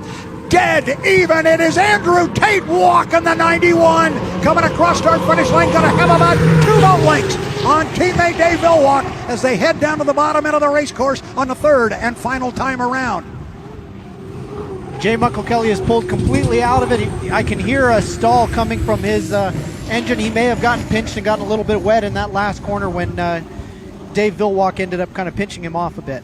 Dave had a great corner at the bottom end of the race course, and Andrew stayed way wide. So Andrew is now out and back, but now here he comes. They are virtually tied together. You could throw a blanket over them, and now Villwalk finds a few extra beans up the backstretch. This is the third and final time around the race course here. Villwalk is on the inside. Andrew Tate is on the outside. Apollo in lane 1. It is Tate in 2. Dave's going to get to the exit pin first. And now it is flat-out acceleration to the finish line. Villwalk, Tate, who's going to get it? And I think it's going to be Dave Villwalk. He's going to hold him off by a boat length. Not even. But at this time, J. Michael Kelly is better at the top end of the race course. Kelly has made up ground. He had a great corner up there. Bring him down. We are going to get a white flag with 1 more to go.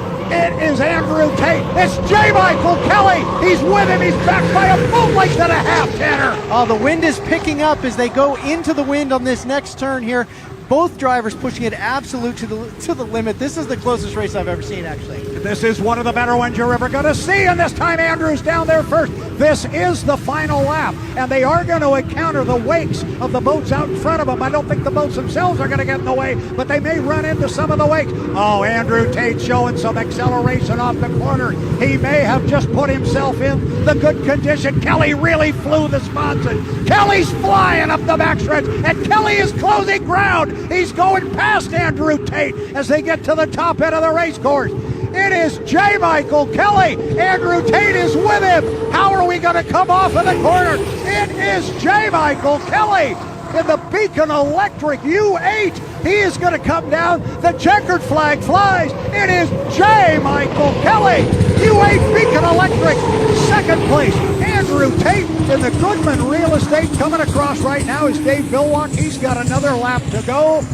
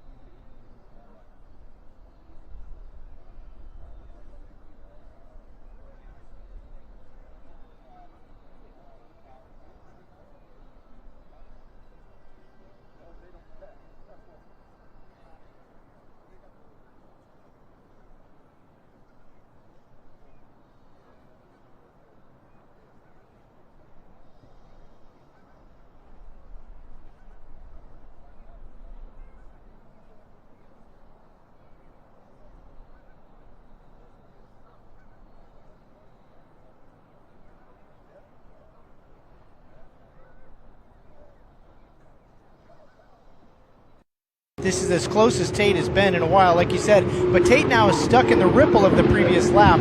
That may back him down coming onto the back straightaway. And you're exactly right, Tanner. And he was stuck in the ripple of that previous lap because Corey ran him right into it.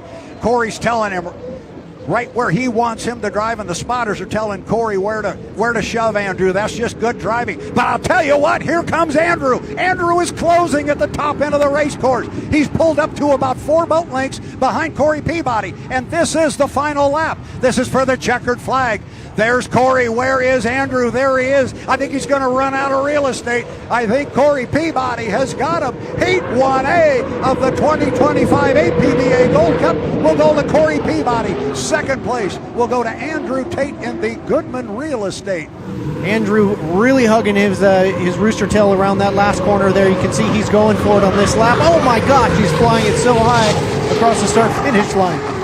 He did fly the boat across the start-finish line. I thought he may have to pull his foot, and that might have been the end of the heat, but he stayed on it and was able to bring it back down. He is definitely closer to Kelly this time than he was on the last time they went down. Kelly has opened up maybe another boat length in the lower corner, and this is it. This is the white flag lap. The checkered flag will fly as Dave Villwock comes back. He will cross the start-finish line to get the white flag on to start lap number 3. Backstretch still Kelly by about 4, maybe 4.5 boat lengths. He's got to just negotiate the top end of the race course and come down and pick up a checkered flag, and this would be a big one. He would love to have it. J. Michael Kelly.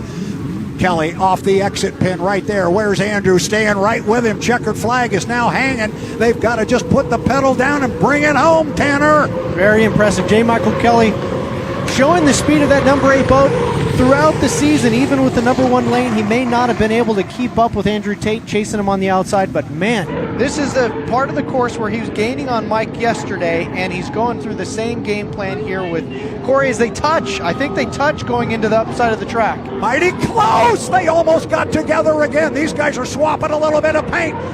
Tate, Peabody, almost dead even, but Tate now by 1 boat length, and this is the final lap. We'll check and make sure we're looking at a white flag, and indeed we are. This is it, final lap, 4th time around. Who's going to pick it up? J. Michael Kelly comes home in 3rd. Peabody got down to the bottom end of the race course first, but if it was not by more than half a sponson. Andrew drifted out a little bit wide there. That cost him some time, Tanner.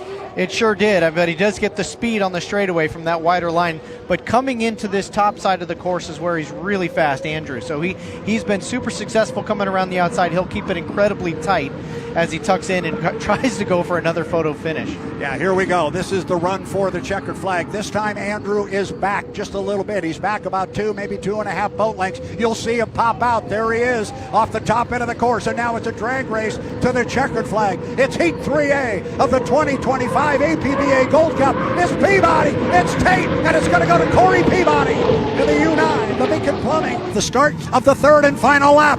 Dead even. It is Andrew Tate walking the 91.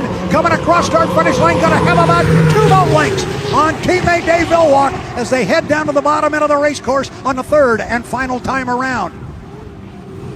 J. Michael Kelly is pulled completely out of it. I can hear a stall coming from his engine. He may have gotten pinched and gotten a little bit wet in that last corner when Dave Villwock ended up kind of pinching him off a bit.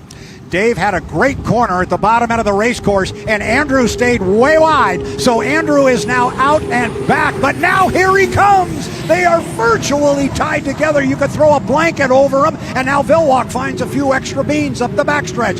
This is the 3rd and final time around the race course here. Villwock is on the inside. Andrew Tate is on the outside. Apollo in lane 1. It is Tate in 2. Dave's going to get to the exit pin first. And now it is flat-out acceleration to the finish line. Villwock, Tate, who's going to get it? And I think it's going to be Dave Villwock. He's going to hold him off by a boat length. He's going to make up ground, but he's still back about 5 boat lengths. Here we go, lap number 4. Final lap, he cut the lead in half on that last lap. If he does that again, we're going to have him gnarly finish here coming into the final. And Andrew Tate already's reeled him in turn 1. Woo, boy, he sure did. That was a great front straightaway for Andrew. He's still back about 2 or 3 boat lengths. Can Mike hold him off? This is going to be quite the run. Nobody is in front of him on the race course. Gunnar O'Farrell is gone. It is these two. Let's settle this thing up the backstretch. It is about a 2 boat length lead. Oh boy. All they're going to do is come off that corner. It's going to be a drag race off the top end. Kelly's still got the lead. He's got the lane position. Can he hold on for another few buoys? See if he doesn't push Andrew out a little farther. No, he tightened it up that time. He's too nice a guy to do that. It probably would have been in his best interest to run him a little bit wide. Now it's a drag race. Here we come to the finish. It is Kelly. It is Tate. It is J. Michael Kelly. J. Michael Kelly, and that's by half a boat length or less. I don't know, but I don't think there's much question, Tanner. I think Kelly got him.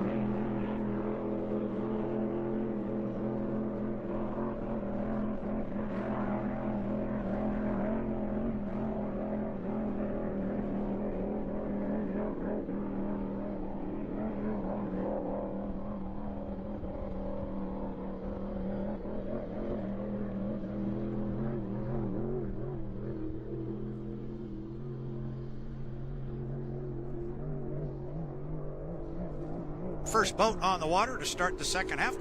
Kevin Ekert coming down in that freak. That Grand Prix is going to open up the festivities here for the second half of the day, but I've seen from a couple drone shots we got some H1 boats coming in the water. It's going to be an active afternoon, I think. I think the teams were very busy in that lunch break. I don't know if they took much of a break because they were changing engines, swapping gearboxes, and doing every bit of adjusting they could possibly do. So we'll see what this afternoon holds for them. And the conversations that I had are very similar to that which you and I have been talking about all morning, and that is it's a test session, and that's the way they're treating it. They got all kinds of things they want to try, and hopefully they get a shot at doing it before they run out of time. So I'm looking, I see to our left, Danny Rogers is here, but we're going to dispatch her back down to the pit area. She's been doing a great job down there getting us interviews. And tell me your impressions of the first half. What did you see? Was it what you expected? What do you think? You know, I'm a little surprised at how fast everyone ran, really. I mean, great boats, very capable teams, but, I mean, we're seeing some great speeds right off the bat. It's pretty shocking. Everyone seems pretty elated with how their boats are running. You know, I talked to some of the guys on the BWR team, and they are very eager to get a bunch more runs in. A lot of different things they want to try, some propeller changes. Looking over at the strong guys, they might be planning ahead a little bit. You know, we're not seeing quite the top speeds from those guys, but we've got a different race course coming up ahead, you know, for a really big race. So they might be trying some Gold Cup stuff ahead of time and using this test session for something a little different. So we'll see what this afternoon holds. Yeah, that's really interesting that you bring that up, because when you talk this race course versus where we're going to go for the APBA Gold Cup in Madison, it's like two entirely different worlds, and you really have to gear it different. This is a Talladega. You know, it's a big super speedway, and although Madison is the same size course, you know, a similar size, it's more of a Martinsville. You know, it's super tight corners. You need acceleration. You need to get through the rough stuff.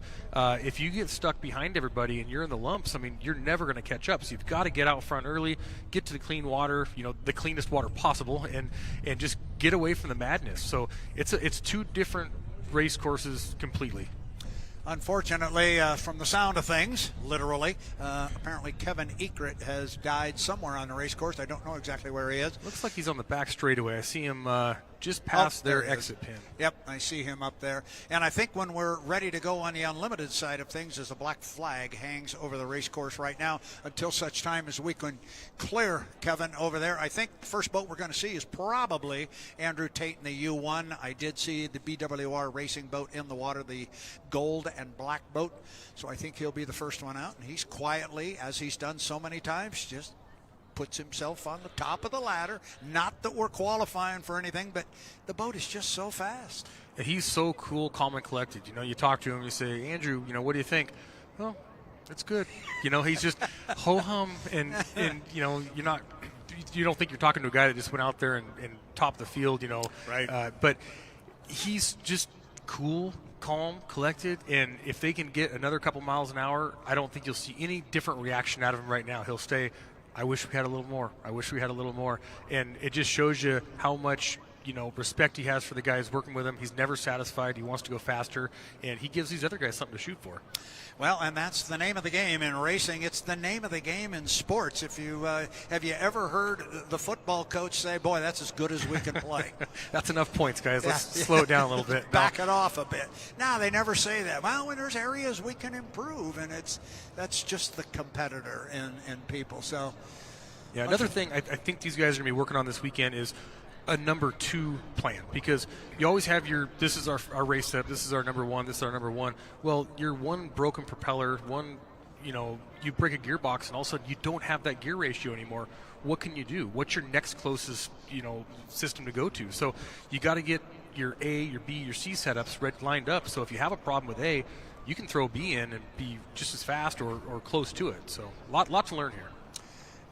That looks interesting to me, what we're looking at on the monitor there. We've got the lid down, and there is a green flag on the race course now, and the lid's down on Andrew Tate in the U1, the defending national high points champion, BWR Racing.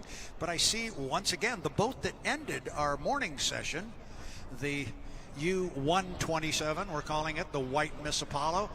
They were the last boat out, and they're going to be the second boat, it looks like, to come out on the water in this session. So they're busy down there in that camp, as you said they would be all day. Yeah, they're getting their money's worth out of this test session. They're going to run as much as humanly possible. So here comes Andrew. He is away in the U1.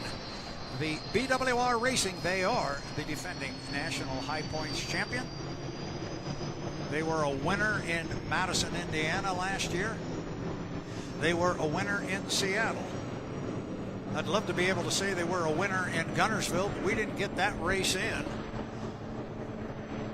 due to high winds and some pretty poor weather. And once again, the drone pilots here for H1 Unlimited giving you just a great look. And you can tell by the way, again, the way Andrew's getting on plane right now, going downriver. You know, he's leaving a lot of room in between the turn buoys and where he gets up on plane, throwing that wake down there. You can look for him to try to lay one down here early.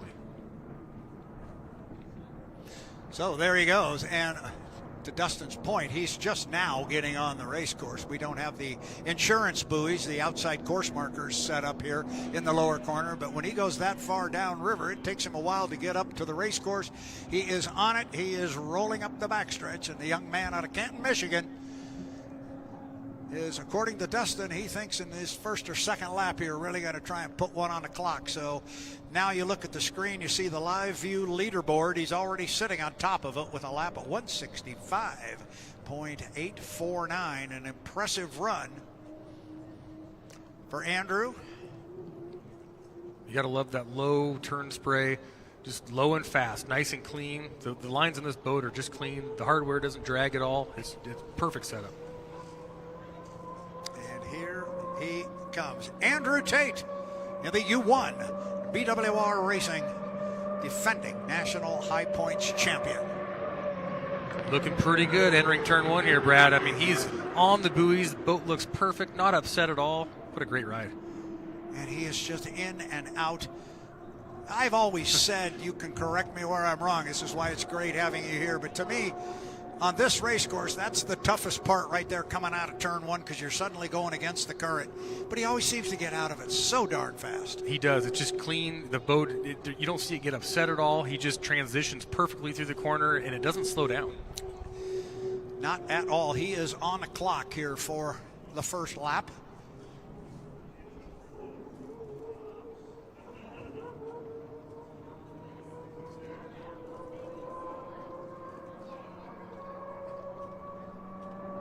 What a perfect boat ride. I mean, he's just balancing this thing on a cushion of air.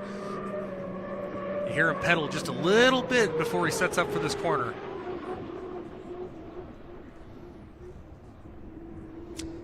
As he rockets through the lower corner and starts up the backstretch here on the Columbia River. Want to take an opportunity, Dustin, you and I can welcome the fans along the shoreline. I understand we're on the public address system here, so welcome to all the fans here enjoying some absolutely outstanding weather in the Tri-Cities. And I got interviewed during the lunch break with some Water Follies people, and they asked me about the weather.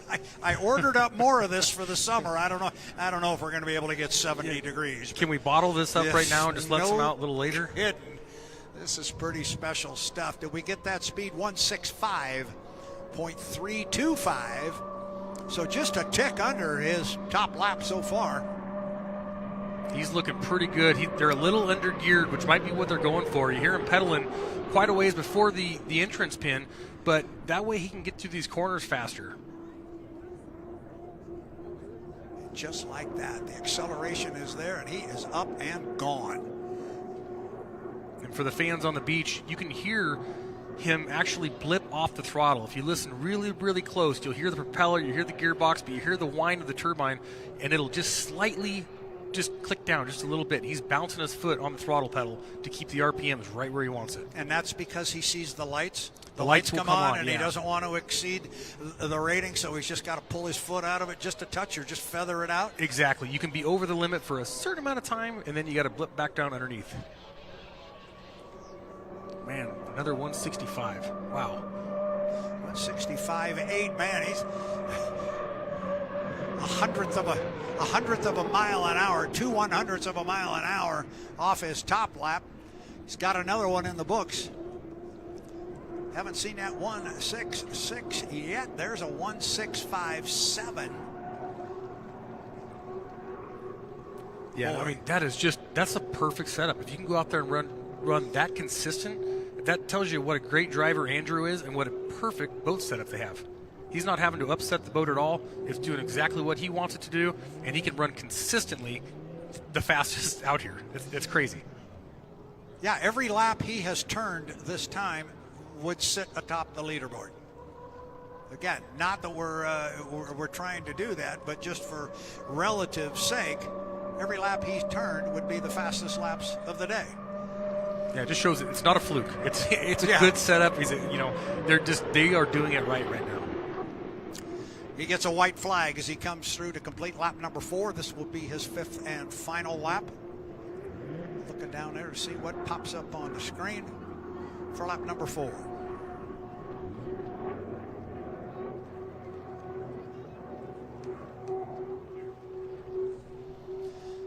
Wow.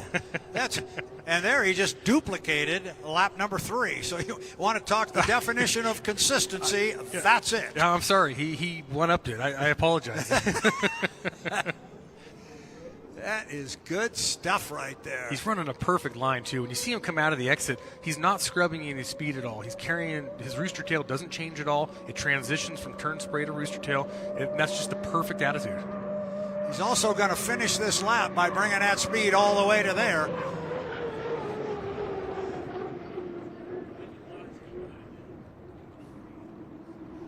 Is he going to get the trifecta here? And there we go. We see our first 1.66. 0.137, 166.137 miles per hour. So there's our quickest lap of the day.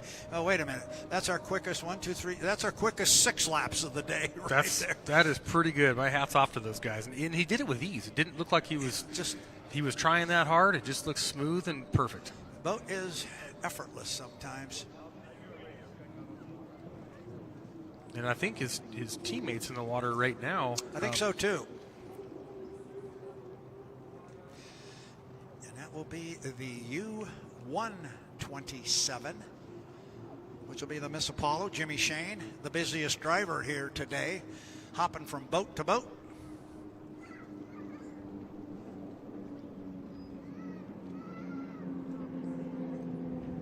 So far the all-white boat is, correct me if I'm wrong, slightly faster than the 27, but not by much. They are very comparable. That is correct. It's about 1.5 miles.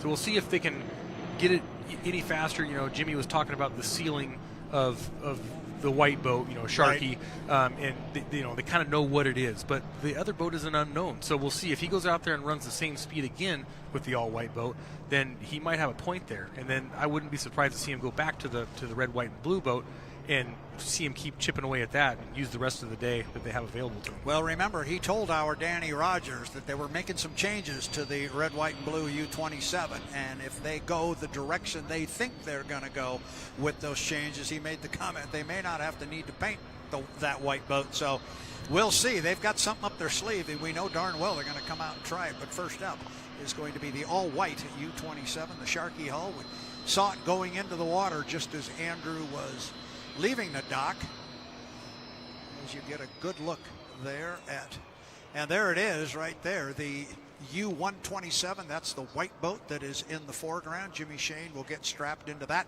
and they will bring him out on the race course. And then you see Jamie Nilsen's U-11, the FLAV-R-PAC. He is the yellow and blue boat behind the white one. A short dock down there. It's getting crowded pretty quick. It only takes 3 boats, and I don't want to be the 4th one coming in. Yeah, it gets a little dicey on the river coming back into the pit area. Trying to, like you say, parallel park in between other boats. This testing setup's pretty nice, but when it's race day and there's a lot of boats packed in there, oh man, it's tight. So our top lap right now, sitting at the very top of the ladder, 166.137 miles per hour for Andrew Tate. He just turned it in the U1 BWR Racing. And And that is the boat at the far end of the dock that you see on the monitor there, the white boat with the gold sponsons, black trim, or at least the decks above the sponsons. And here goes the lid on Jimmy Shane, and the boat they refer to as Sharky.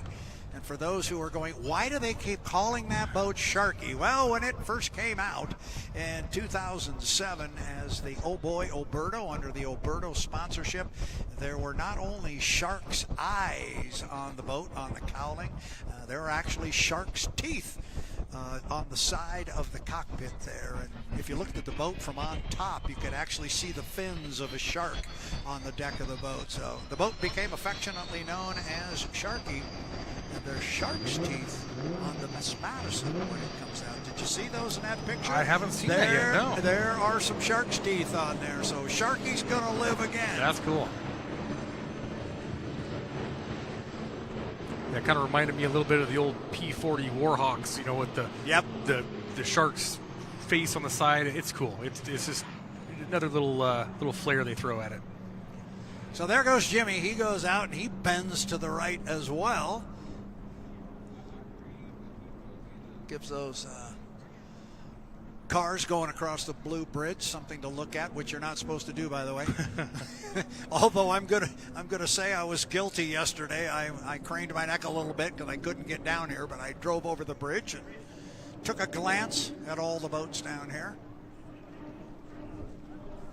Just absolutely picture perfect day. And to Dustin's point earlier, it didn't start this way. I thought maybe we were in trouble with the wind. Even during our lunch break, it felt, maybe I was just imagining it, but it felt like the wind was picking up. And then as soon as the lid closed, it just calmed down a little bit. So, yeah, we're having a perfect day down here. Well, and actually, you and I have a little bit of a wind break here behind us, and it's this big black backdrop that we have. And that thing's getting warm, and it's starting to generate some heat here toward us. All right, Jimmy Shane. Young man originally out of Havana Grace, Maryland, now resides in San Antonio, Texas.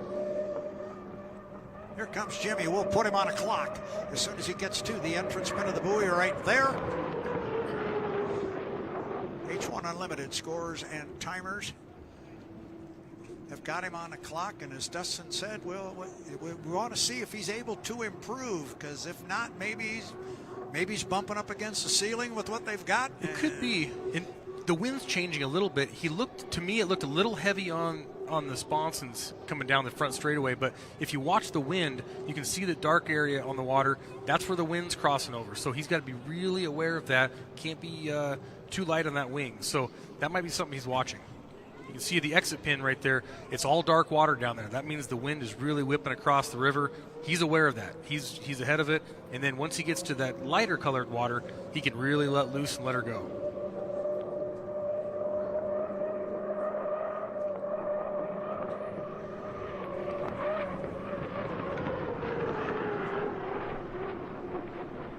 We got a really nice line through the corner. I mean, Jimmy's a vet at that. He can watch the transition. His turn spray doesn't change through the corners. He's not moving his hands much in the cockpit. He just picks a line. He's letting the boat do the work all the way through. And every time, he has to make an adjustment. It's slowing the boat down. You don't see that much with Jimmy.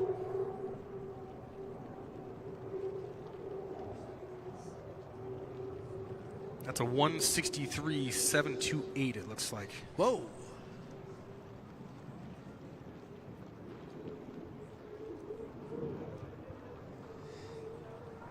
Fast indeed. Not his fastest, but he's close. So here he comes to complete lap number 2. And it's lap number 2 of 5. They can run 5 times.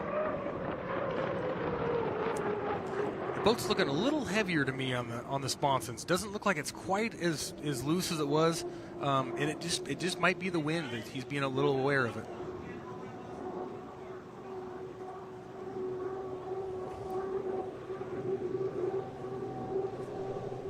Boy, he's still moving though. Yeah, he is. And I'm just sitting here thinking, when I just said that was there's a 164.807, so there's an improvement there. He steps it up a little bit. Yeah, it's looking a little better there. a little tighter off the exit. When I made the comment that was his first or second of 5 times around, I'm thinking, they're running 5 times. Every one of these is almost the equivalent of a heat. Yeah. He's going to be a tired young man at the end of the day. And you heard him after his first run. He says, wow, I forgot about some of those muscles, because these things are physical. It's not like getting out there and just driving your car down the freeway. There's a good one, 165.944. Wow. No power steering in these. You're knuckled up and you're fighting this thing the whole way through. So to go 5 laps hard, it's pretty good. Yeah. They got to be happy with that. 165. He's a tick off. 166. He's really getting close to Tate right now. Can he get him? We'll find out. He definitely heard him feather it there.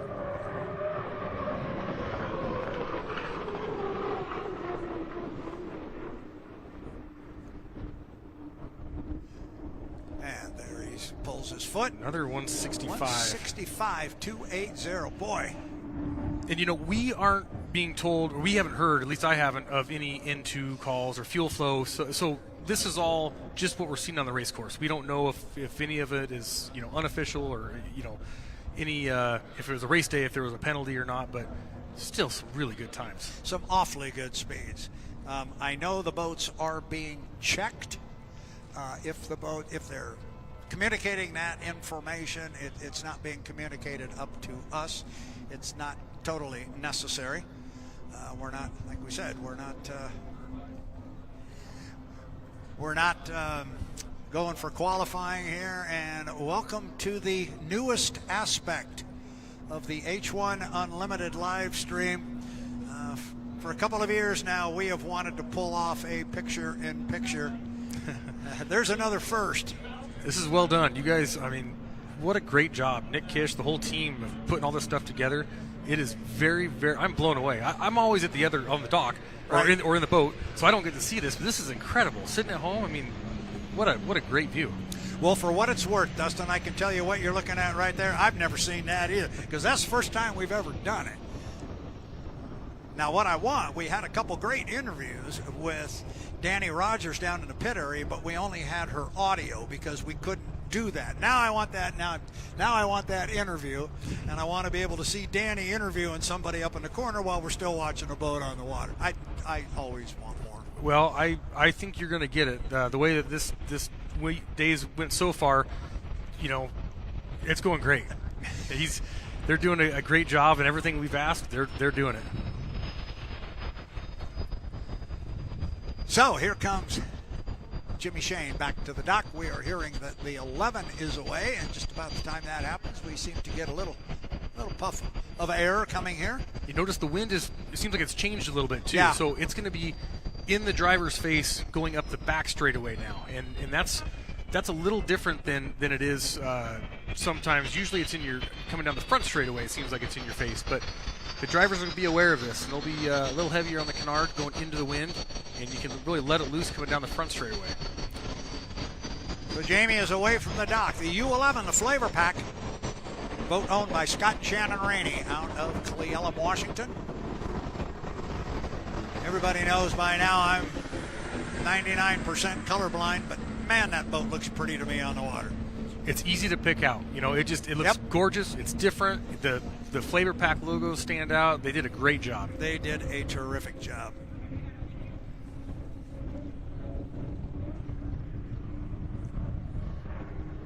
Jamie's one of those drivers that he gets everything he can out of whatever boat he's driving, whether it's outboards, unlimiteds, it doesn't matter. And he always puts that boat in a position to do well. And, if anybody makes a mistake, he's going to be there to capitalize on it. That's a great shot right there. The back straightaway, it's so far down there from us. These drones are doing a great job of actually seeing the boats come down the river.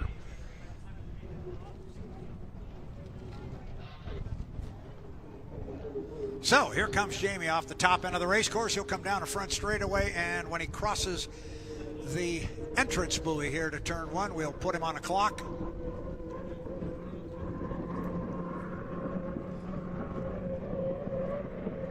he's setting up really nice for this turn. Starting out wide, going in, hitting the second buoy just right on. What a great line. Yeah, you can see there, after he goes through the corner, you can see the wash in the water, how close he was to that apex buoy.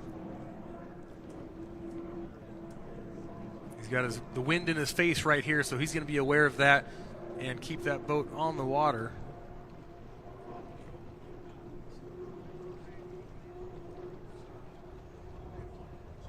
It's amazing to me how they, look how close he is to the buoy row. That's the narrower of the two corners. That's where the course gets closer together. It's a much wider turn down here in turn one. Scott Rainey down here watching his boat run. He's getting closer and closer to that water. If he could pull it faster, he would right now. He would indeed.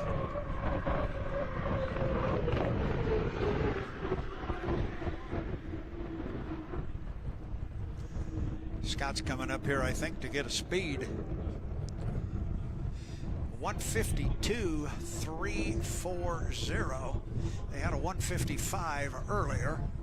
You know, one thing to keep in mind, too, as the day goes on, the air is getting warmer. So these engines are making a little less horsepower than they were, and the guys tuning them have to adjust the fuel for that. So part of this might be the weather. You know, it's getting a little warmer, so it's harder to go as fast. So fast lap so far, 155.593. That was in the morning session.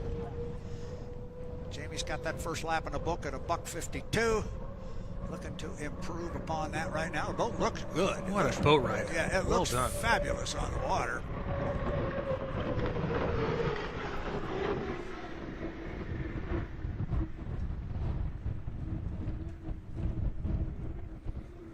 So Brad, you've asked me questions about driving. Have you ever wanted to jump in the wheel of one of these, behind the wheel? No. No desire at all, really? No. You know why? It's terrible. It's terrible. I'm horribly claustrophobic. Oh, okay. Well, this is the wrong sport for you to try. It certainly is. And I know I could never do it because I could never pass the dunk test. That would never work. Although, I drove a vintage 5-liter. I did do that. And I got a ride now. Yeah, he is. Let's wait till he comes down, because that last lap is at 155. He is just on it.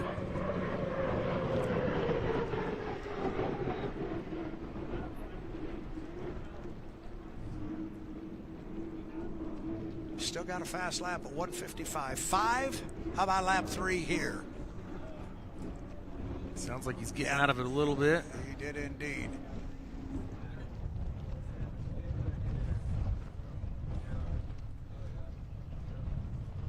$155.4. He's right there where he was earlier at 155.593. No, I started to say I'm claustrophobic, and it has an asterisk by it, but I did get a ride in the 4-seater. However, I got a ride when it was turbine powered. Oh, that is cool. 2004, that boat was here turbine powered, and there were 5 people that got a ride. That's cool. And I was one of them. Very fortunate. Very fortunate. That was a cool setup. It was. Mark Evans' wife, Elaine, came down to me on the dock and said, "Hey, we're going to fire this thing up. We're going to try and take some media people out for a ride. Do you want to go?" I said, "Elaine, I'll swim across this river and back and get a ride. Where do I sign?" Yeah, I got a ride in that. That is really neat. That was fun. I've had a couple vintage rides. I got a ride in a 67 Budweiser that I helped restore. And 2 years ago, Steve Compton took me out in the 55 Thriftway. Wow. Which was really fun. Yeah, those are, unbelievable boats in their own right. Do you get to actually ride in them? That's pretty incredible. And we finished the first lap, and he just tapped me on the arm, and there it is right there. He put me in, and after one lap, he tapped my arm and let me drive. I drove 3 laps. Wow. I steered 3 laps. Let's go. There it is. Was it what you thought it would be, or was it? Yeah, it kind of was because I'd had the ride in the 67 Bud. But as far as holding on to the steering wheel, now that was not what I expected. It was just so violent in the corner. You know, the boats then, they just set down in the water and you just horse them through the turn. But it was fun. I had a good teacher. Mr. Compton he took care of me well. That was a lot of fun. One of the best. There you go. I was an excited guy. And then if there was possible to get anything better than this, I got off the boat and I got interviewed by Darryl Strong. That's pretty cool. There you go. That was, there it is. There. You get interviewed by Darryl.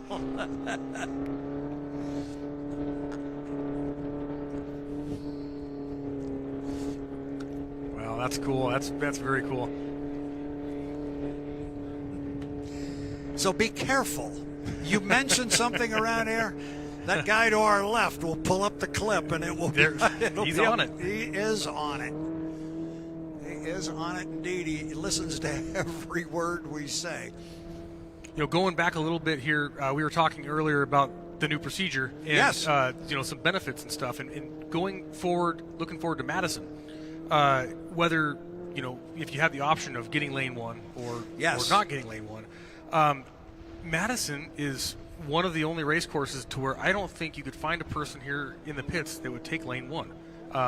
So that is such a rough turn one that's not the place to be as far as I'm concerned. I think some guys would say lane two, other guys might say lane three. There's a hole that sits there, and everybody that's been watching the sport long enough knows the Madison hole. I think JMK knows it better than anybody. He's got some of the craziest pictures of launching over that hole, but that's swallowed up more boats than I can remember. And I think we just got interrupted there, but I think it's good. I think Taylor Evans, crew chief on the U-27 Miss Apollo, I think Taylor is standing by with our Danny Rogers. Let's go down to Danny. Take it away. Taylor, really busy day for you guys. Jimmy Shane is coming back and giving you data and feedback for two different boats. Is there one that's a little ahead of the other right now? I don't know. He just went out and ran pretty close to 166, so he's weighing and choosing the options just like we are. I mean, both boats are plenty fast. Each of them have their own set of ups and downs, I guess is the best way to put it. So I think it's still undecided right now. It's going to take a day or two to figure out what we're doing. Jimmy said it would be a collective team effort to do that. So break it down. What exactly are you looking for when it comes to the differences between these two? Well, we start the season off at a pretty tough race course, Madison, Indiana. I mean, it's one of the most spectacular races. It's one of the greatest races, and lucky to have the Gold Cup there. And it's going to be 4 heats on the Ohio River. So we need a boat that's going to stay together, have the right gear and prop ratios that we need to actually put our best foot forward to go win the Gold Cup. So boat ride and setup is what it's all about. So it's going to take a lot of the data from today and what we've learned and the feedback from Jimmy, and Jimmy's been giving great feedback. Take that back to the shop and sit down and decompress and say, okay, what are we doing next? Jimmy told me there might be a higher ceiling with the Apollo boat. Is that surprising at all to you guys? No, not at all. That boat has a lot of potential, and we're excited with what we've seen today so far. We think we can make some changes to improve upon it, and this is Jimmy's first time back in a boat, so we're slowly creeping up on things, but I think he's showing just how skilled of a driver he is because he's stepping back in there and running some pretty quick laps. So. As a former competitor of his, what do you tell him to get him, back into that mindset of being in a boat after 4 years? He's pretty easy. He's an easygoing guy. I didn't really have to tell him much. We started the day off. Mike Hansen, got in his head that, hey, we're here to just learn, not make mistakes. Mistakes are what set us back, so just get comfortable. And I think the boat ride and driving did it all for itself. Fantastic. Good luck. Thank you. Thank you very much.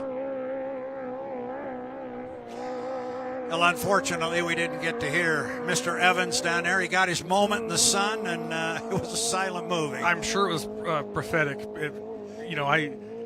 I wish I could have heard what he said. Like I said, I love talking with Taylor. He's a hardworking guy, and I'm really curious to hear what he's got up his sleeve here going forward in the day.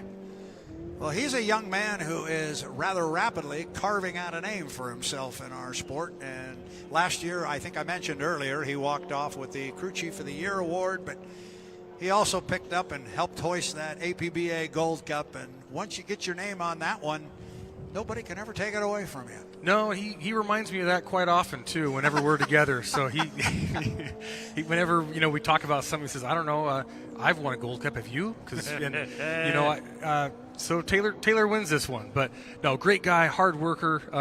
When everybody else is going to dinner and stuff, he's still there working on the boats, and that work ethic shows and how well his boats are doing. So it's pretty good.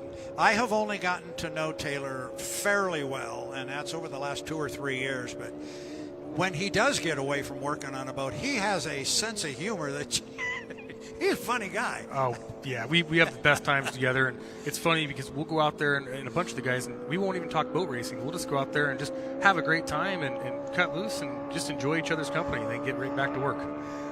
That is indeed what it's all about. Taylor Evans. I think that's Justin Burnett coming in off the course right now in his 2.5-liter modified. They're running a Honda engine, I believe, in that one.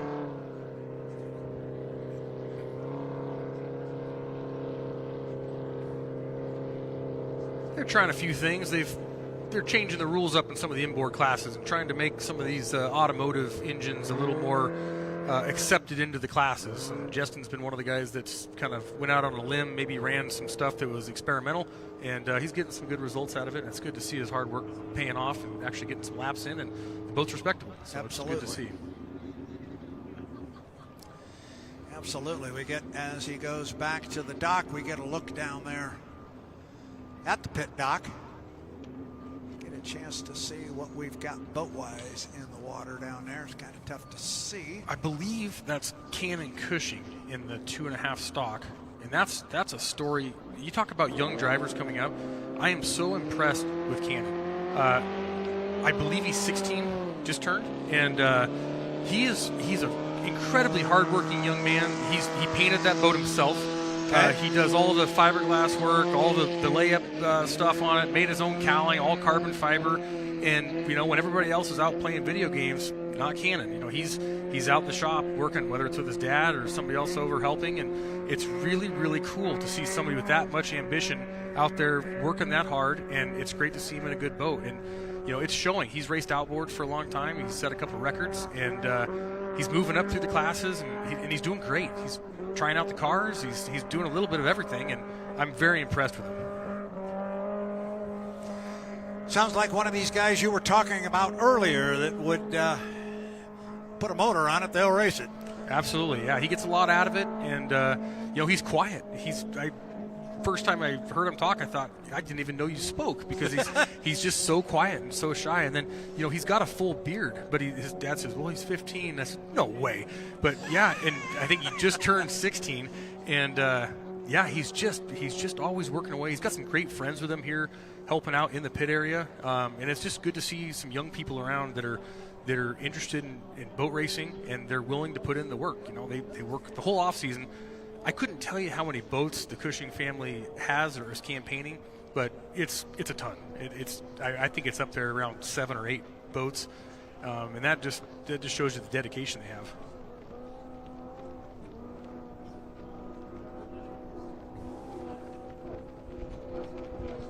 He's doing a good job. He's going with the wind right now, and he doesn't have much seat time in this boat, so it's good to see him not driving over his head, taking it nice and easy, and just getting the feel for it. This is some very valuable lap times, just getting some seat time and getting comfortable with the boat.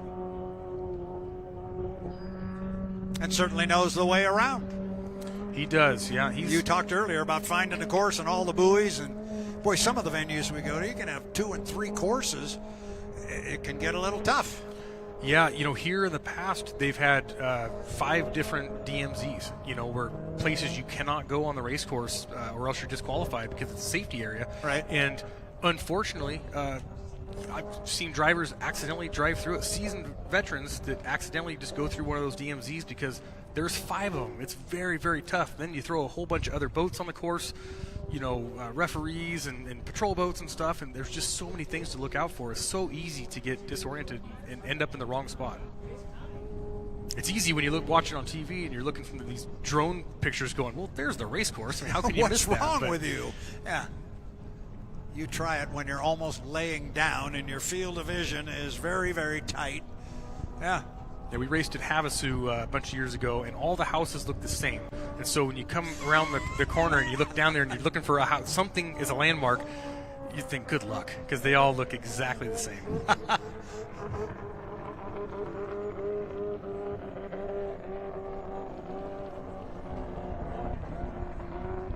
Going to bring the boat back in. I think he'll still be happy. Sure. Only got a couple laps, but yeah, he got some very valuable seat time. The boat looks gorgeous. It does. It's hard to tell, but it's actually all metal flake. They did pink and I think it's pink and green metal flake over a white base, and he did it all himself. It's pretty impressive. Good for them.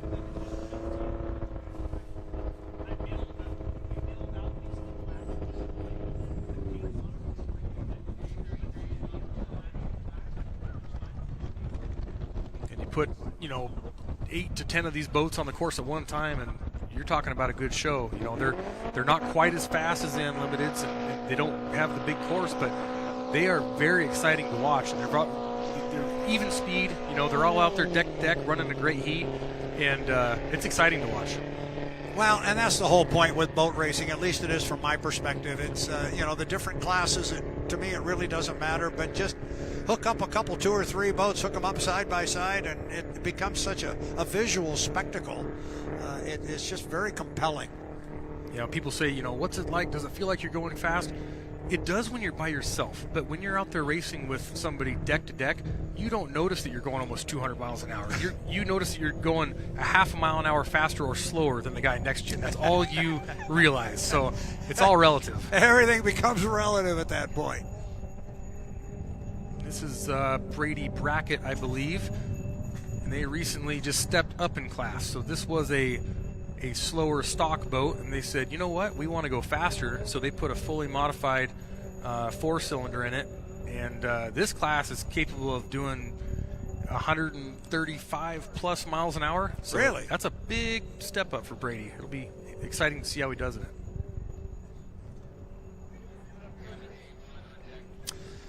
I may be mistaken on this, but I believe he was a winner in the Tri-Cities a year ago. I think you're right.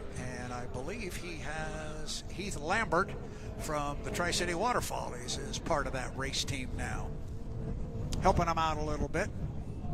Another really hard-working group of people. The whole Brackett family. They work really hard to make a lot of this stuff happen, and they they put on a capsule training event last night for some of the drivers to do some training situations, and we're pretty appreciative of what they put into it.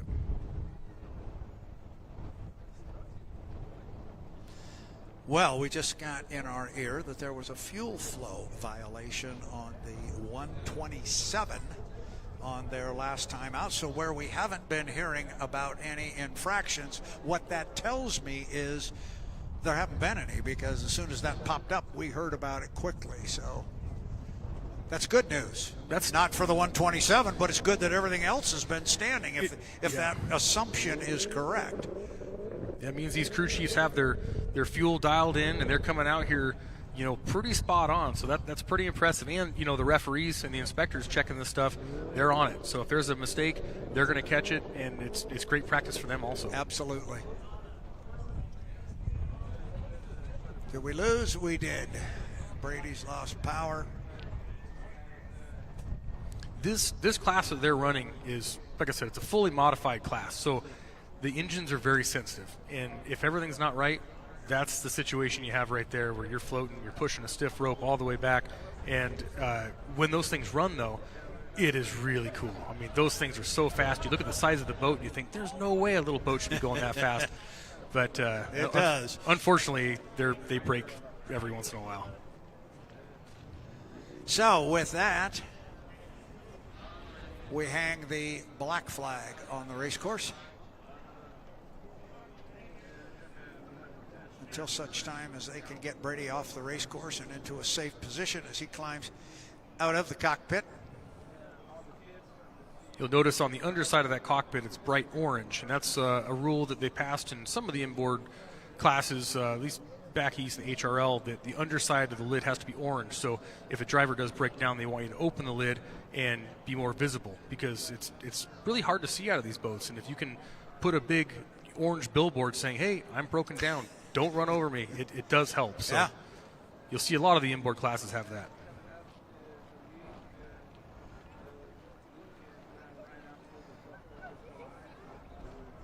The long tow back, unfortunately, for it sure Brady.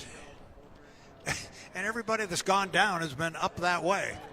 Yeah, we're missing something down there, Brad. There we are indeed.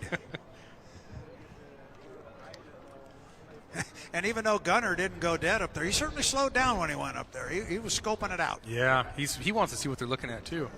And we're having our test session, this weekend, and it's going fantastic. I think everybody's pretty happy with not only the conditions but the way the boats are running. Now, did I read somewhere the Miss Madison team's going to do a test session also? I heard that they're going to have a day they are going to run up in Salina. Did I hear that right? The 20th and 21st of June, they're going to run in Salina, and I believe that's Lake St. Mary's. Yeah, that's going to be great for that team. Get some laps under their belt and let the team, just like these guys are doing, work together and put the boat together and practice before they get to their home race. And the Kennedy family, they are such a good group of people, so smart. And we keep saying, yes, this is going to be a good team. This is going to be a good team. That is one of the best groups to ever race boats, and I could not be more eager to see what they can do with that boat. It's going to be really cool. That's great, because we know it is a good hull. It's an older hull, but it is a proven hull. It's been rebuilt, brought up to date, and we know the boat will go. And we know Brandon can drive. Brandon can drive. He's one of those guys. He drives all the classes, and he's always out front, and he gives good feedback. And he's there working on the boats. He's a hands-on guy. He's in the shop working on the stuff. He knows if they're having a problem. He knows why they're having the problem, and he's one of the guys that's going to help fix it. And in my opinion, that's what makes a driver good, is when they can get in there and say, the boat's doing this. I need to change this, or I need to do this. It's going to be better for those guys. So yeah, I can't wait to see that boat, and it looks great. The new scheme that they put on it just looks fantastic. It does look fantastic.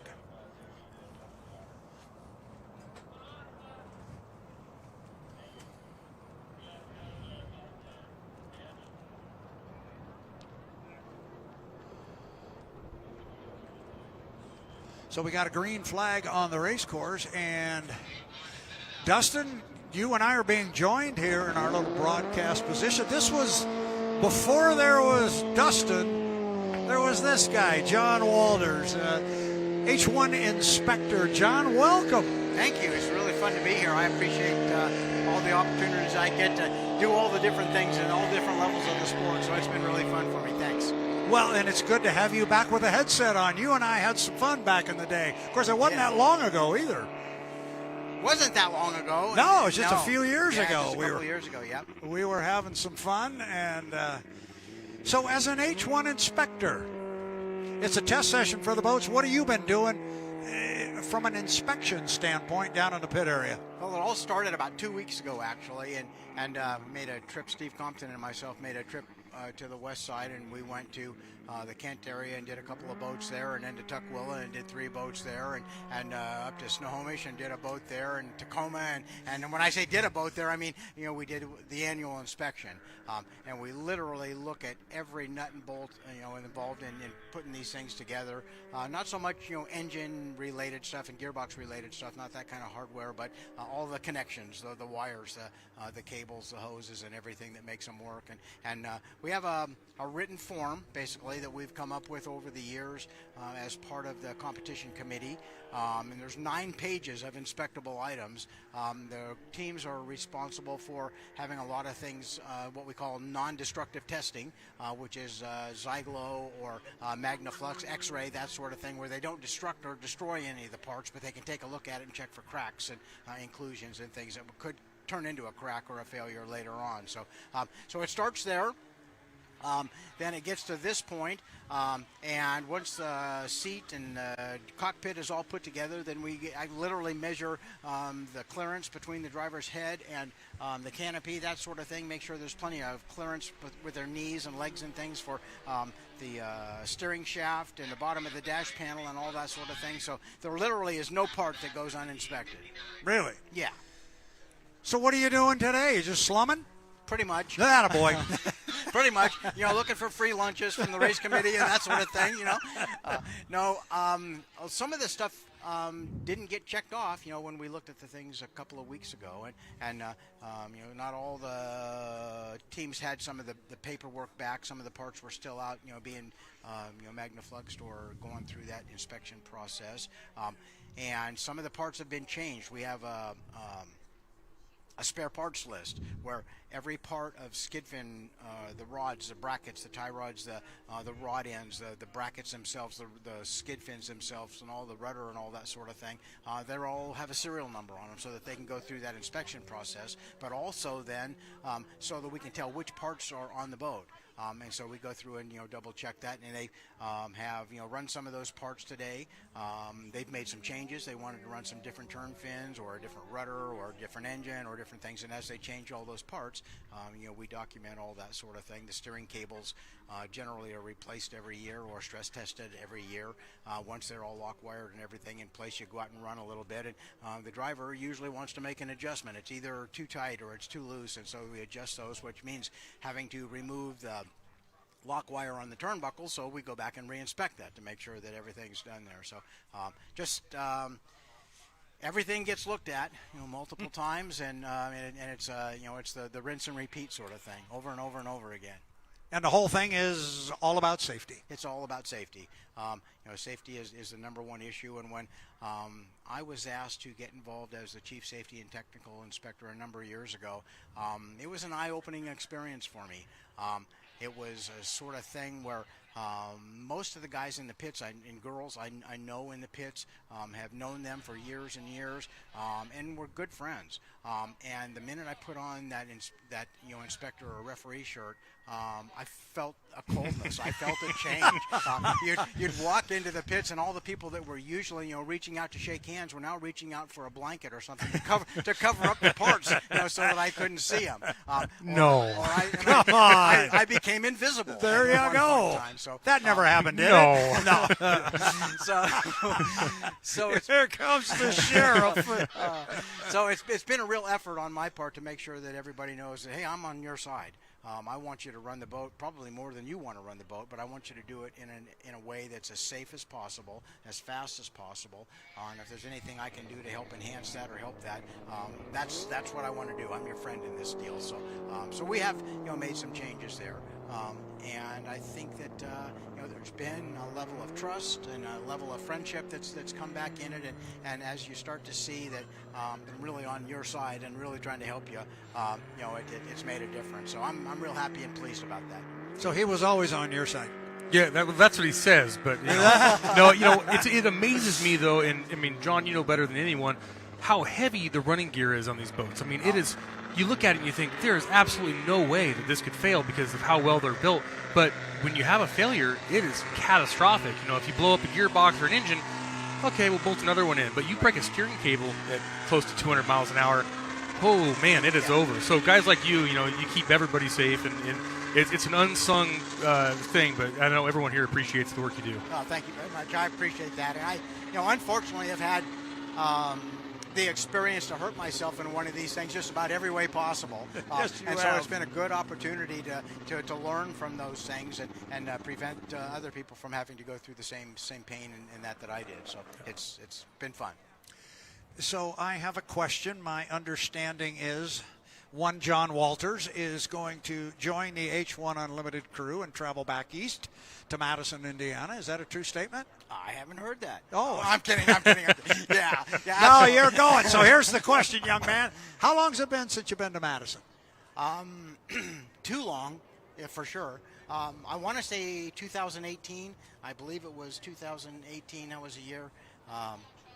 We were doing the 80-mile-per-hour lights and a bunch of things, and It was difficult to be able to keep up with all this stuff.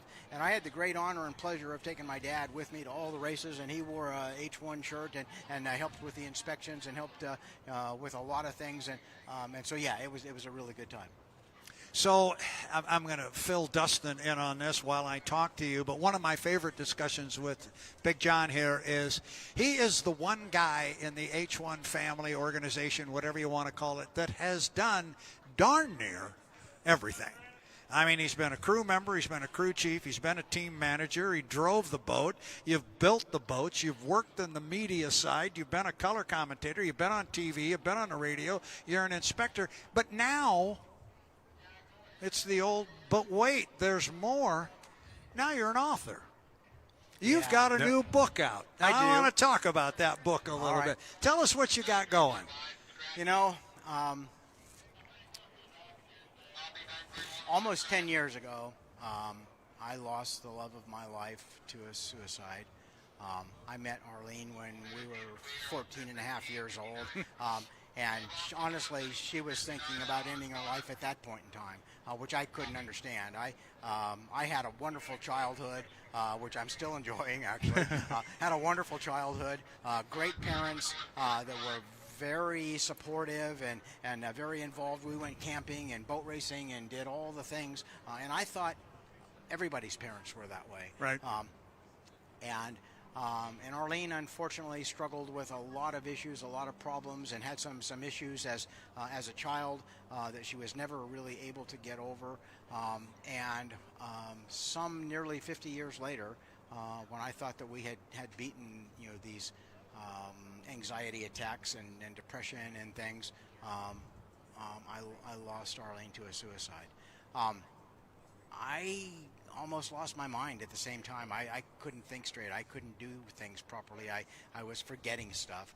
And so I started writing things down, really just to kind of remember it and keep those thoughts and memories alive and active.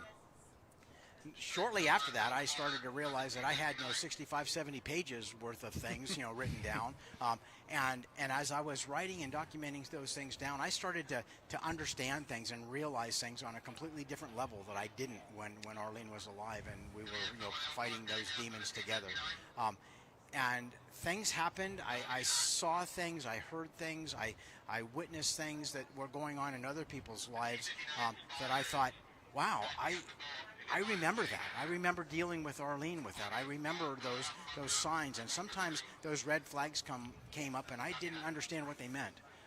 That scared me, and it also, gave me the feeling that, hey, if other people knew what was going on here, maybe they could do something to help their relationship or help their partner or save a life.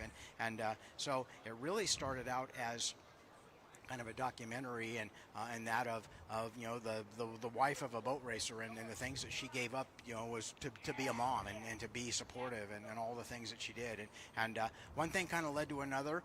It ended up 385 pages of memories and, wow. and literally a lifetime. In fact, the book is called Racing Through Time, A Lifetime with John and Arlene Walters, and it's exactly that. There's 100 and some amazing photographs in there that were captured by Rusty Ray, most of which there's others that were done by Bill Osborne and Chris Denslow and a lot of people that have been involved in this sport for a lot of years, and I want to thank everyone for that. And so it's really a lifetime of memories and fun times, good times, some not so good times, and my hope and goal was to get it in people's hands to where maybe it could help somebody with their issues and problems and see some of those red flags and do some of the things that I wish I would have done or could have done or known about earlier.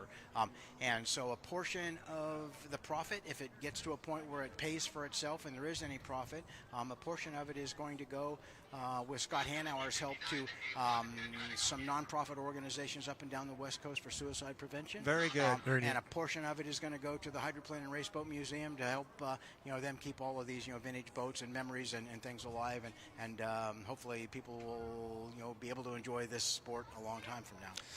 We had the book there on the screen there for our fans to take a look at and how they could go ahead and order it, but I was noticing the cover there. There it is again on the screen, and on the left there where you have the cover of the book. Who's that young guy in the lower right corner? Boy, who's that dude? Yeah, I hear you. Yeah, that was a long time ago in a galaxy far, far away. I think they said something. He looks like a troublemaker to me. Yeah.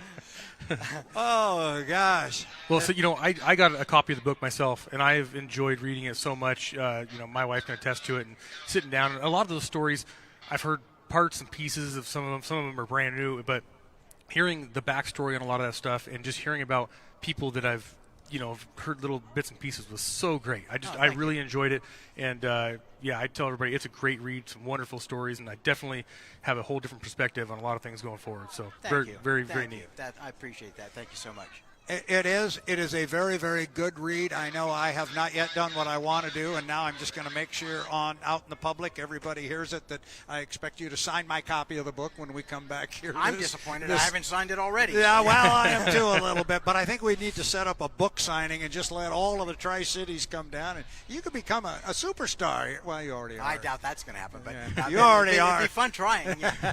Thank you. Are you having a good weekend? I am.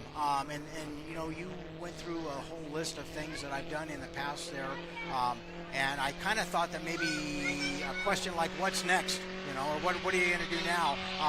And what I'm going to do now, I'm planning a great comeback this summer. I'm just going to go have fun with my friends and go race some There you boats. go. Yeah. Go back to where it all started. Exactly right. You've gone full circle and have a good time with it. Well, that's good. But you're going to be with us the rest of the year. Yes. And inspecting. You're working closely with Mr. Compton. Yes. Yeah, it's and going you're to be teaching him the ropes. I'm trying to. Steve is a good student. He knows a lot about boats and boat racing. He's been an inspector on the limited inboards and the vintage boats and that before. So really the only thing that Steve needed some coaching on is our fuel systems and how the gas turbines work and those kinds of things. And the boat part of it, he's had a pretty good handle on all along. So he and his wife Mary are great friends, an awful lot of fun, and I'm looking forward to hanging out with them some more. Having this conversation with John Walters, Dustin and I here have been watching boats all day and talking to people. It is good to see you, my friend. It always is. And I've told John this, so I'll tell you this in case I happen to have to leave the broadcast for 5 minutes. This guy's always welcome to come up here and grab the headset. Absolutely. He's a fun guy to have on. He's really good when the boats are on the water. I always look forward to seeing you at the races, and it's the great. I grew up watching your race. You've always been so nice to me and my family, and it's just a pleasure to have you here. I appreciate that. Thank you. That's a very nice compliment. I think I've asked you this question before, but I don't want to let you go, so I'm just trying to think, what else can we ask this guy? You got a favorite moment in unlimited hydroplane racing that you were a part of? Gold Cup wins, your wins, boy. This guy's the first ever driver to win a race in a turbine-powered hydroplane. That's got to be up pretty high. It is. Boy, that's a hard question. I don't know if I can narrow it down to one favorite memory, but one of my most favorite memories actually happened in Madison, Indiana, and it was I was driving the Pay and Pack. Bill Muncie was still with us driving the Atlas van lines, and a year or two earlier, we were in a pretty rough final heat. The water was kind of lumpy and bad, and Bill was on the tailgate of the truck, doing a chin scratching, kind of thing, figuring out what he was going to do in the next heat here. And a close dear friend of mine, Steve Reynolds, had a brand new boat called Circus, and they were running real strong that weekend. And so Bill's kind of standing there talking out loud, but talking to me and thinking out loud, talking to me, I guess I should say. And he says, I've got a plan going here. And I said, well, what do you think you're going to do? And he says, well, everybody always wants the inside lane here, but this is not the spot to get the inside lane. And he said, my plan is, Mr. Reynolds thinks that he can beat us if he gets an inside lane. And he says, I'm going to let him think that he's going to get the inside lane from us.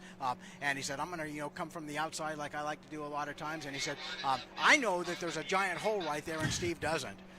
And I can still remember standing on the tailgate of the truck, watching him, fulfill this, thought and plan that he had put together. I can still see in my mind when the Circus, hit that giant hole. Steve ended up having to come off the throttle. When he got back after it with the nitrous and everything, there was smoke and flames and water, everywhere. And while he was trying to gather himself in and get the boat pointed in the right direction again, Mr. Muncie, was pedal to the metal and he was gone, driving away, and they never saw him again. A couple of years later, I'm driving the Pay-and-PAC. Bill's driving the same Blue Blaster boat, and we go out, and I started to go, way deep on the outside, and Bill moved over to kind of push me to the beach a little bit. And when he did, we were really early, and so when he did that, I backed off the throttle a little bit and acted like I wanted to go to the inside. He moved over and left me a lane at that point in time, and I did the same thing to him that he did to Steve Reynolds in reverse. And I can still remember looking over my shoulder, seeing the blue boat dive in this giant hole, drove away, and all Bill saw was my rooster tail. We get back to the dock and the boat, and I'm getting undressed and getting congratulated, by all the guys on the team. And Mr. Muncie comes storming down the beach, and just spring-loaded in the PO'd position with a hair trigger, and he comes down there, and I figured I'm going to get a real scolding here, and he comes up, with fire in his eyes, gives me the biggest, hardest hug I've ever had in my life, and he says, "That was the coolest thing ever, but I will never teach you anything again." Now that's good. Yeah, that's good stuff right there. So. Yeah, like you said, the backstories and everything that comes out when this guy starts talking or writing, as we find out, the stories are the best part. That's good stuff. I remember that hole. That was a 79 Gold Cup that Reynolds fell into back there in Madison. We were talking about an inside lane in Madison, and it's not. Guess what? You've been 2018 since you've been. It's still there. It's still there. Oh yeah. Every year they say, I always hear, well, we're going to move it so it won't be there. I don't think that thing has moved 1 foot. It's been there since I can remember watching boat racing and raced on that course. So no, it actually has moved about a foot, but it's deeper. It's a foot deeper now. That sounds about right. Yeah, and Mike Kelly's got collarbones sticking out from wearing wearing his instrument panel in there. I cannot imagine racing on that course in an open cockpit. The way that you guys did it, I mean, it's incredible to me because our belts hold us in the whole time to where you're still getting beat up, but we don't get thrown out of the boat. I mean, I don't know how you guys stayed in the boats. That's just incredible. We didn't always. I have the scars to prove it. Yeah. No, we didn't always, and and that's another funny story. Not funny, but odd. And the rules in the rule book are continually being looked at and streamlined.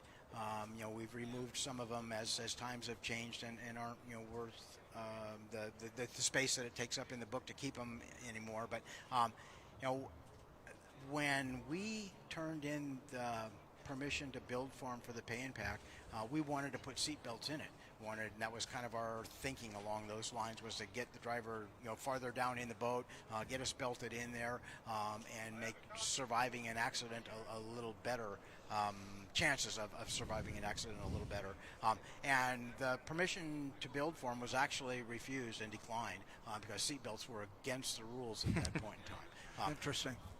Yeah, and it was a boat called Quicksilver in Seattle in the mid-1950s, 53 or 54, I think, somewhere in that range. The boats were built out of aluminum and oak and very heavy, and you punched a hole in them and they sank pretty quickly. They still rode very rough and bounced around, and the guys thought in the Quicksilver that if they were seat belted in, they wouldn't have to use all that energy to stay in the boat. They could use it to go faster, and the boat took a couple of big nosedives and broke apart, sank in about 400 feet of water, and unfortunately both driver and riding mechanic were drowned. And so that winter, in an effort to make the boat safer and preserve lives and all, they outlawed the use of seatbelts. And so as the material technology changed, the construction techniques changed, and things changed, it was extremely difficult. It took a number of years before we could get that rule changed to where we could now actually be seat belted in. And correct me if I'm wrong, following the nasty crash that claimed the life of Bill Muncie and Dean Chenoweth right out here in 1982, then it was 83, they took Chip's Atlas and they lowered him and came up with make the cockpit around him strong enough to absorb the energy so the body didn't have to, and strapped him in. And you're right, when the two drivers from Portland, Oregon lost their lives in that first Seafair race, it took years to change that because everybody hearkened back to that accident on race 1 in Seattle. Well, this has been fun. I've enjoyed talking. I could sit and talk to you all day long. It's a lot of fun. Looks like we're going to have some fun here out on the water. Our Danny Rogers, our new pit reporter, had an interesting conversation with Jimmy Shane and was talking to him about the two boats, the 127 and the 27. And the last time he came back, Danny talked to him, and he talked about this boat, the one you're looking at there on the screen, the U-27 Miss Apollo. And he says, we got some changes we're going to make to that boat, and if it does, as a result of those changes, what we hope and think it's going to do, they may not have to worry about painting that white boat, because this one might be the answer real quick. I'm real anxious to see this run. Should be fun. And you are more than welcome to sit here and watch it with us. Okay, well, thank you. There you go. Can we keep him around here? Absolutely. Okay, so this is it. They made their big change, and here we go. We were just talking about how whatever changes they made in the offseason, this thing looks a lot more tame than it has in the past, and they're definitely going in the right direction. Jimmy looks comfortable in the boat, and I'm very impressed at how fast it is right out of the box, and they still have a long ways to go. Their whole team has a big smile on their face because they already know that this thing's going to be fast. And it certainly is a good-looking race boat on the water. Look at that. As you ride along. I almost said ride along with Dave Villwock in that boat. He was there for a long time, or not a long time, but certainly most recently. But now it's Jimmy Shane. Dave had a big part in this boat. He was down there working on this thing quite a bit and helped put it all together. So I'm sure he's eager to see it succeed also. Yeah, so Dave, if you're home in Indiana, listening to us and watching us on the live stream, wish you were out here. Hope we get to see you along the circuit somewhere. And just one last time, congratulations on that induction into the Motorsports Hall of Fame of America last March down in Daytona Beach. That was quite an event we had down there, and it was very deserving of Super Dave Villwock. So we are told that this is going to be the final run of the day for this particular hull. The Miss Apollo, the U-27. We are also told that they are done running the U-127. So the two Apollo hulls are apparently done after this run. Looks lighter on its feet already, Brad. I mean, this is definitely a change from what we saw earlier. The boat ride looks better to me. And I think the wind and water conditions have changed quite a bit since the time they ran before. I'm noticing the flag up on the bridge there is pretty much just hanging down there, but just a light ripple on the water, a few rollers here and there. But yeah, you're right, Justin. The boat looks very light. Yeah, nice and stable. I don't hear them pedaling very much. They might have changed the gear ratio a little bit to get some more top in. There's a little pedal, but it's fast. Even through the corners, this thing is just fast.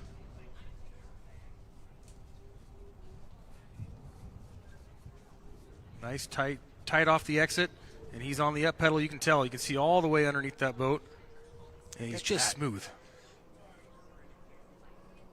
Oh, that's a good boat ride. Yeah, you can hear the engine spooling up there, and he's smaller gear ratio on the N2 Governor. You can hear it backing off fuel.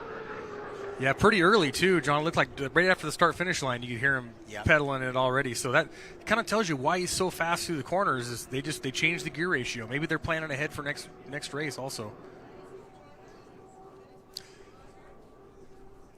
First lap 163.544. Wow. 163.544. That is his. That's the fastest with that boat, I believe. That's the fastest for that boat. The right direction.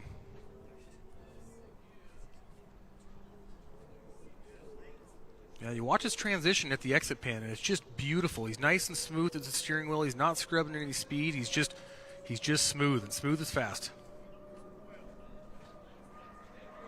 Great look there from the drone as he runs right underneath the camera.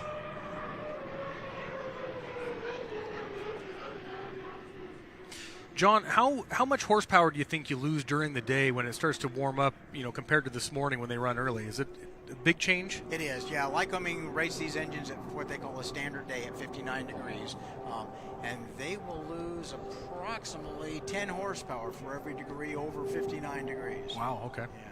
Wow. So 164.5 on that second lap. He's getting awful close to that 127 boat at 164.8. They're awfully close on the ladder there. And that just tells you, I mean, that other boat has so many wins. It's so fast. It's one of the best boats ever. And this thing is not far off for his first day in it. Yeah, like you say, it's almost brand new. So there's a lot of things can be done to this boat. Absolutely. The three of us are glued to the monitor to see that lap 3 speed pop up there. And you look at this thing turn. 164.9. Nice. There, he jumped over the 127. The outside sponson is just barely tapping the water through the corners. He's not digging in. It's not riding real heavy on the right-hand side. You know, it's flying nice and level in the straightaways. And in the corners, it's not digging in that hard. I mean, they've got a lot of things going right with this setup. Yeah, it's a faster boat, 14/100ths of a mile per hour faster. Wow. Carrying that right sponson, he's trying.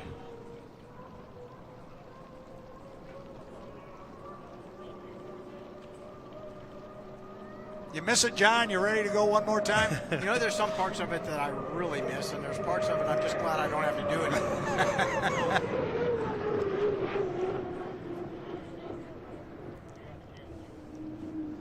And there he has pulled his foot. Let's see, lap number 4. It's got to be there. That looked like a good lap to me. There it is. 165. That is 660. Is that what that That's is? it. There we go. Man, that's impressive. Yeah, it's fast. Wow. Wow. They got to feel great. You know, what a great day for that team. They came with 3 boats, and they are just they're out being consistent. You know, every time it's consistency. Well, look at the top 3. Yeah. Yeah, that's a good day. Yeah, they have a lot of experience down there. Some really talented and hardworking guys led by Mike Hansen in that group. And boy, they've really got a great boat ride here. And like Dustin pointed out, you know, there's a lot of options and a lot of things that can be done to make it even faster. So it's a good problem to have, wondering which boat's the fastest. Absolutely. Yeah, we were looking at Andrew's lap times, and they were all within, a half a mile an hour of each other every single lap. I mean, the consistency there is incredible. It just shows you how good the boat is and how good Andrew is with the boat to run the same every single time. Yeah, he went out and ran 4 laps. All were 165. Wow. And change.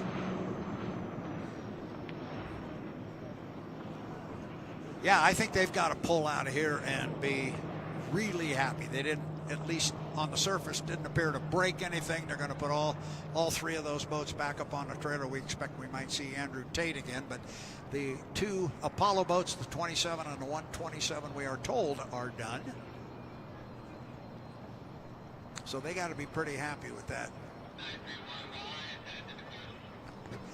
Maybe Jimmy Shane can go catch a shower in a hot tub. I think he's going to feel. I think he's going to feel it tomorrow. A lot of laps today. Yeah, I think that he's certainly going to be sore tomorrow.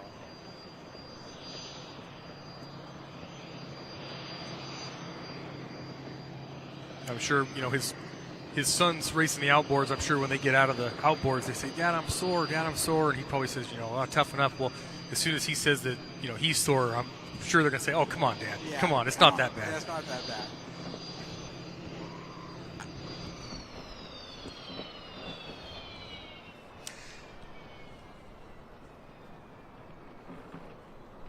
Well, I hope Jimmy's having fun down there. I can't believe that he's not having fun.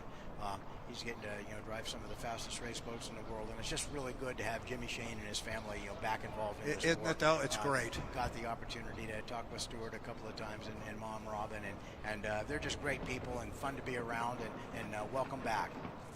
Yeah, absolutely. Just salt of the earth type folks. Very, very good. Isn't that a pretty look at the boat? Our pit dock cameraman down there. John, you talk about having, the great family backing, and great parents and stuff. And those guys travel with the whole family, whether the grandkids are racing somewhere, Georgia, you see, they're there. And it's just, how neat is that? That is cool. Have everybody there. Yeah.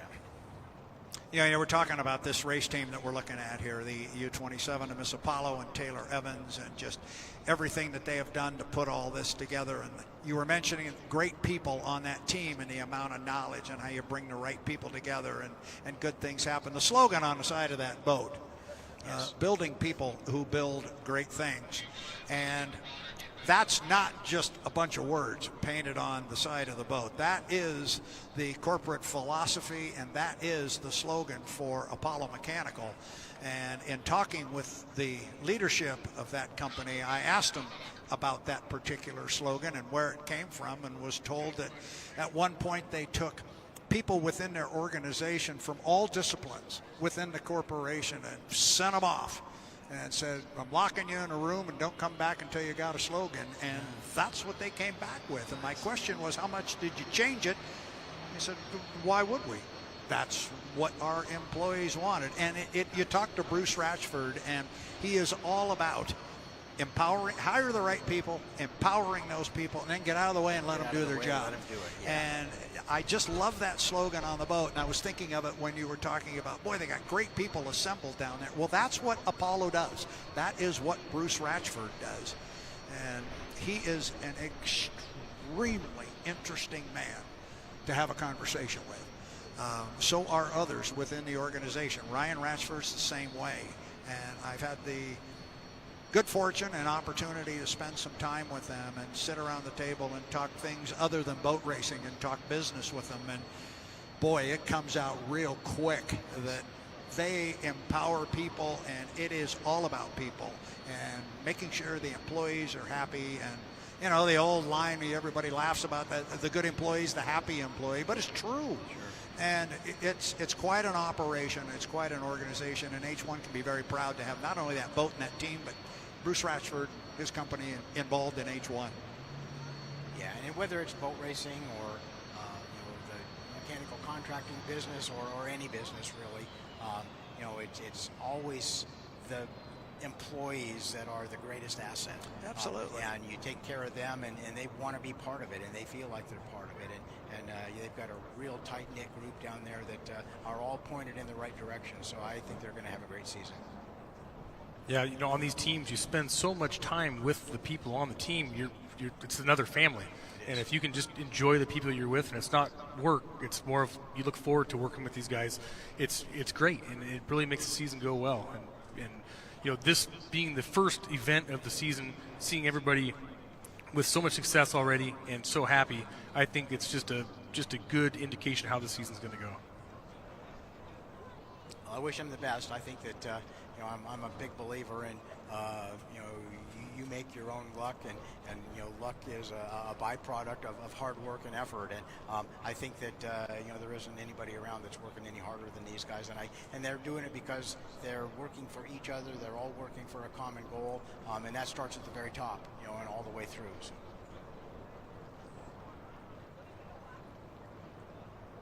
Yeah, talking about Bruce and talking about having some conversations with them on a business level, having the good fortune the last three and a half years to be on the board of H1 Unlimited and be in those meetings, and being in meetings with Bruce regarding H1, you very quickly come to understand he doesn't change who he is, so one has to assume that's the same way he runs his business meetings, and he listens so intently. And, of course, we're on Zoom calls, right? And he's a pretty good-sized guy. You may have noticed that. You get the Zoom call going, and pretty soon he's leaning in. He's right up to that camera. Boy, he listens really intently, and then he won't say anything for quite a while, and then, boy, he'll land some zinger of a question coming at you. And it's very pointed. It's for a purpose, and he's looking for a specific bit of information. And he's a sharp guy. Yeah.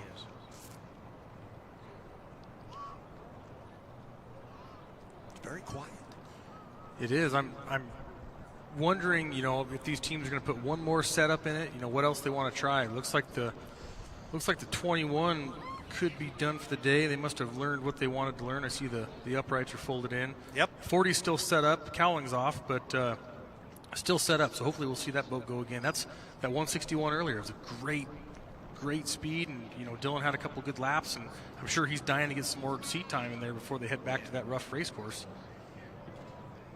I know the strong boats, they showed great today. They showed great. I mean, they're consistent, they're fast, and this has kind of been their MO. But I wonder if they're getting ready for the first race in Madison. I wonder if they're kind of figuring out gearing for that. Yeah, I definitely think that they are, and I guess I'd just like to take a moment to brag about the people that are down there working on these things. I think over the years we have put together, when I say we, I'm talking H1 and the sport and the fans and everybody involved have put together the highest quality of racing vehicles with the best group of drivers that I think the sport has ever seen.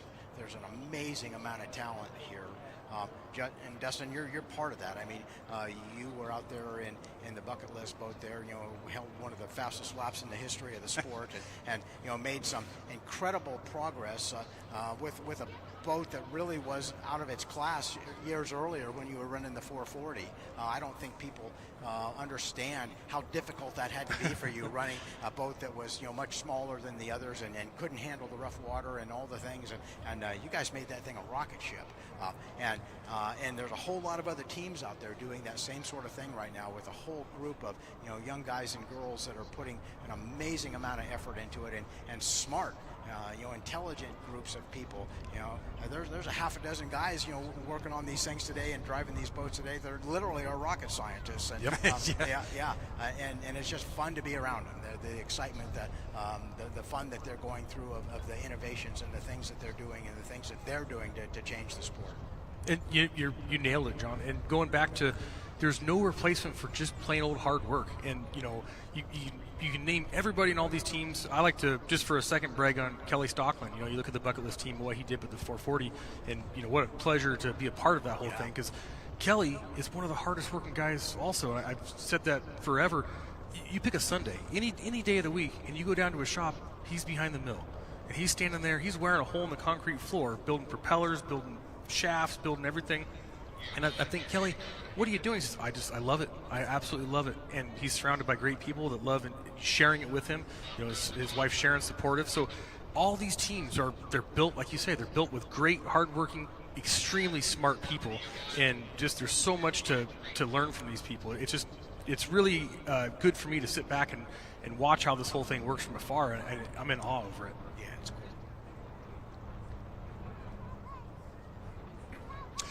We've had some conversations here about the strong racing boats, and specifically the Maverick and the Tahoe Miss, and that led into a conversation of Jimmy Labrie and the great paint jobs that he's been putting on boats, and it's gone beyond that to the bucket list. Well, I understand our Danny Rogers is standing by with one Jimmy Labrie in the pit area. Let's go to Danny. So, Danny, take it away.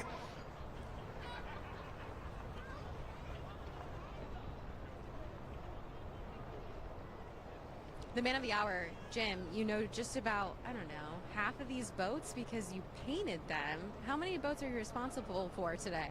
I painted the two strong boats. I painted the bucket list racing boat, and then I helped my buddy Scott Rainey paint the U11. I did the clear on it. Scott did all the colors and stuff. So, and then I've painted a lot of the haulers, a lot of the trailers, a lot of everything in here. So, keeps me busy, keeps me out of trouble. About how many hours do you spend painting a boat? I spent like 140 hours just on Corey's in about 15, 16 days, so long days, but you got to get stuff done. So by getting it done, it gives the other guys, the crew guys, a few days to get their stuff done. So there's, you can't move up testing, you can't move up races or anything, so the only thing you can do is work a lot of long hours. What do you love most about this process? I just love the people. I love the sport. Grew up in it, so it's just a good time. Meet a lot of great people throughout the whole country. And, I got to travel over to Doha and do some of that stuff. So, but as you travel and do the boat races, you meet a lot of great people throughout this country. So it's always fun. You'll get to watch your works of art here throughout the season. You'll be with Bucket List Racing. What are you doing on the crew? Just trying to help out Kelly however he can. He took the year off. Lost a few of the good guys to some of the other teams and stuff, so Kelly needs a little bit of help, and whatever it takes to help Kelly out, I told him I'd be there for him. So it's been a while since I gone out and crewed on the big boats, but yeah, I'm kind of excited to get back. And then as far as like painting the boats, you know, to see how nice when they turn out and you get compliments and stuff. Like Brad and Dustin said some nice stuff today earlier about me, and then I get the videos from my sister and all that stuff. So yeah, it's very rewarding when you do something, but it is a lot of work. There's only a couple. Barney Taffner's the other one. He paints a lot of the stuff too. Barney's painted forever too. So yeah, good times. Love looking at your beautiful pieces of art, and we'll see you in Madison then? Yeah, headed out to Madison. I'll have to get out there and give my buddy James Cripps a bad time. We appreciate you. Thank you. Thank you. Out on the race course now, you're looking at Andrew Tate in the U1 BWR Racing, our defending National High Points champion. Want to thank Danny Rogers, and we've been talking about Jimmy Labrie and all the great work he's been doing. He's been the busiest guy in the state of Washington, I think, over the last few weeks, and he's painted up 3 boats, and boy, I can tell you they look good on the water. They look good in the pit area. So thank you, Danny, for catching up with, I think, everybody's friend, and he became a media darling by posting all those videos. We were getting little teasers of the boats about what they were going to look like, and I think Jimmy had some fun with that. But meanwhile, right now, top lap of 166.137 miles per hour, Andrew Tate. Yeah, we're not qualifying, it's just a test session, but it sure is indicative, and this one's fast, and he looks good, Dustin. And there's a guy having fun if you want to see one right there. Andrew's on the top of the world right now. He's got a great driving race boat. I mean, he couldn't ask for much more right now. It's a perfect day for him. That thing is just a rocket. John, I was making the comment earlier, they christened that boat here in 2018, and it was blue and white, and right out of the box you knew that one was going to be a rocket, and it has been ever since. It was amazing to watch it and to see, you know, how it came out just so fast. Dale Van Waringen helped to design and build this boat, and you know, Dale's an old friend, and we've worked together a lot of different projects, and you know, everybody that's been able to drive this boat and work on it has gone really fast. And of course, that's not taking anything from Andrew Tate. He comes from a long line of heroes. His dad Mark was a great boat driver, and won some championships and Gold Cups in the Smoking Joes and the Winston Eagle. And his grandpa Joe Tate was no slouch. And it's just a great family. They are great people. You mentioned Grandpa Joe and Dad Mark and Sandy. She was a driver on Mom's side there. That's right. It is a racing family. I did get the opportunity to know Joe back in Detroit for a few years, and before he was gone, and good stuff. So he's got good lineage there in that young man, and he handles it well. He carries it well. He's good with the media. This guy's a consummate racer. You know, we keep talking about how fast these things are in the straightaways and how fast, you know, how they're hanging them and, you know, the boat ride. But the corners, I really think, you know, where this boat gains its advantage is in the corners. You watch it from apex to exit, and it looks like it accelerates, but when it enters the corner, it doesn't slow down. It doesn't slow down, and yeah, they've got it set up to where it's nice and light on its feet, and just smokes this thing into the corners. And you're right, even though it doesn't seem to bleed off very much speed when he gets to the exit pin there, the thing just squirts off the exit pin to the next buoy. It's incredible. Yeah, I love watching it run. As a fan of the sport, I just love watching this boat. 165.374. Still got his own top lap sitting there at $166. See if he can get there. I'm just going to wager a guess, and it's based on absolutely nothing but just a guess, that the other two Ratchford Racing hulls are done for the day. I could conceivably see with a good run here, they could be done here, unless maybe they want some test one more thing. But look at him lighting that right side. There's a new number one, right? 166. There, it's 666. There it is. 6 is wild.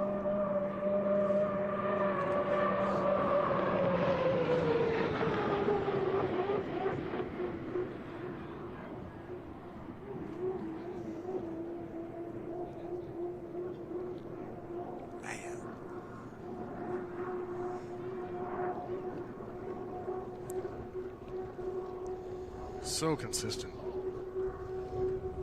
Yeah, it looks like he could go out there and just rattle those things off all day long. Yeah, like I said, I think I saw him roll his window down. He's got his arm hanging out the side. Waving to the fans. Yeah. He's checking out that party. That's it. We think there's a party going down there, John, because everybody that breaks down the same spot. Yeah. right on his toes, isn't he? And he's not scrubbing. When it comes back down and touches the water, it just kisses, and then he's right back to the perfect attitude. That's really what you want. If the boat's riding heavy and it's beating the sponsons off the water, you're scrubbing speed. It's bleeding off boat speed, yep.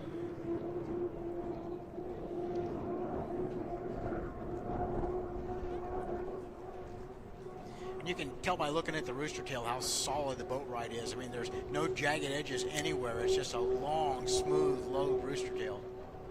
1.6, he did it again? Man, the exact same. 6.66 again. That's just incredible.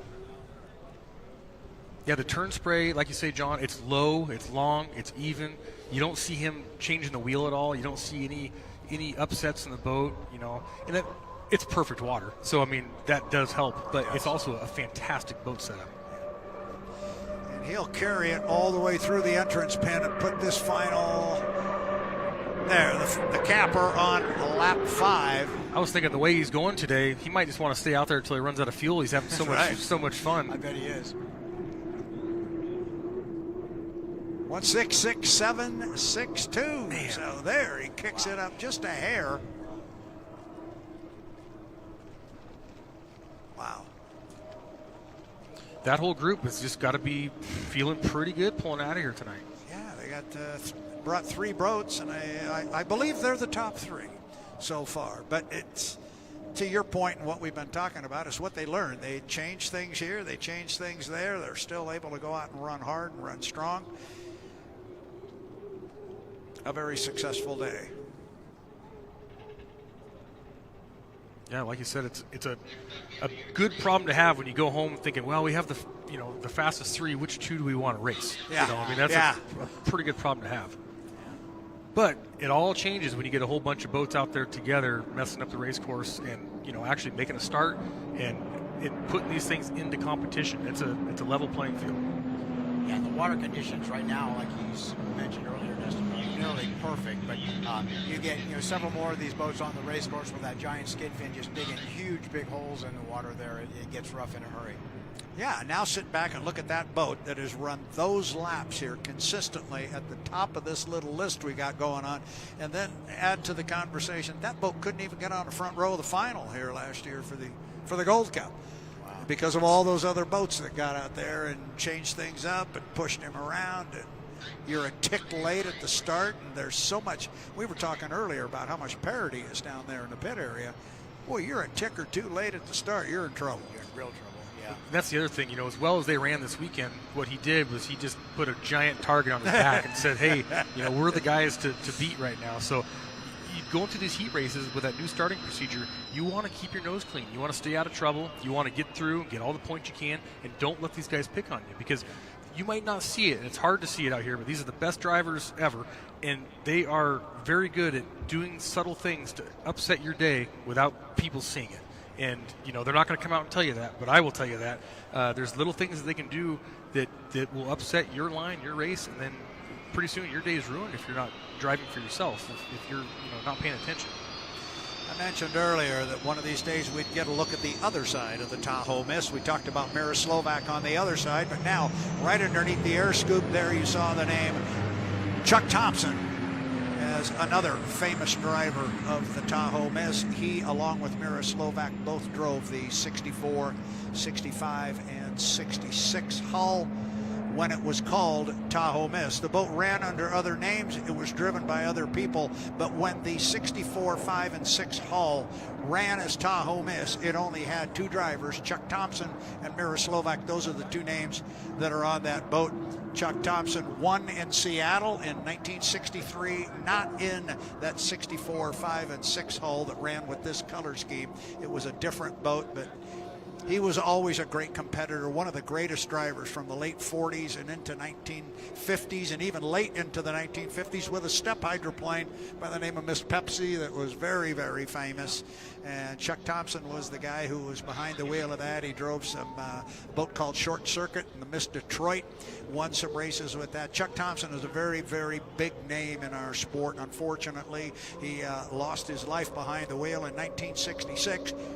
On the Detroit River trying to claim a Gold Cup for Lee Shanath. But we take the time to mention those names because they're on the boat. And they're on the boat because they're important to the name Tahoe Miss. Yeah, it's so fun to see the history, not only the names on the boat, but the colors again. And Bill Hara definitely changed the sport. He was a lot like, our owner, Dave Herrensberger, who was willing to do a lot of different things. Yep. You look back over the innovative things that the Harris Club guys did, and they were one of the first ones to run a pickle fork. I remember, when they ran the Rolls-Royce Griffin in the boat there, they had a little 215 cubic inch aluminum Buick that they used just to drive the blower because they thought that the blower was taking too much horsepower from what should be going to the propeller. And game changers, a lot of things. Dixon Smith was involved in those, and anybody that knows Dixon Smith knows the intelligence and the amount of projects that he was involved with, and his brother David, and made game-changing, innovative changes in the sport that are state-of-the-art today still. Yeah, when Bill Hara came into the sport, he was kind of an enigma. Nobody knew who he was, but they knew he was this casino magnate, and they didn't know if we were all of a sudden, getting big-time gambling and what kind of people were coming into the sport. And here he is, this stand-up guy. He's supporting the community. He's supporting this race boat. He put on the race there at Lake Tahoe. And he was a great guy, but he was they called him the Invisible Bill. He was very much behind the scenes, but quite a guy. Meanwhile, Mr. Peabody. Corey's got a good boat ride going. He's getting her a little loose, and you can tell he's definitely getting his comfort level back after his crash last year. The boat's looking fantastic. 159.690 for Corey, and that was his best lap so far on the day. He has not yet broke the 160 mark, and I bet about the time I get done with that he would. And boy, did he get close. He's right there. He is right there, 159.954.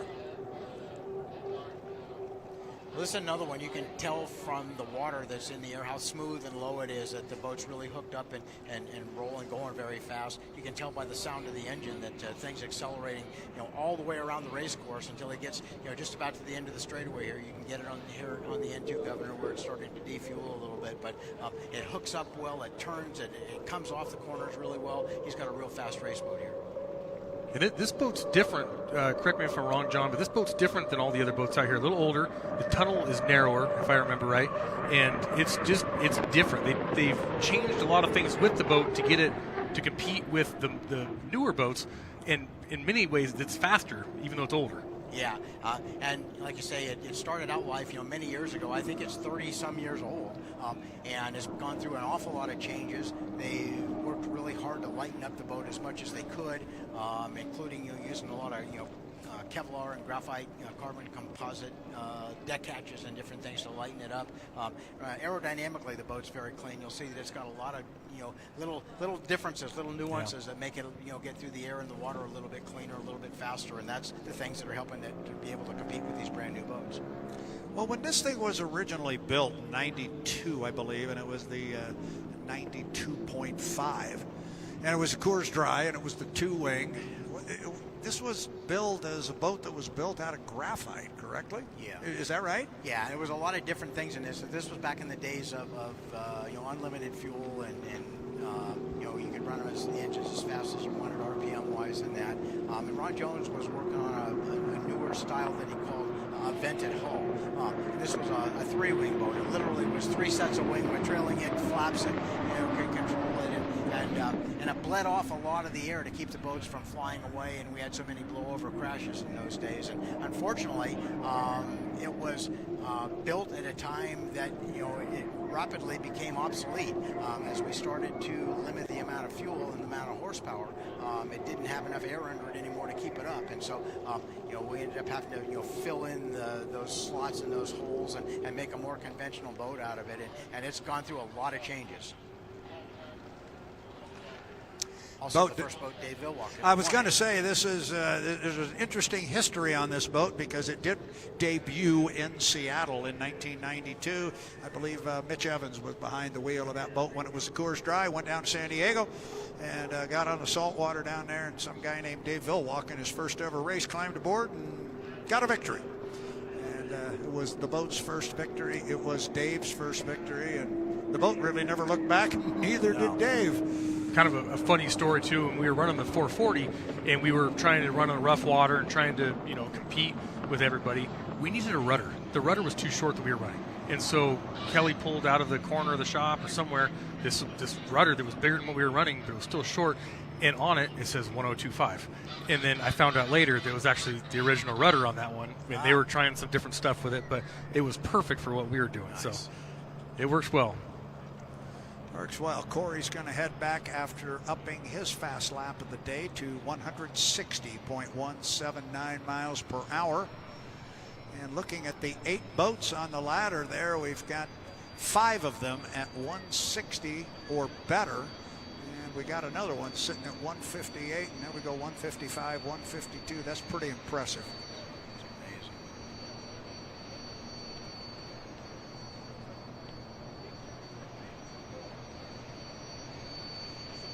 Yeah, we're noticing some changes on there.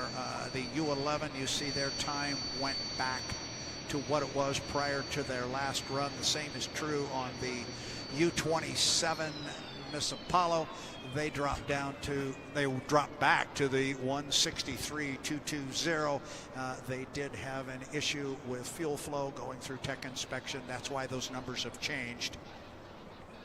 Still an impressive set of numbers. And this is good because as the day progresses, the heat goes up, the fuel changes in these things, and this gives the crew chiefs a chance to see what it's going to change for the boat setup when they go back east. The humidity's different here, so that's all going to change, but they can say, you know what, as the heat gets more, we need to start turning these down a little bit so they can stay legal when it really matters.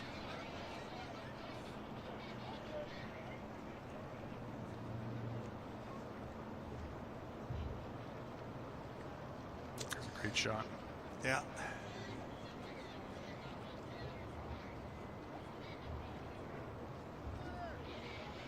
So we were talking a little bit earlier about Dave Villwalk and him being inducted into the Motorsports Hall of Fame of America down in Daytona Beach. Here's a little bit of a look at that.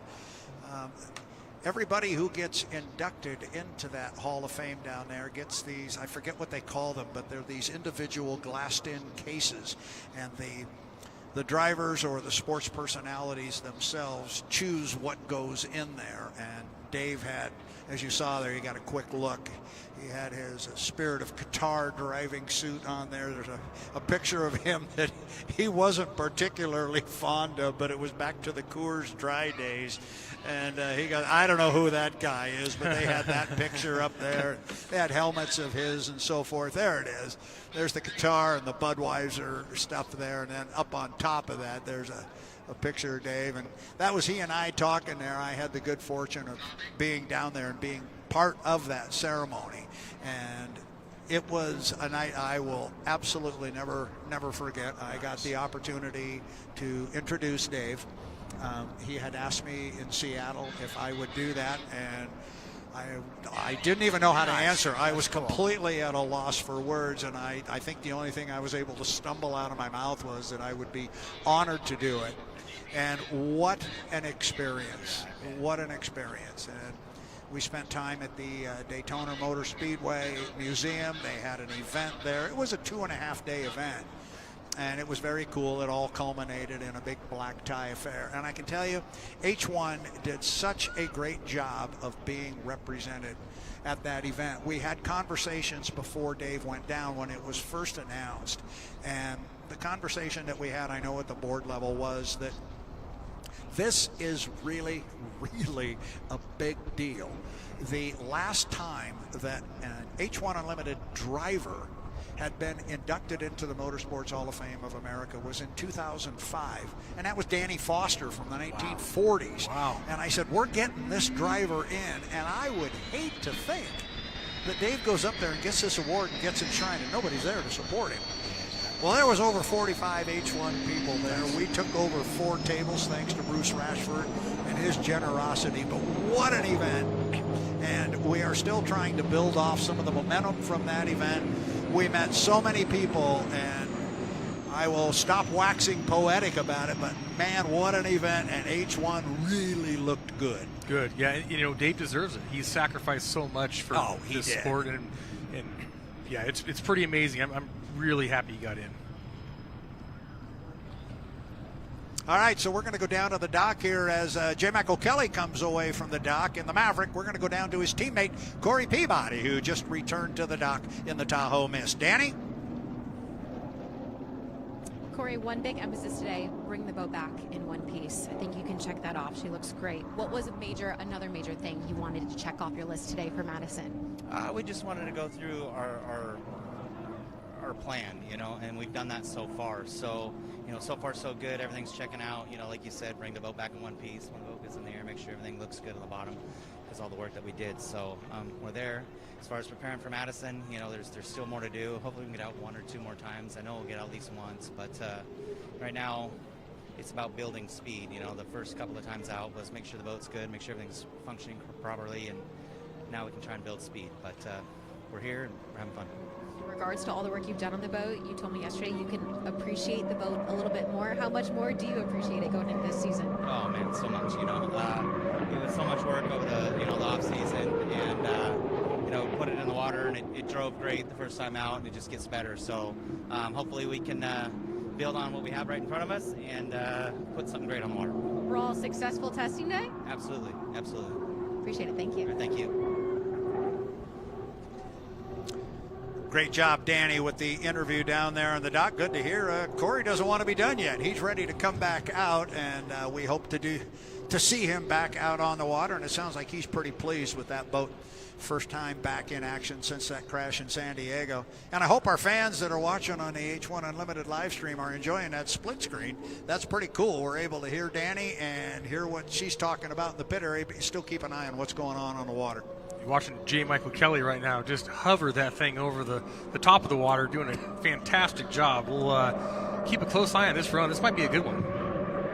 Nobody can fly it any more solid than he can.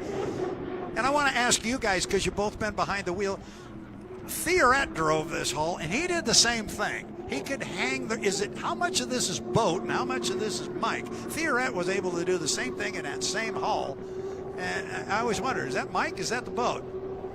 I think combination it's a of both. Yeah, I think it's a little bit of both, but both of those drivers are amazing. And Jean Theoret and JMK here, J. Michael Kelly, they have a lot of the same characteristics. They drive the boat a lot the same way. They like it to fly. They like it a little bit loose, and they like to be able to hang the thing on the edge there. And somebody else in the boat that wouldn't want to do that wouldn't be nearly as fast, and the boat would probably be a little bit ill handling, just the way that it's set up to run so loose. Yeah, when the boats are riding at that attitude, it's very easy to upset them. And if you use the canard too heavy, too fast, it'll bounce the front end, then it gets even more out of shape. So you really got to be confident in yourself to be able to do that. Well, I'll admit, he scares the daylights out of me sometimes when he runs it, because he does like to run it loose and fast. That is an incredible shot we've seen 3 or 4 times. This boat coming right straight at you, coming up the backstretch. Isn't that cool? I've never seen that view before. It's really cool. The far end of the race course here is really tough to see. I'm always, of course, in the pit area. So to be able to see him coming down the back straightaway, it's just mesmerizing. So there, Mike just improved his time to 1:58.632. I know he'd like to put that boat up over the 1:60 mark. Oh, he'll do anything to get it up just a little bit more. If it's capable of doing it, he will do it right now. And the other thing to think about or to remember with J. Michael Kelly is he's one of those drivers that can make the boat look like it's faster than it is. He's one of those guys that can win when he doesn't have the fastest boat. He can put himself in a position to win. He can make a better lane choice, make a better start, cause you to make a mistake or do something that upsets your boat ride where you have to come off the pedal for just a moment, and he can beat you from anywhere. Well, there's another improvement there to 1:58.853.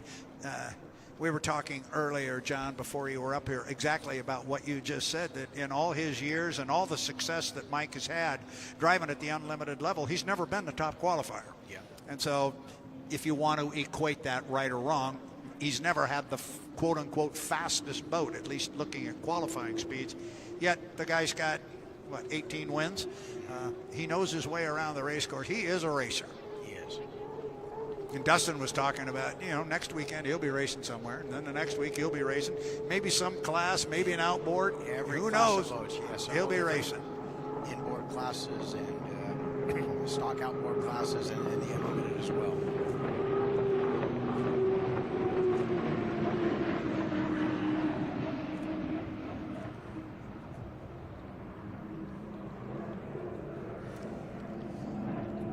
Yeah, Mike's got 18 victories, and he's in 8th place on the all-time win list.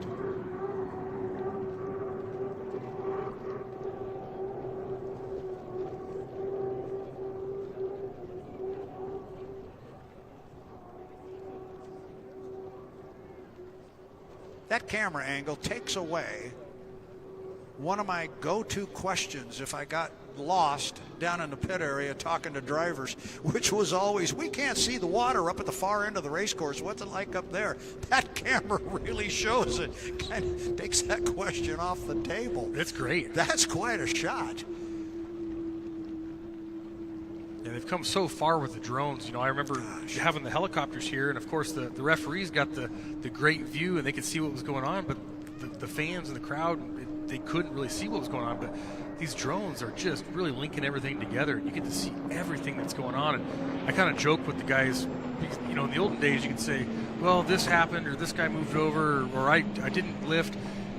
With all the telemetry and all the camera angles now and everything going on, you cannot lie. They see what happened. No place to hide. Nope. Wow.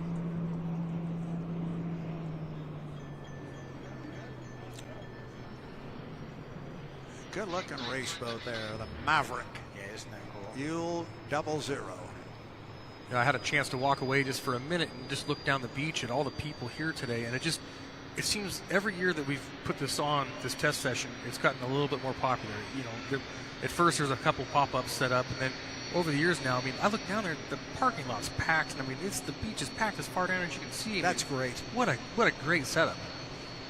I've talked with several fans that have made comments that some of them like the spring training and test session here better than the race because they said everybody's just so much more relaxed. We can see things, we can talk to people, we can visit a little bit, and it's not under so much pressure. Yeah.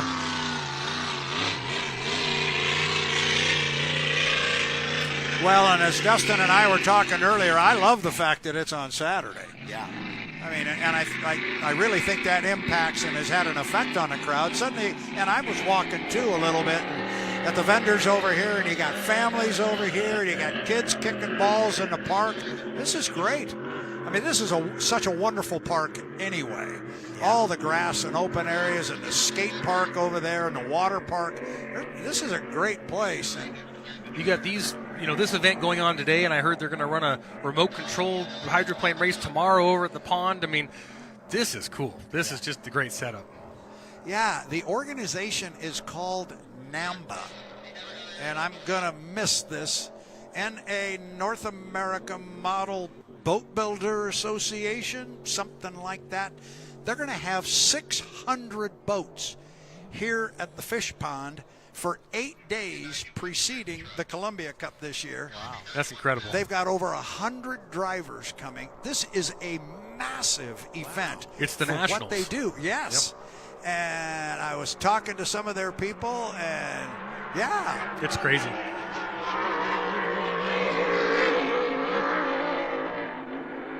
Yeah, I might have to get over here a day or two earlier just so we get a chance to go over there and check that out. Because it's going to be going all week. Yeah. You just come over in the afternoon and go over there and be what other fans are doing for us right now. Grab a sandwich and a chair and go sit over there and watch a little bit. Cool, yeah. And I go, we go and run RC boats just as fun. Brian Perkins kind of roped me into running some stuff with him. So, he's he's pretty active in the RC stuff, and Jamie Nilsen's been doing some stuff also. So even when we're not running the big boats, we've got to do some sort of racing. That's it. That's what you guys do. Kevin's looking pretty good here in the GP. Yeah.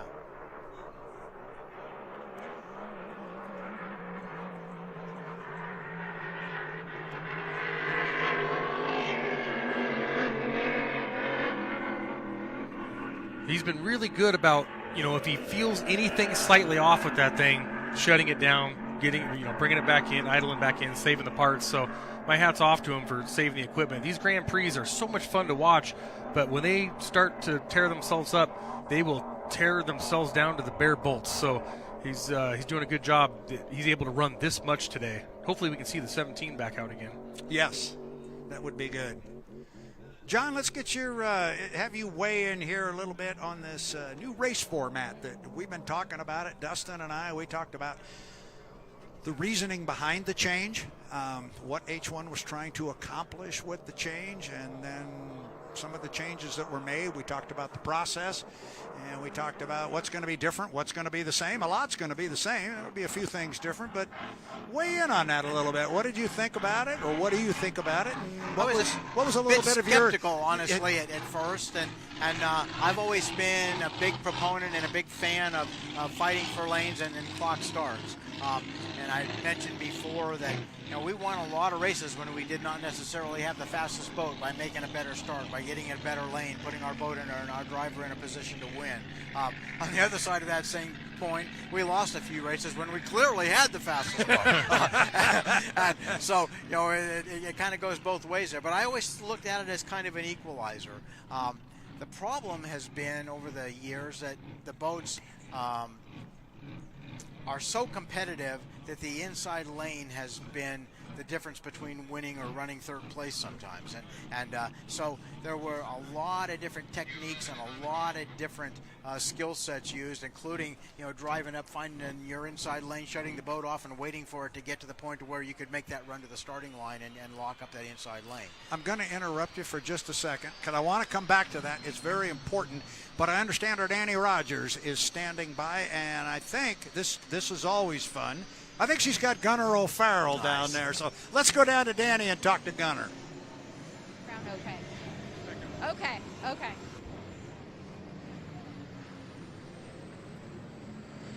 Gunnar, one thing you told me coming into this one, that you were able to earn the trust of your crew a little bit better, especially when you're setting up your boat. How did you see that play out here today? Today, it was nice. We went out. A lot of it was set up with a skid fin. Went out first time and it was perfect, just based off them. They did it all themselves, off of inputs from over the years, and it worked out.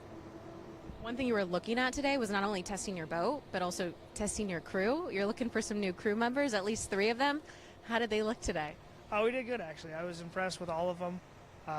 There's room for improvements everywhere, and even from the guys that are returning, there's always room for improvement for them too as well. So you only went out there twice today in comparison to everyone else. Did you want to go out more, or is this a happy ending? It's a happy ending. We would have liked to have gone out at least one more time or maybe twice just to try a few more things, but it didn't play out that way. So you're ready for Madison now? We won't be in Madison. Okay. We'll be ready for Tri-Cities. Oh, fantastic. Yes, love it. Okay. Thank you so much. We appreciate you. Thank you.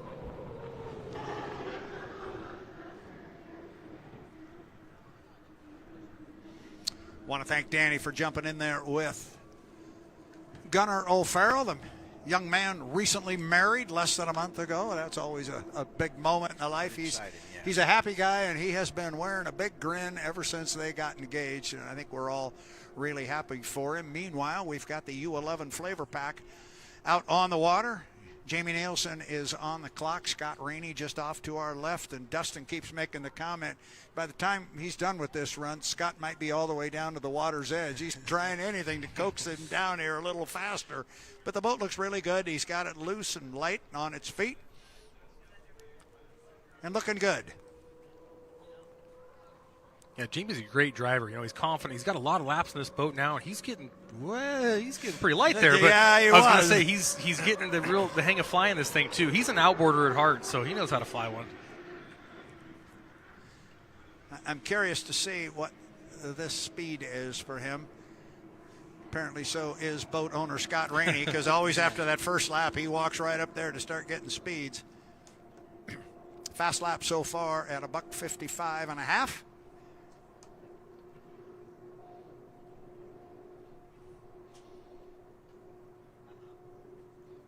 I honestly thought we might, and a 1:53.478. So he's a couple ticks down. Like we were talking about earlier, you can really tell the boat ride and speed by how smooth that turn spray is, and the rooster tail. And he was pretty jagged, so I don't know if he's maybe hitting some rough water down there. Maybe he's making some adjustments in the cockpit, but definitely not as smooth as we've seen.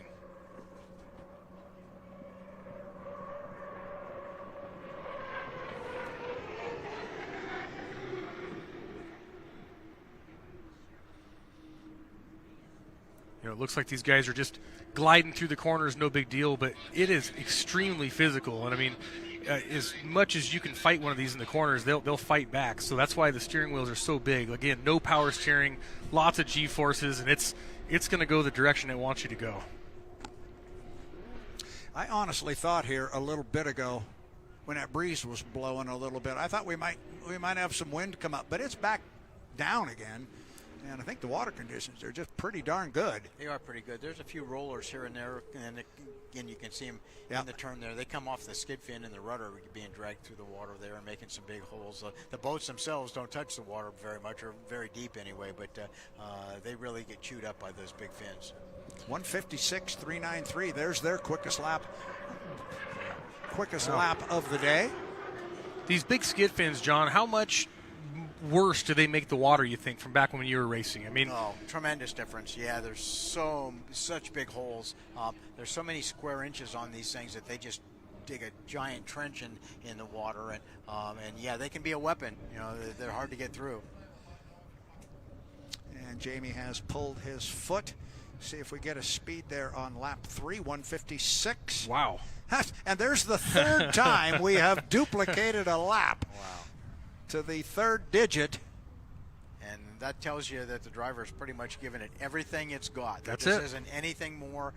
You know, he's got the pedal flat on the floor. He's trying to, you know, free it up a little bit to, you know, get a little more boat speed out of the thing and turn it at the very last second, not to bleed off any more boat speed any sooner than he has to. Yeah, he can hold his head pretty high after that run. I mean, that's a great run for those guys, and I think they'll be able to learn a lot from today, and he should be proud. Yeah. John, I want to come back to what we were talking about with this new race format we've got. And I think your input is, I know it was very important, and I know you have a strong opinion on this, and you're a well-respected voice in the sport. So I'm anxious to hear your side of this thing. I'm sorry to interrupt you, That's but okay. You know, Gunnar takes precedent. Absolutely. Absolutely. He's got the hair. That's right. For sure. Yeah. Certainly this guy and I, you know, we haven't got it. But no. So if you can remember what you were saying, you were talking about guys getting up there and parking and the whole bit. So yeah, it just changed the sport so much, and it was confusing for the fans. They didn't know what was going on. Did he break? You know, is he going to get restarted again?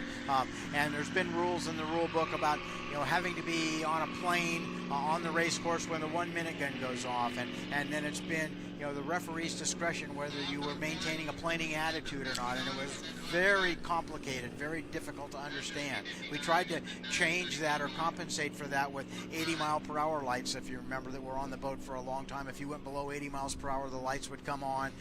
You'd get a warning, and then you could get a one-lap penalty or disqualified even if you continued to do that. And so as things got more and more complex and more and more difficult for the fans to understand, then we started, you know, having a score-up buoy where you had to be at a particular place on the race course at a particular time, which was meant to force you to continue to go fast. The problem was, to the fans, it was hard to tell, was that the start? Or, oh, wait a minute, they're starting again. Yeah. And so it was hard to understand what was going on there. So in an effort to have the best of all worlds, We don't have the 80-mile-per-hour light anymore to worry about. We don't have the score-up buoys to worry about anymore.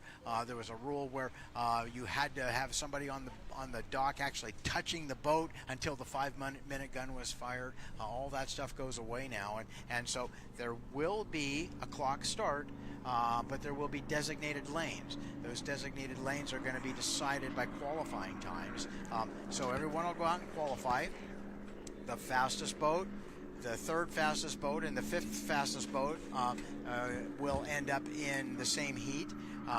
And you'll be able to pick and choose the lanes you want based on your lap times. Now, it's an inverted situation, so this sounds like a little complicated, but because it's inverted, the fastest boat will get last choice.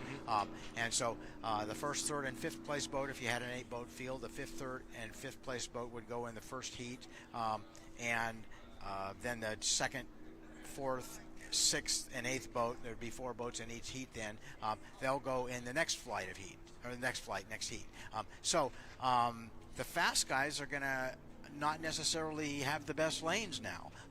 And honestly, I was a bit surprised that the drivers, the crew chiefs, the owners, the teams in general would be willing to do that, because they're going to have to run their tails off. It's going to be some extremely fast racing. These boats are all pretty close anyway, as you can see by the times that they've run here today. And you know, to get on a big race course like Tri-Cities here, it's important to have that inside lane. And so, you know, the fast guys are going to get the last choice. In the next set of heats then, it goes on your lap times and how you finished in the previous heat.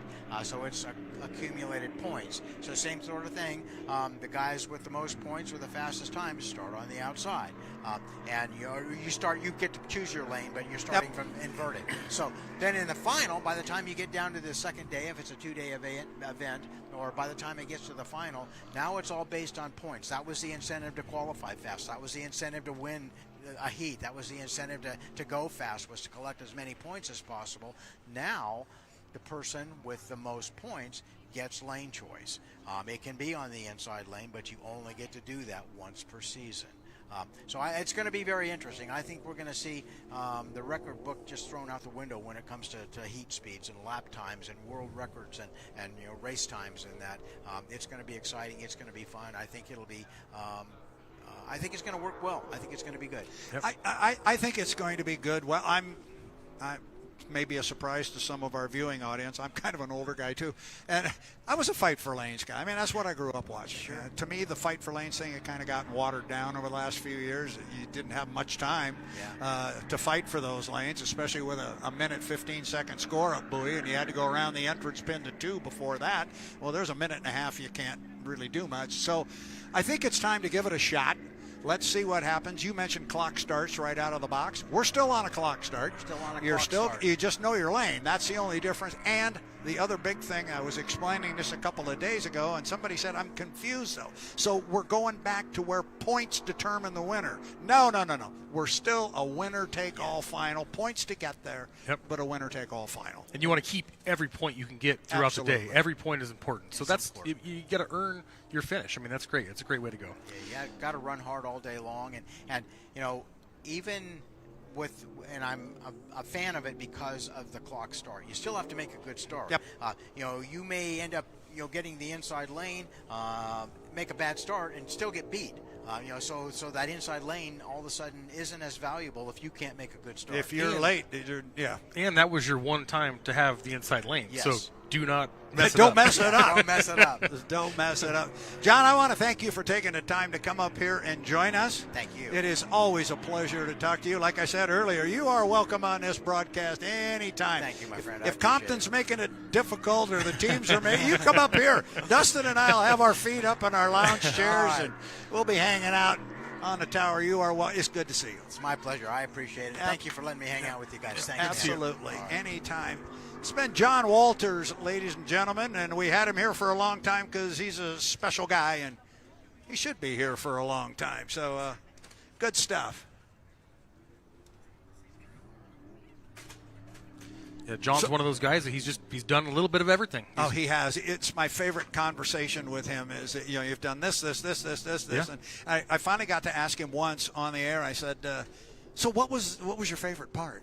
And he said, wow. He said, I don't know that I've ever really thought about that. And then he finally came on and said, I think it was driving. Yeah. He said, I always wanted to drive when I was a kid growing up, and he finally got that opportunity.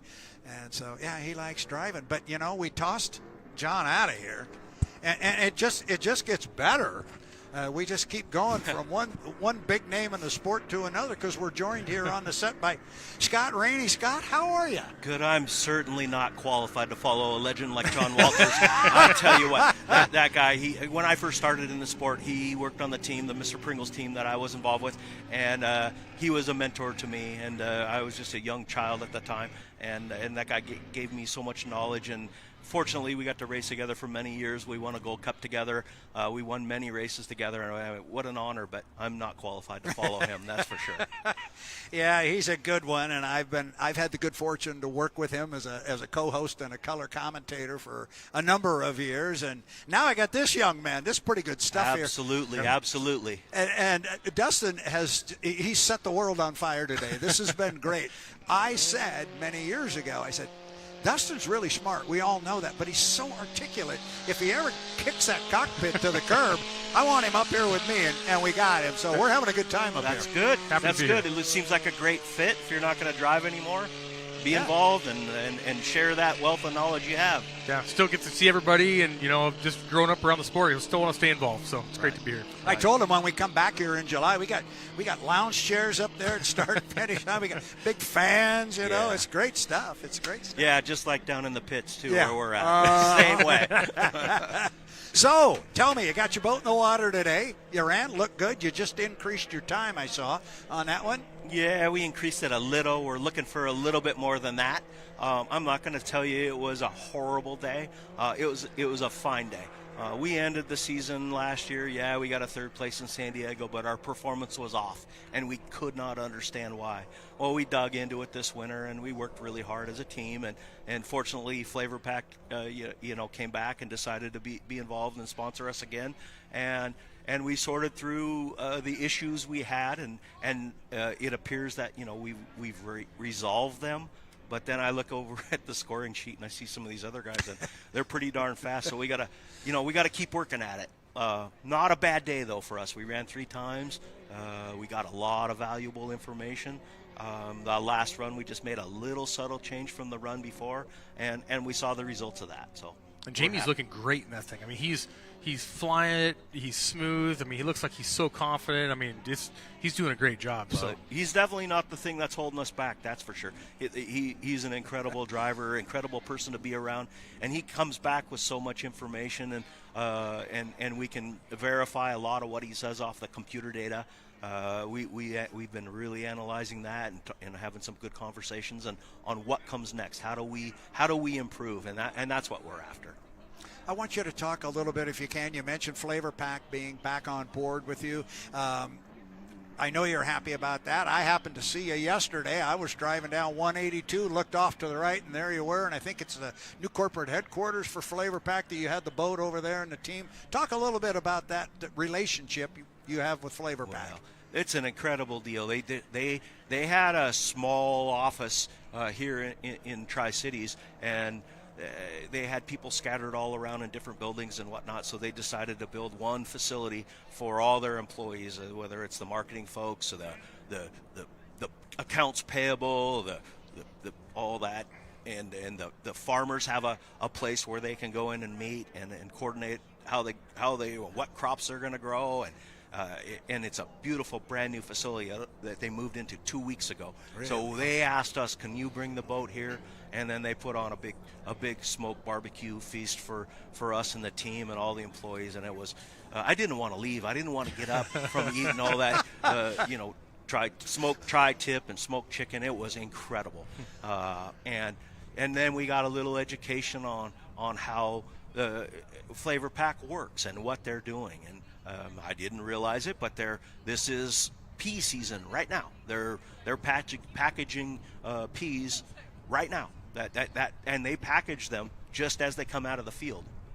And we're not talking days; we're talking within hours. Really? And that's all incredible company. And their comment is from seed to table. and and that's exactly what they do. They plant them, they grow them, they nurture them, they take them out of the ground, and they package them and get it to the outlet. So it is fresh, frozen vegetables and whatnot. So it's pretty neat. What kind of a reception did you get from the employees and so forth there? Well, most of the people have never seen the boat, just pictures and videos, and they don't realize how big the equipment is. You got a 30-foot boat tipped up there, and it's bright yellow and blue, and then you got the 45-foot truck that carries all the equipment, and they don't realize how big it is, because on TV it doesn't look that big. So it's really neat to show off, what we've done, and then to have their name on the side of it. That the employees are very proud about that. No, that's great. It's great to showcase their product out here in front of everybody. The employees can come down, watch the races too, see their boat perform, and they got to be pretty proud. Yeah, they are, and it's cool. They're right here in the Tri-Cities, and a lot of people, they go Hydrotown, USA, Absolutely. right here, and this so is it. This is their home base, and we're not too far away, so we'll just call it our hometown too. Close enough. Yeah. So you're telling me FLAV-R-PAC knows food? Yes, sir. And if this boat racing thing doesn't work out for you, you can become a pea farmer. You got a customer right over I think there. it takes a lot more than the little bit of knowledge I gained yesterday. It was fascinating to learn that, and all the different processes that they use and how they plan it, and I didn't know. That's very cool. Yes, sir. Tours like that are great. You just think, it's frozen fruits and vegetables, and okay. No, there's this whole process, and like you said, seed to table, is that it? Not Yes, farm sir. to table, seed to table. Exactly. We're going back even further Exactly. to the very, very beginning with the seed. That's Yeah. very good. So now tell me, what does the U11 racing team do for the next month? We got a month before we head to Indiana, and all of a sudden we're going to square off for the APBA Gold Cup. How do you approach the next month? What do you do? Well, while today was a success, we're going to go back to Cleellum and get in the boat shop and dig deeper. We got to get some more mile an hour. Today we ran one engine and a couple different propellers. There's multiple more propellers back at the shop. Actually, one's coming off the CNC. It might come off tomorrow. Okay. That's a brand new one for this year. There's several more engines, 3 back at the shop. We'll take 3 total back to Madison with us, but I can assure you today's engine was not our best one. So you always say, there's more to come. We're going to be better tomorrow, and we put the best engine in, and something else, some other curveball comes at you. So you just gotta. In boat racing, you got to be really good at hitting curveballs, because they're coming at you from a lot of different directions, and we use that analogy. And but was there anything today that surprised you? That really you came into this not knowing, and you're leaving saying, "Wow, that was different." Yeah, absolutely. In our first run, we just went out to get a baseline, and we didn't run the boat hard. We ran it, a little bit, and then the second run we made some adjustments and put a different propeller on, and we ran the boat hard, and it was like the speed wasn't there where we wanted, and the boat ride kind of went away, but also the weather had gone away during our run. Right. That time it got really windy, and so we don't. But I don't want to say, the wind was the reason why we didn't run good, but we made some adjustments for the third run, and it was better, but it's not there yet. You got a good team, a good group of people, and a lot of experience. So I know that the fans and everybody at home know that you guys will be there. And Madison is the great equalizer, because it's not always the record-setting fastest boat that wins there. That's kind of a survival place, and you guys know about that. I told him earlier, if you ever can't find Scott, he's probably under the boat working on something and getting it done, because he's one of the hardest working guys out here. I appreciate that, and I'm just like every other team. Every team works so hard, and just like every other team, I just want to win and win for a lot of the guys on our team who never have and never experienced that, and I want that for them. I want that for Jamie. I want that for FLAV-R-PAC. Yeah, that was where I was going to go, talking about the team and all that stuff. And there's those of us on this side of it and the fan side.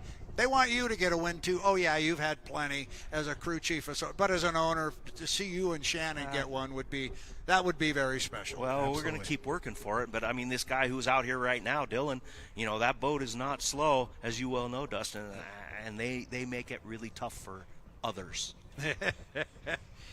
So here comes Dylan Runne returning to the sport after being away for a couple of years. Glad to have him back. And glad to have Kelly Stocklin in that bright orange boat. As Scott says, that you know very well. What's it like watching a boat? It's difficult, to be real honest with you. I'm, of course, attached to the boat, to the team, and I really want to see him do well. I was excited to see them turn the 161 earlier, and I'm just glad that they're back out here to get some more seat time for Dylan, because he's going to be fast, and he's going to do great. They just need to use all the time today they can to learn all they can. So you mentioned that 161. He's been the fourth quickest out there with a 161.391 that he ran earlier in the day. I'm curious, too, to see how he can do here, but he's still learning the boat. Absolutely. Yeah, he's only got a few laps in, and he'll get faster every time out. And again, we've said, though, the team is learning. It's a lot of new guys with the team, and they're going to get better. They got to get good at gearbox changes, propeller changes, all that stuff, because it makes a whole group of people to make these things fast. How much do you watch, Scott, the other guys? I know I'm watching you here. Keep a keen eye on him as he's going around the course. Do you watch the other guys run when you have a minute? No, not usually. I do it later on. I watch the live stream, and we'll watch other boats run and see some of the tendencies. But this is the first time really live I'm watching this, and this is absolutely phenomenal, and it's beautiful. It's a beautiful boat ride, and he's getting it on. Yeah, we do get a good seat up here. We get a good look. Yeah. We get a good look. What did he get, a 160? There we go. Yep, that's good for a first lap. Yeah, he's sneaking up on it. It's looking smooth, low rooster tail, long. He's on it. The boat ride looks perfect. Boy, solid. The biggest thing I notice about this boat is exiting off the corner, and you can look all the way under the boat, and you can see air all the way underneath the boat. Now, there's this particular yellow and blue boat that we're struggling to get the back end up. Yeah. So we're working on that.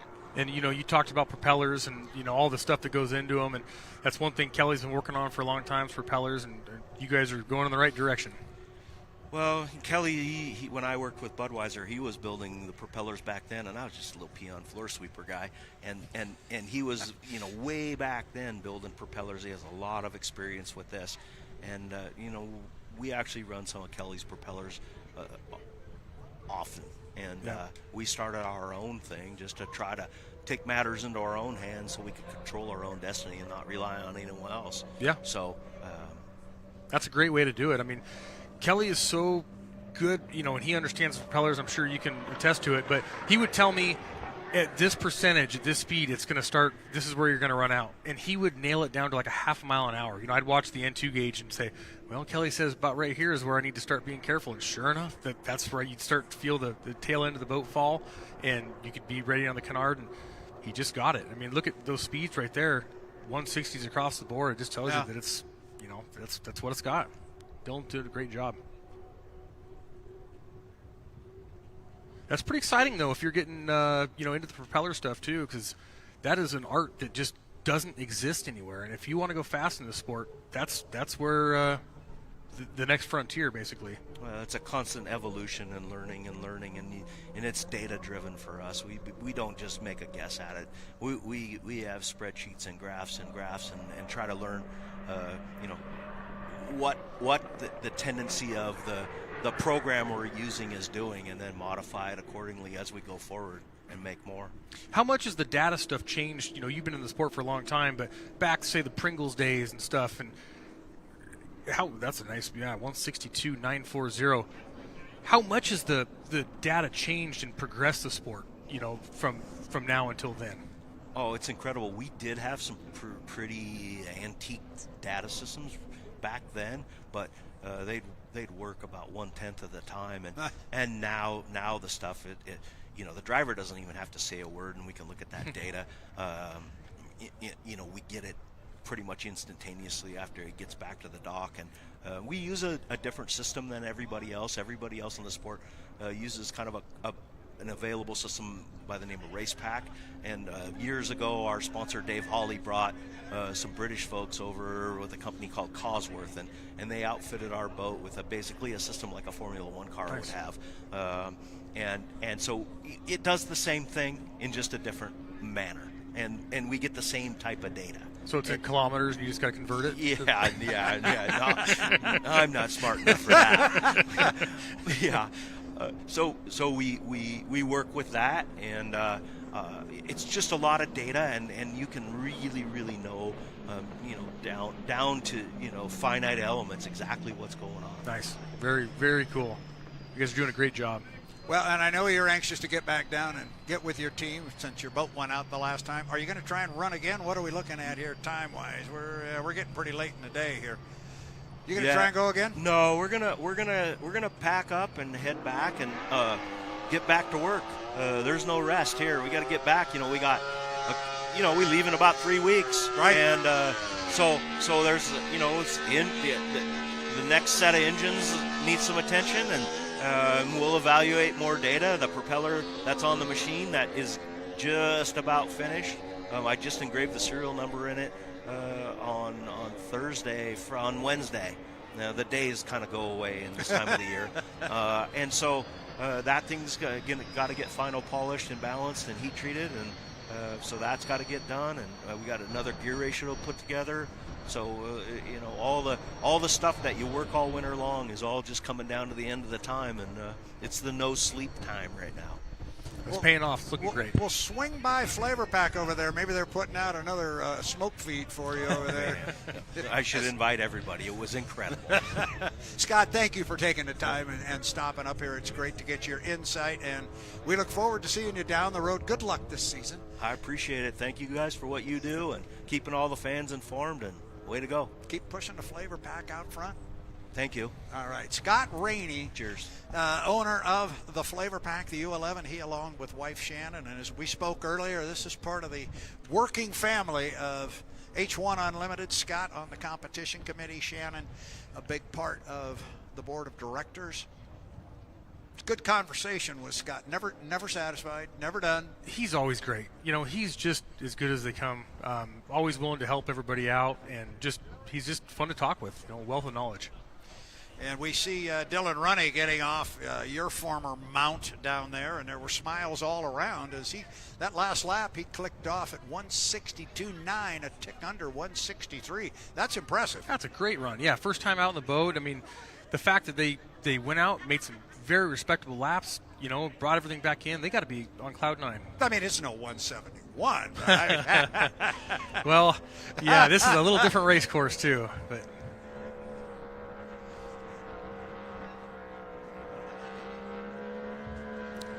All right, we're going to step away. We're going to take a break, Dustin, and we're going to come back with a special guest that I'm really expecting you're going to have a lot to converse about, somebody you know quite well. But we're going to take a break for a few minutes before we do that. It is the 2026 H1 Unlimited Test Session from Tri-Cities, Washington. Brad Luce, Dustin Eccles, and Danny Rogers. We'll be right back. Stay with us.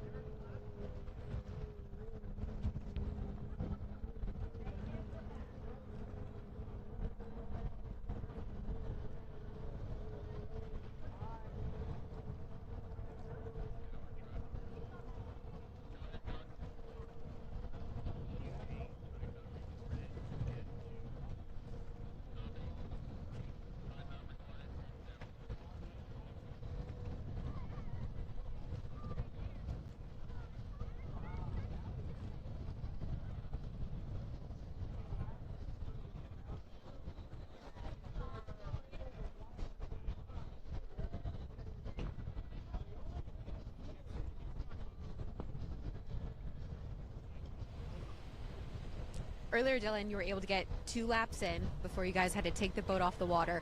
What did you learn about your boat before getting it back out there? Yeah, well, we definitely learned it was fast on the first run. We only got 2 laps in. We ran a high 161, which for our first time out, we were really happy with.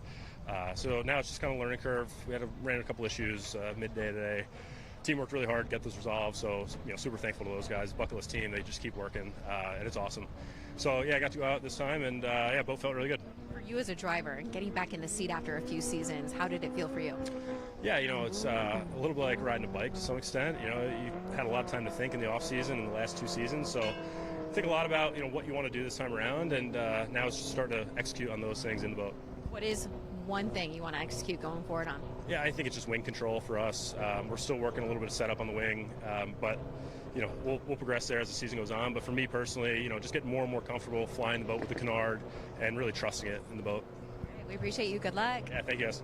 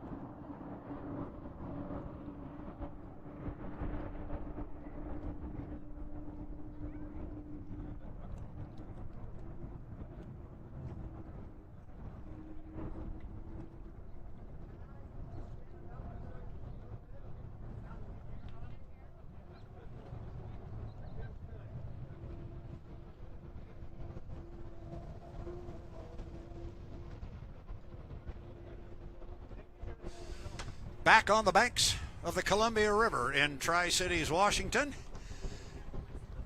On the Kennewick side of the river, to be exact, Brad Luce along with Dustin Eccles and Danny Rogers watching the 2026 H1 Unlimited Test Session back out on the water. We almost missed it. You saw how fast some of our team ran once we realized we had Corey Peabody and the U3, the Tahoe Miss, out on the water. And Corey comes down here, and we put him on a clock as he goes past the entrance buoy here at the bottom end of the race course. Looking at Corey's time so far, he has cleared the 160 mark. He's got a 160.178 so far in the books. Yeah, Corey's getting after it early. You got a little light coming down this front straightaway, and I think he wants to put up a good time before this day's over. He's using the day the best he can. Yeah, I noticed that too. I saw he was a little light on the front end coming down here, so we'll see how that translates into a speed here. He's nice turn, nice turn. Yeah, he is on that exit buoy, and that's tough to do. Good job, Corey. And he says, oh, Mike can fly it better than anyone. Watch this. The Tahoe Miss, Corey Peabody. U3, he'll put his first of potentially 5 laps in the book. I think this will be a good one. We'll see. Tahoe Miss out of the racing stables of Strong Racing. It is a good one, 159.991. You don't know how much closer you can get to 160 without getting there. The 2 boats of Strong Racing, sponsored by Tahoe Unlimited. And they are throwbacks as far as color schemes and names. The Tahoe Miss and the Maverick, this the Tahoe Miss. Change the number to U3. Doesn't make the sound. The U3 of the piston boat doesn't make that sound anymore. It is piston powered. Different boat, different team. Just the U3 number to carry the same number the Tahoe Miss did back in the middle 60s. 159.991 on lap number 1. Corey puts the second one in the books right there.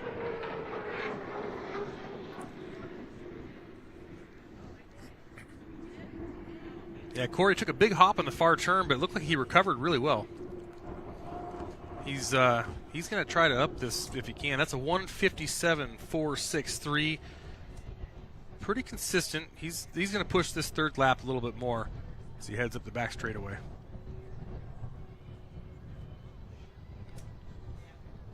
Oh, beautiful setup into the far turn. Nice and even. Watch him hold it right on this exit pin. Scrubbing a little bit of speed there. You see the turn spray change, and he's losing just a little bit, but they might be geared for the low end acceleration off the corner. So he's trying to make this course as short as possible.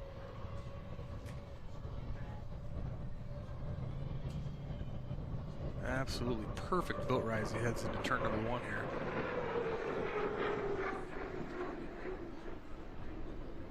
Been just under that 160 mark. Let's see if he can jump over it.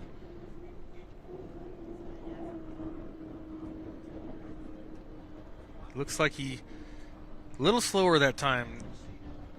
Maybe scrubbed a little bit of speed. 155.800. Dustin, I step away for 1 minute. The speeds gets. I step away for a minute or two, and the speeds are going down. What'd you do? Well, I know he's going to ask you to come back also. No, he's doing good. You know, he's getting a little out of shape in that far end, and I think that's affecting his lap times. And you know, I think he knows that there's no reason to really push it anything crazy here. It's been a great day for him. The Strong teams look fantastic. So he's, you know, you got to be happy with that. Put it on a trailer with all the parts and pieces still assembled. And I've said this many, many times, and you can back it up, I assume, or tell me I'm nuts. But when they go out and you hope they make changes and you hope they're going to improve their speed, and they go out and instead they go the other way, sometimes the comment gets made, well, boy, they didn't learn anything on that. Well, yeah, they did. They learned that that's not the answer. Exactly. You always learn. You learn every time, and that team is great at taking notes and keeping the telemetry, the data. So if they go out there and they don't like what they saw, they're going to definitely change something else and not go back to that.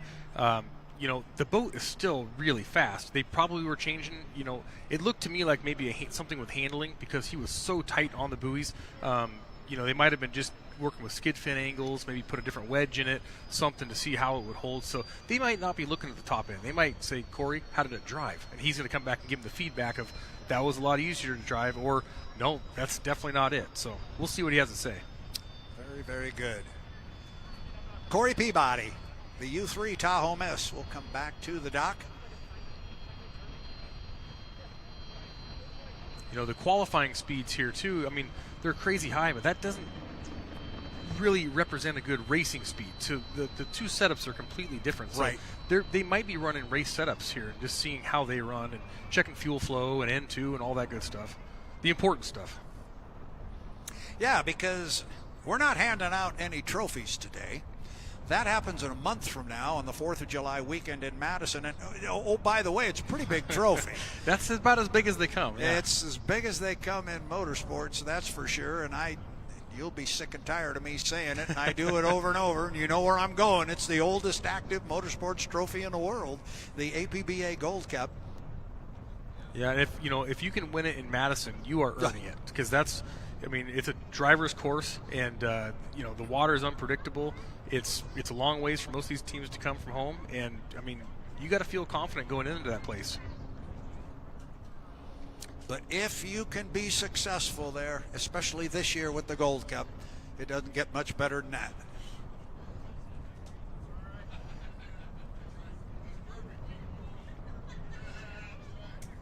Oh boy.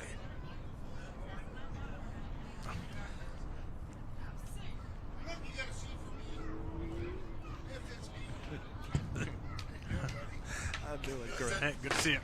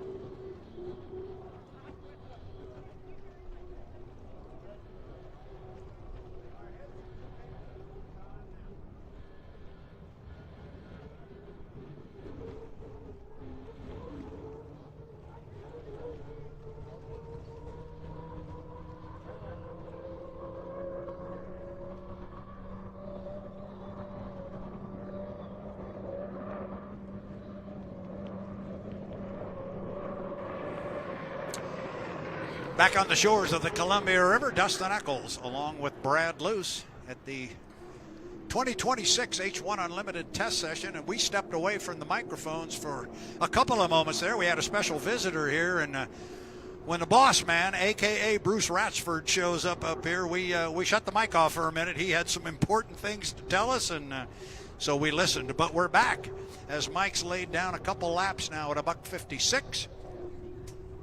Mike's fast lap on the day is 1:58.8, so he's kind of sniffing in that territory, driving the Maverick. Yeah, I think this team might be setting up for this first race. You can tell they're making a few changes, and you notice how they're all running right on the buoy line here, more of a Madison-esque style course. So they're making changes, thinking ahead. They're smart. Well, as we were talking earlier, they don't give any trophies out today, but they do in a month. That's when you want to be sharp. See what we get on lap number 3. 1:56.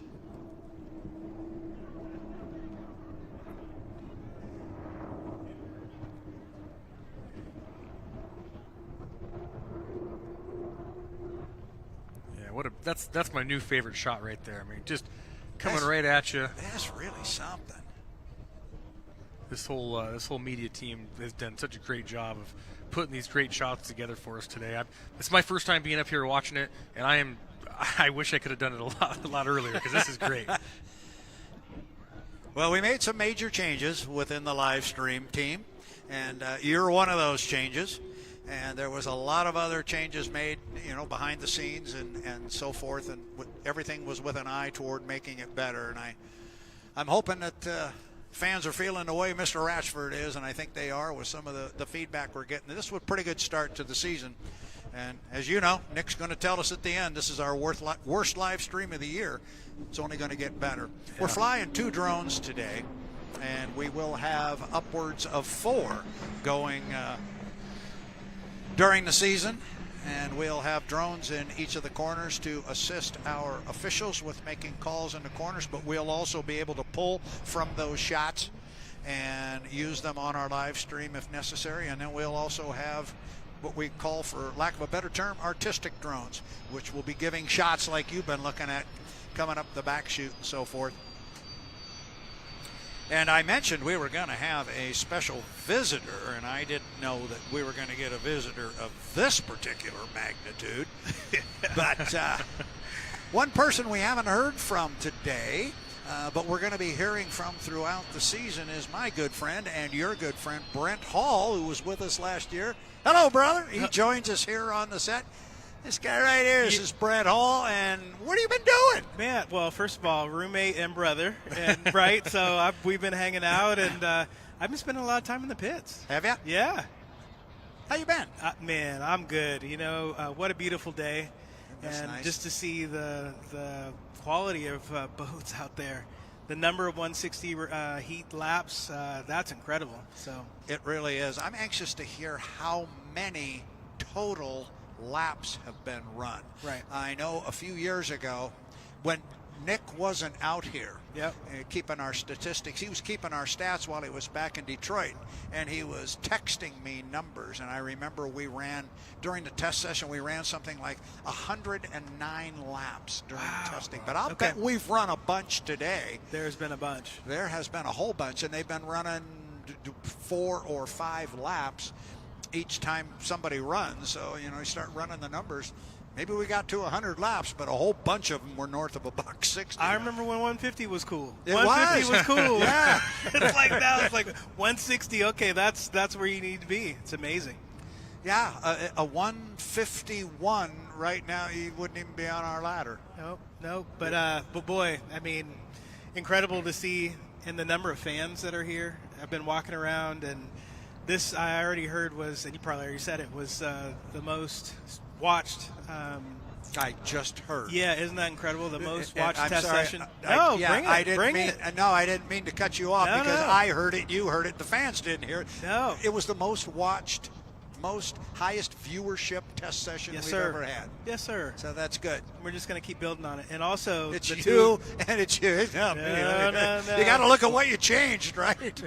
Just in the caliber of competition is, I think, part of that because Yep. you look the people up and down the shoreline. There's more people here than I've seen, before. Just here in person watching. So you put out a good product. These people are loving watching it, and so it's a really bright future for everything going on. See, he just stepped right in that mud Isn't that puddle smooth? because we've been talking a lot today about the new race format Yeah. and so forth, and we're trying to make a better product. That's right. For the fans, and doing the same thing here with Tri-City Water Follies and a better product on the test session. And Yes. we're both in agreement, and I'm assuming you are too. This Saturday 100%. afternoon thing is good. It is good, and then boy, just talking to the fans too about the two of you, killing it.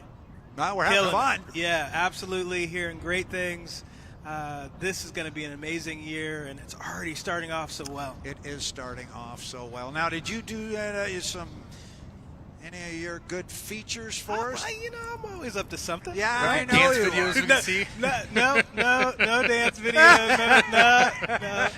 We leave that to AI. AI can do that. I got it. But yeah, no. I got a chance to spend some time with fans. I got a chance to spend some time with some drivers. Nice. I Very also switched my shirt for a minute and took some Grand Prix interviews. So we've been busy. Good for you. Yeah. Good for you. Because we're going to be hearing from you along will. the way this year. You will. And I know you had one in particular very special feature of a year ago, and for those who may not have seen it, but the famous ticket giveaway video at the Seattle Seafair last year, which was, and to tell you the story about it, I'm assuming you have seen this. I have, yeah. Okay, It's so pretty great. he goes and does this thing and gets with the guys in the truck, and they put the whole thing together, and then he comes up and he joins me, and they come in our ear and say, hey, we're going to show this little clip that Brent's done. And Brent goes, watch this. And so I'm watching the monitor, and the thing comes up. I don't know what this is. I end up with tears in my eyes at the end. It was so Now, good. wait a second. You saw me come up here, and I had tears already, so you knew that. I knew I was in trouble. Yeah. I just didn't know what. That was a great segment, though, and it was pretty touching, pretty cool. I don't blame you. It was very cool. Somebody, and I'm not sure who, but somebody got an Excellence in Media award attached to that. Me and Robert. And that would be this guy over here. But the best part is, and I've talked a little bit about it with the Motorsports Hall of Fame and the Daytona Museum and our contacts we made down there. You've maintained contact with that family. I have, yeah. And are we going to see them along the way sometime this year? Yeah, I think for sure Seattle. Yeah, definitely. They live in the Seattle area, and then still would love to get them to a boat shop. Maybe Richard Racing, I'll talk to them when we get the Cool Cat boat out there, and would love to have the grandson, Jace. He loves engines. So he's not even, how most, I want to be a driver. No, he's like, I want to know what's in those engines. He's a little gearhead. He builds those Lego engines. Right. And he said one had like 10,000, 20,000 RPM. I was like, you're kidding. He's like, I'll show you. I was like, okay. So we have some kids that love the engine side of it too. And that really meant a lot. See, this is what's right with H1. And we were talking earlier about, the bad news is we're not as big as NASCAR and da-da-da. This doesn't just happen somewhere else like it can here, and we need to play that up, and I'm so glad that you did that. Purely luck of the draw, you picked that family, but then that you've continued it and maintained the contact. That is outstanding. No, I think we all believe. Yeah, we all believe like one family at a time. Like Absolutely. Let's just make sure that we're making magic moments. Dustin, I've seen you do it too. He's one who will put people in the boat, really to spend that uninterrupted time, and that's something that we do that I'm really proud of in this sport. And I'm walking proof of how that can affect someone with this sport, because if you go in my office, you will find pictures of me. Yep. A little guy.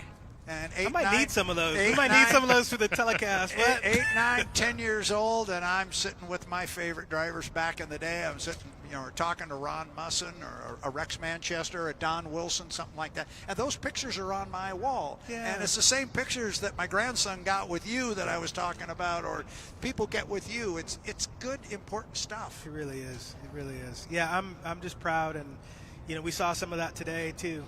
The drivers are really talking to the fans, spending time. When we interviewed a lot of the drivers, we were talking about the first race in Madison and just reflecting on there's relationships that they've made over the years, and kids that have grown up into big kids and adult kids. and they're really proud of that. So we're really building fans one at a time. Yeah, there's so many different levels you can interact with the fans, and I've been on the other side of the fence. When I was young, I couldn't get into this race. So the fact that I can talk with other fans that are new coming in, it's great. And there's different levels of racing to where even if they come to an outboard race and you want to get involved, you can go hang out at an outboard race. There's a big race coming up pretty soon here. It's Decatur, Illinois, Summer Nationals, June 6th and 7th. The inboards. It's going to be a massive event, and if you're in the Midwest and you want to come check out a hydroplane race, that's a great place to do it. And you got some of the best boats in the nation all meeting up for one event. And say I'm in Illinois. Is there any boat racing around me? There sure is. There's one of the best races ever in your backyard. So make the trip out there and check it out. So, people need to know about it. Here come a GP, and I can hear the noise. Yep, it's GP 17. Yeah, I was really hoping the 17 was going to make another pass. They're trying a whole new setup with this boat, new fuel injection, new ignition, and a lot of stuff they're trying. So. Yeah. So tell me a little bit more. I know they were saying, hey, we've switched from the GPA setup to the HRL setup, and it sounds like there's just been a learning curve with that. Yeah, and I think there's a lot to learn. Most of the Grand Prix for years and years have been mechanical fuel injection. These are alcohol-injected big blocks, and they run the old mechanical setups. And then, some people on the East Coast, I think the Kennedys were some of the first ones to do it, but going to electronic fuel injection, and it hasn't worked in the past, but they've figured it out. They have figured it out. And so once people start figuring out this technology, everyone else says, oh, okay, well, we got to go. And the Richards Racing guys, as you know, they're leading the cutting edge of technology around here. And they really are. Brian's one of those guys that says, hey, if it's possible, I want to do it. So they're showing us now. I agree. And, I'd say he's like the Bernie Little of Grand Prix. 2 boats for sure, and there's a third one that's getting ready. Yeah. Got a chance to talk to those drivers. They're amped up and ready to go for this year. Oh yeah. I spent a lot of time over at that shop, and I'll think, well, that's a really big task to try to undertake. And he says, well, yeah, let's just get it done. And they'll start cutting the boat apart and start doing it. So he's got the attitude of what it takes to be successful in this sport, and especially in the Grand Prix class. So I'm excited to see what they can do here in the near future. That's right. So and you're driving some Grand Prix stuff. I am. Tell us about that. Yeah, so I'll be driving for Cool Cat Motorsports. I've been chatting with Ed on text all day today, and just really excited. It's an amazing team. We've got some team members here.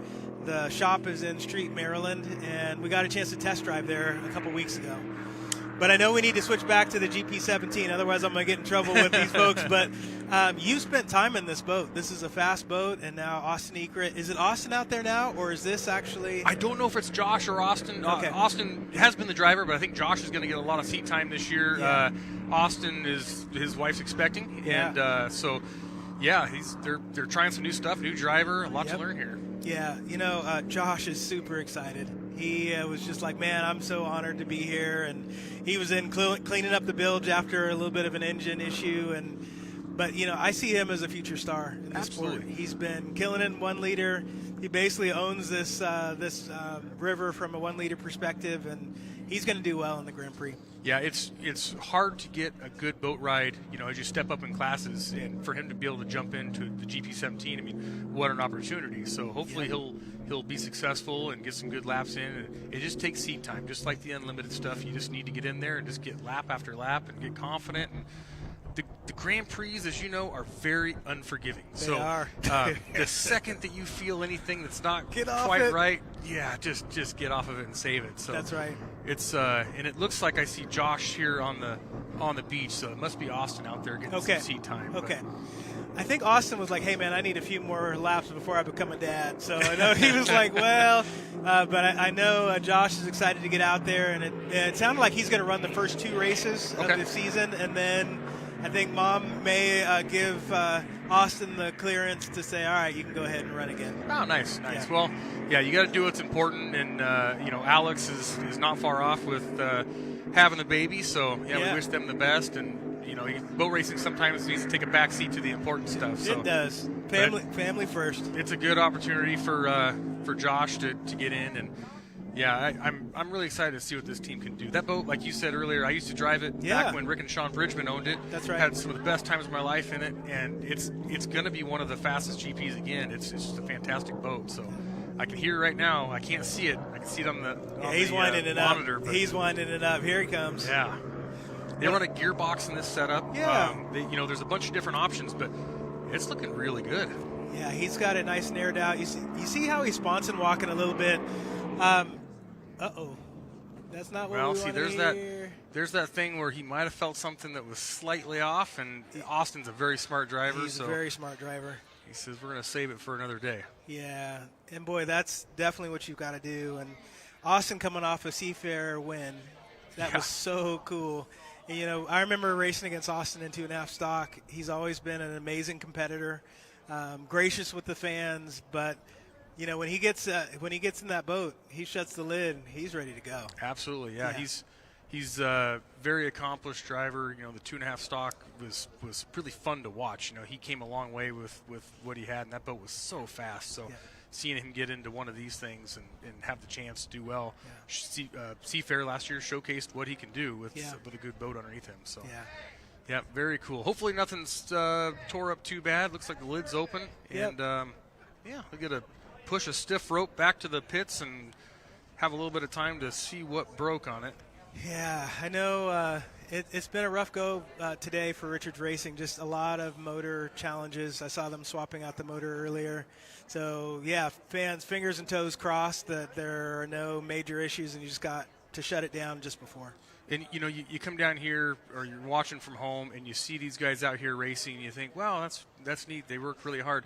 No, we're talking – like 2 days before Christmas, these guys were all still at the boat shop working. Yeah. I mean, there is no off season for most of these teams, unlimiteds, inboards, everything together. So this is a year-round labor of love for these guys. So, when they come out here and get to race them, they've been waiting all year. It's like having your Christmas presents and not being able to open them. So that's no fun, right? Yeah, this is just a great opportunity to showcase and yeah, hopefully everything, all the hard work will pay off here when it actually comes race time for them. Yeah.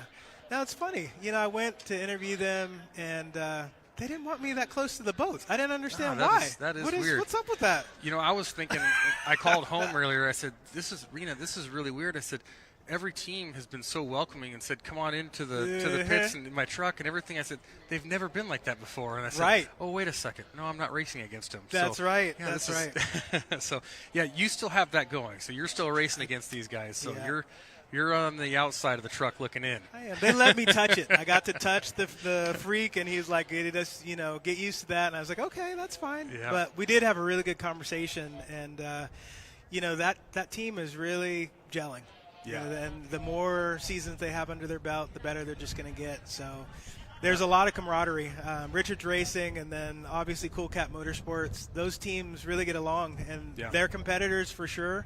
But at the same time, they'll help each other. If you need something, they're the first to run over and vice versa. Yeah, great group of people. I saw, the Cool Cat, they kept their boat at the Richards Racing shop last year after they left Seattle. And it just shows you teams helping each other out. And, I mean, this is it's a big country, a lot of racing in between, but it's one big family. So that's from unlimiteds all the way down to the outboards. That's so right. Pretty neat. Now, have you raced back east with Grand Prix? Did you race back east much? Yeah. Okay. We went to quite a few races. I got to go to Valleyfield and race back there. Okay. Again with Rick and Sean. I went back to Madison. I raced with Scotty Pierce back there. So yeah, we got to run back there. When I was running Grand Prix, it was kind of the resurgence of it. Yeah. Because it was pretty dead for a long time. We had the unlimited lights out here, but the Grand Prix stuff on the East Coast really wasn't happening. They had the 7 liters, but when I went back to Valleyfield, it was kind of the resurgence of the Grand Prix. And how cool is that? It's really taken off now, and I mean, huge. I'd be, it's impossible to find a better show than 8 Grand Prix running deck to deck right now. Sure. It's deafening. It's exciting. I mean, you just can't look away. So it's really cool. I mean, it's right up there on a short course like in Valleyfield. It's incredible. I mean, just like you come here in Tri-Cities or somewhere and watch these unlimiteds barrel into the corner. Yeah. It takes your breath away. Yeah. Just coming to watch it is so exciting. Yeah. No, it's amazing. So yeah, extremely proud to be part of Cool Cat Motorsports, and we made a little noise earlier today, and again got to interview a few of the drivers, and we pushed that out on social media. Nice. And then we were able to interview some of the drivers today too, and that should be out on H1 Unlimited as well. So we're just trying to get some of those stories out and make sure that people just get to know and love the drivers even more. Like you spoke earlier about, the gearheads of the sport, the people that, I don't care about driving. I like how these engines work. A lot of fans can relate to the supercharged big blocks. Yes. And they say, I can tell when that thing's running good. Yes. I can sit here and I can tell. They can't tell when a Lycoming, why is it popping? Why is it doing this? Yeah. But, they understand the supercharged, alcohol-injected fire-breathing monsters. And then you've got, the four cylinders. You've got, some Hondas. You've got all this stuff. So no matter what you're into, there is a platform in hydroplane racing that you can relate to and say, I get that. You got some guys running the VTEC Hondas. They pull them right out of a car, a hot rod car, and they go into a boat, and it's cool. Yeah, so, a lot going on here in the sport. They're making some changes with some of the classes, adapted the 350s a few years ago. That's cool. I mean, it's just fun all the way around. Well, as we're sitting here, we've had a chance to see Grand Prix, obviously smaller boats like the A1 that we see on the screen. But you've had a chance to drive them all. Maybe compare Grand Prix to Unlimited. And I just want to hear your perspective. I've test driven an Unlimited but haven't raced one. Racing is different. But compare the racing side of Grand Prix to Unlimited. The Grand Prix are, the best way for me to describe it is a sports car. They are so nimble, so light on their feet. They accelerate like crazy. You can steer them on a dime. You move one way and they're going that way. It's incredible. The Unlimiteds are heavy. Yep. I've heard some drivers say, it's like driving a school bus. I've heard that too. People are like, what? Not like any school bus I've ever ridden in, though. Ask Jerry Hopp. He'll tell you that's not a school bus. Yeah. No. So, the Unlimiteds are so heavy. They're almost 7,000 pounds that you're muscling it around to do everything. And, a Grand Prix, 160 miles an hour feels like you are just setting the world on fire, which you are in a 26-foot boat. Yeah. And on an Unlimited, you're mid-190s, and you're thinking, this thing is still accelerating. That's right. No, this is crazy. Hit that corner, right? You hit that corner, and you're thinking, everything in your body is saying, there's no way it's going to make it through this, especially when you got 4-foot holes in front of you and all white caps and everything else. But, sure. The teams put it together, and you got to have faith in them, and it makes it through. So they're both violent. They're both they're both chaotic, but in different type of chaos. Totally different. Totally different. So, I couldn't say I like one better than the other. I think the Unlimiteds are definitely more work. Sure. But you usually have more guys helping out with it. You do. So, I don't know. On that side of it, too, I like the team aspect of it, to where you go out there and you do well. You did well as a team, and you're looking around. You come back to the dock, and everybody's smiling and thumbs ups and stuff, and that's fantastic. So that's right. That's one thing. It doesn't matter what class you're in, you're doing it as a team. That's right. That's right. Well, you touched on something that really caught my attention. We said gearheads, and we know. I think we were talking about this earlier this morning. How important it is to bring new mechanically inclined people into the sport that want to crew, that want to be a part of a team. Absolutely. If you were talking to that audience, listen up. Yeah. What would you tell them? Well, come on down, get involved. If you're interested in some of this stuff, a lot of times, if you're interested in getting involved, at the races might not be the time to have a long conversation because everyone's busy. Yep. But just say, hey, my name is so-and-so. I'd like to help out. Here's my number. Yep. And, there's teams are dying for help because there's so much work that goes into these. You can always use help, especially local people that have the same passion that we do. So, lots of ways to get involved. It does take away some Saturdays, like as you know, and maybe some weekdays, but it's definitely worth it. What a cool way to spend your summer. You're at a lake or a body of water every weekend somewhere else. Yeah. It's beautiful, and you're working with some of your best friends. That's so right. It's just a great way to go. Okay. Message: we're looking for a few good people. Actually, a lot of good people. Yeah, I think it's important. Yeah, we got to keep bringing some new people into the sport. The guys that have been doing it a long time. They've been doing it forever, and you're looking at him, you're thinking, man, this guy needs to sit in a chair and take a load off because he's been working, and one guy I think we're going to talk to here in a second is one of those guys that just works so hard at what he's doing, and you need some younger people to step up and help out and take some of the load off and put in the hours to make these things work. That's right. That's right. Well, yeah, no, I think I'm glad we had a chance to talk about that. I'm glad you let me come hang out. You know, my roomie and my brother. I mean, this is what it's all about. But this is great to spend some time. Good. Yeah. Good. It's good to see you. All right, buddy. Yeah, Yep. great to Good see you. Yep. I think we got someone else coming, right? He is Brent Hall, and you guys have a good convo? Absolutely. Yeah. We're just kind of talking about the GP stuff and the everything in between and kind of what it takes to make one of these things run. Right. Absolutely. So, yeah, we've been talking about the people that, needing some young people to come get involved, help out some of these teams, finding people that have the same interests, that like to work on stuff, like to put in some hours and make these things happen. Yep. And, some of the guys that have been in the sport a long time have been doing it forever and working really, really hard at it. They need some help. But one of those guys that just been doing it a long time and making it happen, sitting next to you. He is sitting next to me, and I teased a little bit ago before we took a break that we were going to come back with a special guest, and I don't want to say that wasn't Brent Hall because that doesn't sound very good, but this was the guy I was going to tease as the special guest. Kelly Stocklin joins us here from Bucket List Racing. Kelly, welcome to our little broadcast here. Hi there, thank you. How you doing? Well, it's been a long day. You were a little more animated out there, weren't you? Yeah, no, Kelly, it's great to have you here, and I appreciate you taking a couple of minutes and coming up here and joining us. And I guess the big question, the big elephant, is just laying right here in the middle of the table is you didn't race with us last year, but you're back. Yeah. How come? Well, how come? Because I'm back? Because you can't walk away. It's too much fun, right? It's fun. He's a hard interview. Okay, so anyway. All right, so okay, you took the year off. How come? Okay. And you're back. How come? Well, I'm back. To put it in a short sentence, I really think the HRL based format that we're headed towards is a step in the right direction. I think it's very entertaining.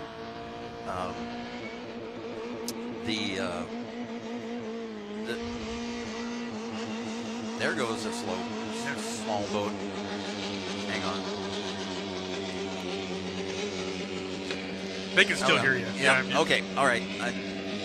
So HRL's been working that format for quite a while, and it's been very successful. And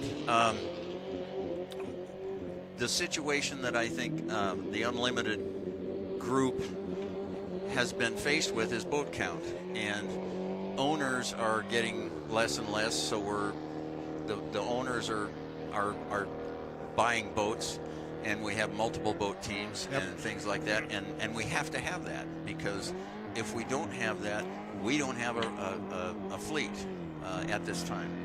And I'm going to say it, the team driving, nobody's going to admit they do it, but it's a natural thing to do. And I think that hurt our sport tremendously. And the only fix that I could ever come up with in my head was an earned lane format to balance the race field between the single owner boats and the multiple owner boats. Okay. In fact, years ago, it used to not be legal to run two boats from the same camp in the same race. Right. You could not do it. Right. So they've come up with this format to where you earn the lanes, or earn choice of lanes. Right.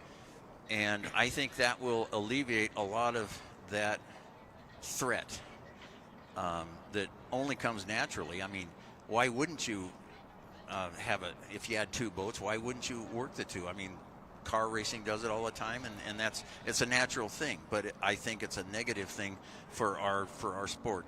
Now, also, and more importantly than that, we should be catering to the person on the beach. Mm-hmm.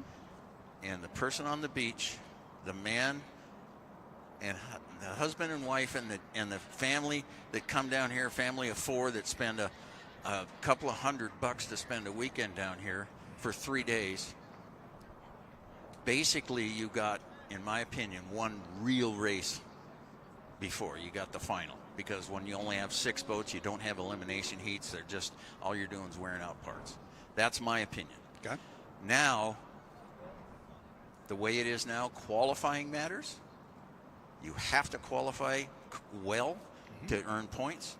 Every race that you race, you have to race clean. You cannot get disqualified. You can't get a penalty or any of those things, because it all comes down to your opportunity for lane choice in the final heat. So now you're going to have 3 days of racing. You're going to have qualifying, or 2 days depending on the race course, but you're going to have qualifying that matters, you're going to have preliminary races that matter, and you're going to have a final that's going to be incredibly competitive. And the preliminary races will be incredibly competitive too, because if you remember the Saturday shootouts that we used to have when it was 2 boats. Yep.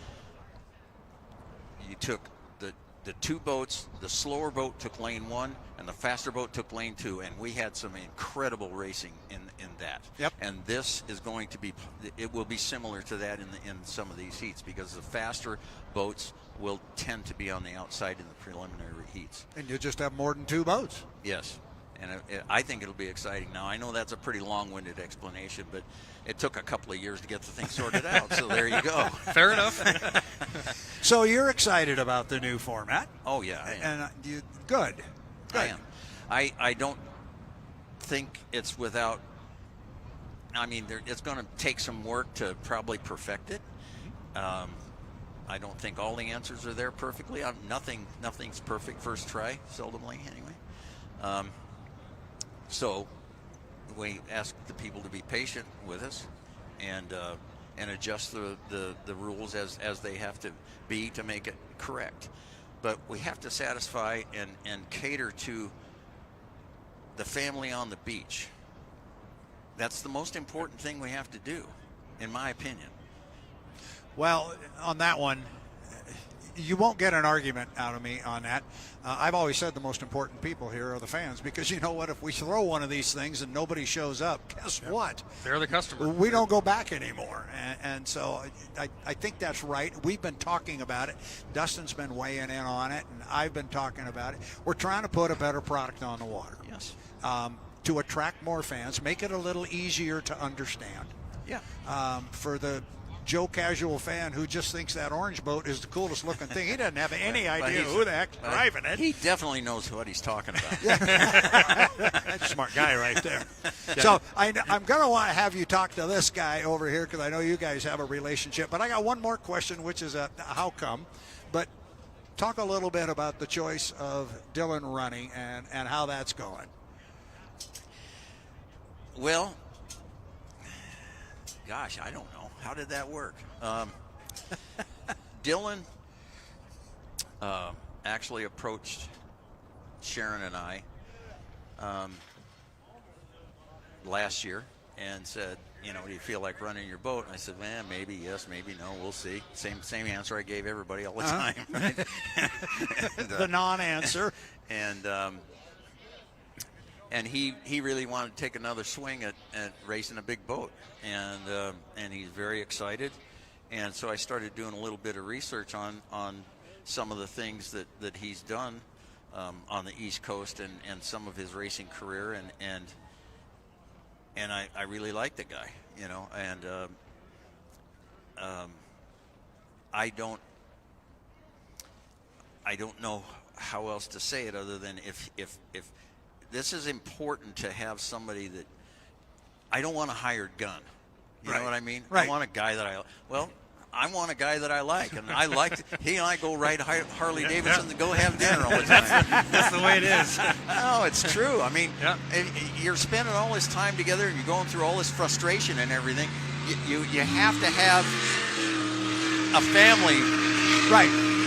And Dylan seems to be very understanding and very patient and very talented.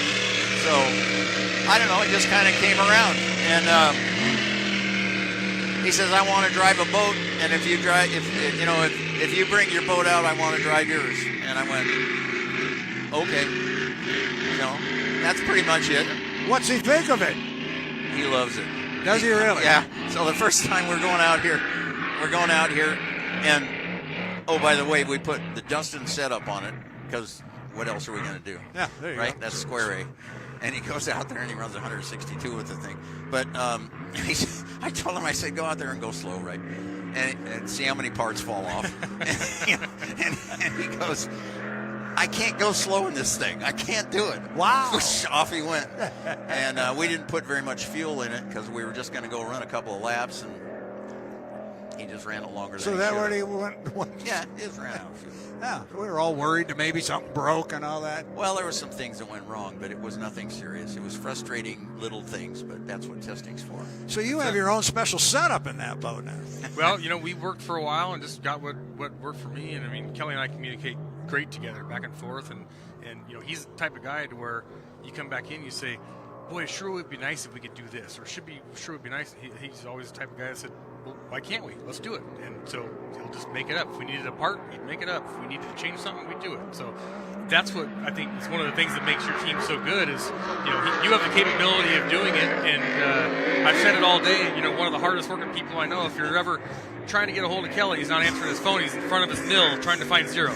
So, yeah, it's just, I was very excited to see how well you guys did today. And I think it's just, hats off to you and Sharon for Dylan was a great choice. I think putting the team together, you just did great. And I think it showed. I mean, how good does it feel to be back out here, with everybody and show everybody that it's not a fluke. We're fast. You know what's really nice? That was nice. It was, to go out and click a couple off like that. Right. But the people, because, hey, nice that you're back. It means a lot. It really does. Yeah. That it mattered. It matters that you're here. I mean, just like all of us, right? Everybody wants to matter. Right. That's the big one. If I wanted to get a little bit philosophical about it, but it definitely didn't hurt that it went out there and ran over 160 first try. I do need to ask you a little bit about that, Dustin. The first half of the straightaway on this front straightaway, it's porpoising a little bit, and I need to figure out what the heck that is because there's a mile an hour there. We'll have to look at some videos, see what we can figure out. Everybody that came up here that we talked to, and they'd say, the strong boats, whatever, everybody's fast. They go, that orange boat, and they'd say, they're fast. And that's always, it's kind of been the unsaid thing of you never know what Kelly and team are going to do because that thing's fast. It's always right there, and it always has been. So, I mean, I for one, I mean, I'm so glad to see it back. I'm so glad to see you and your element, doing what you do. And I think the fans are too. I mean, it's definitely one of the crowd favorites seeing the orange boat out here. So, I know Sharon's happy seeing it out here, and it seems like it's meant to be. So it's great to have you back. Well, I appreciate that very much, and we're just going to run the whole season and see what we end up with after that. I'm going to go 1 year at a time. I'll tell you, it's as much work as it's ever been, as you know,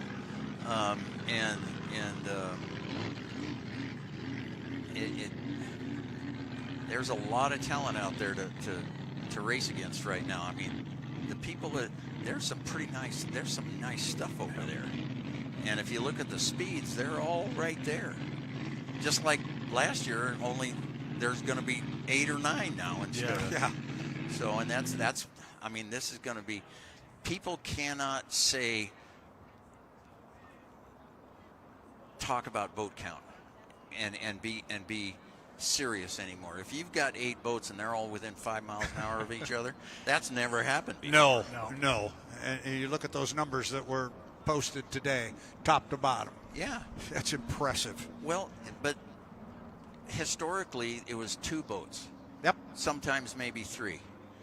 That was it. And then everybody else was arguing over 3rd place. You had 2 boats going for 1st and 2nd, and then everybody else. Oh, but there were arguing. 17 boats in the pit area. Yeah, we got to have boat They count. never tell you that 6 of them couldn't qualify and 2 didn't get off the trailer. And the reliability of it. Yeah. Because, everybody's going out there doing these 160s. and then driving back to the pits and saying, okay, what's next? So, I mean, that just shows you that, the time and the energy that's going into making these boats fast and reliable. They're finishing heats. So you go back to the golden days, they did have a lot of boats in the pits. But when you look at the finishing, the amount of boats that were finishing together, it's not like we got now. So. Not now. This is going to be fun. Well, and go ahead. It's somebody that's called a stat man told me that we had a 96% finish rate one season. Like, I don't remember the exact season. 96% finish rate. It's amazing. I mean, that's crazy. That's as good as it gets. I mean, so, if we could only believe the stat man. You can always take the stat man stuff to the bank. Look, I'm going to cut you loose, but I really appreciate you coming up here. But more than that, I think I speak for, Dustin just said it, I'll say it, and I speak for everybody that's watching and fans across the country. You know the Orange Boat is a favorite. Yeah. Everybody is very glad you guys are back. This is really good news for the sport. We're going to have fun. Good luck. Have a good season. Well, I'm going to try to have a good season. And if it happens, and you guys finally claim that first H1 victory and they shut down the pit area for the party all night, please make sure I'm inside the gate when it happens. You know, I said this once at a banquet, and I said, anybody can win a race on any given day, but when you're racing the clock, you're racing the clock. Right. And world records tells you how fast you are. And I'm not poo-pooing anybody that wins a race, but somebody that's, when you set a record, that's a big deal too. And darn straight. Dustin climbed in that thing. I think it was the second time you drove that thing, and we went 170 whatever, and he got out of it. And we need to go a little faster going. I can't get it off the corner. We all looked at each other and went, well, now what do we do? But, winning races is important, and being fast is important. But there's a lot of boats out there that you can only have one winner. If you got 9 boats, you got to have, you got one winner and 8 others. That's right. So, anyway. You know the best part of this whole thing? See the smile on his face? This is good stuff. Kelly, thank you for coming up here. I really appreciate you taking the time. Good to see you. Dustin. Yep. Okay. And we'll see you on the road in Madison. Be careful. Yes, we will. Well, you and I are going to do Harleys and a burger and a beer. Yep. Long overdue. We'll make it happen. Oh, boy. That's a combination. Oh, yeah. Harleys and burgers and beer. Oh, yeah. That's as good as it gets. That is as good as it gets. He's Kelly Stockland. Thank you very much. And so we're going to cut him loose. Thank you, Kelly. And good luck. Like I said, we'll see you in Madison. All right. Bye. So I think that just about puts an end on the boats. I know H1 is done. We're looking at the dock there as the Freak comes out of the water. And I think that's just about going to put a cap on the 2026 H1 Unlimited test session. Yes, we got to sit down to make sure those cameras work, but it does feel pretty good to stand up for a minute. We're going to get joined in here by a person I'm anxious to hear the feedback that we get from this young lady on our left here on her day. And her exciting first day. Absolutely, and her first couple, 2 or 3 days, first weekend with H1 Unlimited. I think that'll be sure. You could have fooled me though. Yeah, I think she could have fooled a lot of people. So we'll make sure that Danny gets hot, and she is hot. Mike. And there we hot go. Mike. Yeah, hot Mike. We got Danny Rogers here, and I guess we were just talking here. I guess the big question. I think we're done. There's nobody else coming out. H1 is done. And my feet hurt, so we're done. Yeah, okay. There we go. We have a new. Wait till it's 110 degrees over here. Yeah. I'm hearing more and more things about this desert in eastern Washington. We used to think it was patrol boats coming in that signaled the end of the day. Nope, Danny's feet. So, the big question. Yeah. You had a whirlwind tour of H1 Unlimited. Overall view, first thoughts of this sport and your role in it and all this good stuff. I get it. It took me one day to get it, and I wasn't sure exactly what I was getting myself into. I come from Monroe County in Michigan, so shout out to all the Michiganders out here. You guys learned that word today. Yes, there's a lot of them in boat racing, which I was very shocked by. So just to learn their stories and know how much Detroit plays a little part in this whole story is awesome to hear. So I'm fascinated. I'm excited to learn more about the different classes. Gunnar's wife down there was teaching me about the classes of different boats and everything. So I'm excited to keep learning and getting to know everyone who you guys are a family. It's, we are. It's a little dysfunctional, but that's fine. Everyone's family's a little dysfunctional. Kind are. That's who we are. You guys warned me, so I've been prepped for everything really well. So you guys have been amazing. Everybody treat you okay down there? Do we have to send an enforcer down there and straighten some people out? We'll find out in Madison. I think, everyone's getting a little comfortable right now. I've got to hold my own. I've learned that. So I'll keep doing that. So you don't have to worry about me. Well, we're not going to worry about it. After today, we're throwing you to the wolves. You're one of us. Toss now. me in. That's it. So everything went good. You had a good time. You're ready to go. I had a blast. I'm ready to go. Yeah. Next time we do this, we go racing. That will be another thing, another milestone for me. I'm excited. It's going to be a big one. Your thoughts on the day, Mr. Eccles? I thought it went great. I was very impressed at all the teams. I mean, everybody put out a great effort. They had perfect results, really. I think everyone's pretty pleased. This is a great crowd we had on hand here. It seems like the live stream was great. I mean, I'm blown away by the angles and by what Nick Kish and his whole group put together. I mean, I'm really impressed. So it's looking like a bright season coming up for me. I'm really just elated to be part of it. Yeah, I am too. There's a great drone shot there looking down on the pit area at our H1 Unlimited fleet as they get ready. The next time we see them, we'll be on the banks of the Ohio River. It'll look a whole lot different. It'll be a lot narrower, but that one, at the end of the day, as you and I were talking, when that one's done, we hand out a pretty good-sized trophy, and we'll go racing. Absolutely. And, Danny, if you think your feet hurt now, wait till you walk up and down that boat ramp a few times. I've heard many things about the ramps, about the docks. I'm glad I didn't fall in today. No promises going forward. The Madison pit area is at an angle about like that. And, bring it on. I can't wait. Yeah, Dustin and I are sitting up. This is where we will have our recliners, so we'll be up on the tower. Yeah, you guys just chill. I can't wait. Drink some drinks and just call it from here. It's all good. So I thought, my 2 cents worth on the whole thing as we look at the picture there of the boats. I thought it was a great day. We found, just talking to Kelly Stockland, we saw him come in at the end of a tow rope. They didn't put enough fuel in the boat. They were only going to run a couple laps. Oh, ran out of gas up there. And we thought maybe Jimmy Shane broke something, and they did, but it was just something minor. He was messing with us. Yeah, he was. He was playing with us. So it was a really good day. Basically, everybody that went out came back. That's a good thing. The speeds were very, very strong. We had a lot of stories. We got to talk about the new race format. We got to talk about Dylan Runne and Jimmy Shane coming back. They've got a big decision to make down there in that camp before we get to Madison. They're either going to paint that white boat or just put it on a shelf somewhere. But I think it was really good. I thought our live stream turned out really well. I guess we're getting some decent reviews. You weren't here. Bruce Rashford came up and gave us kudos. Oh, I saw the Tesla. So I think all around it was a good day. I'm going to say the old line about the live stream for our fans watching online. This is the worst live stream you will see all year long. As Nick promises us, it's going to get better every time we go, and it was pretty darn good today. So I agree with the both of you. I think we're on the cusp of what could be a really, really good season. Our boat count is stepping up a little bit. We got a new format. Give it a shot. I know there's a lot of you out there that are Fight for Lane people. Give this a shot. I think you heard Kelly talking about it. He is very positive on it, and I think we're going to see some great racing. It could really be something special. Any closing comments?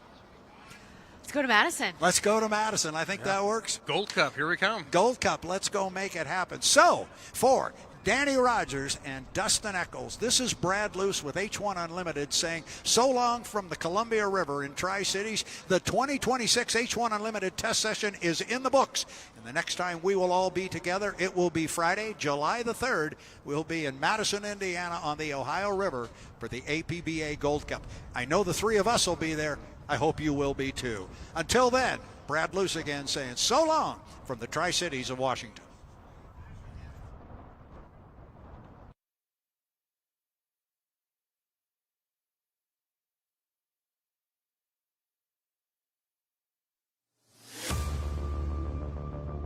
H1 unlimited hydroplanes. The world's fastest race boats. 10, 9, 8, 7, 6, 5, 4, 3, 2, 1.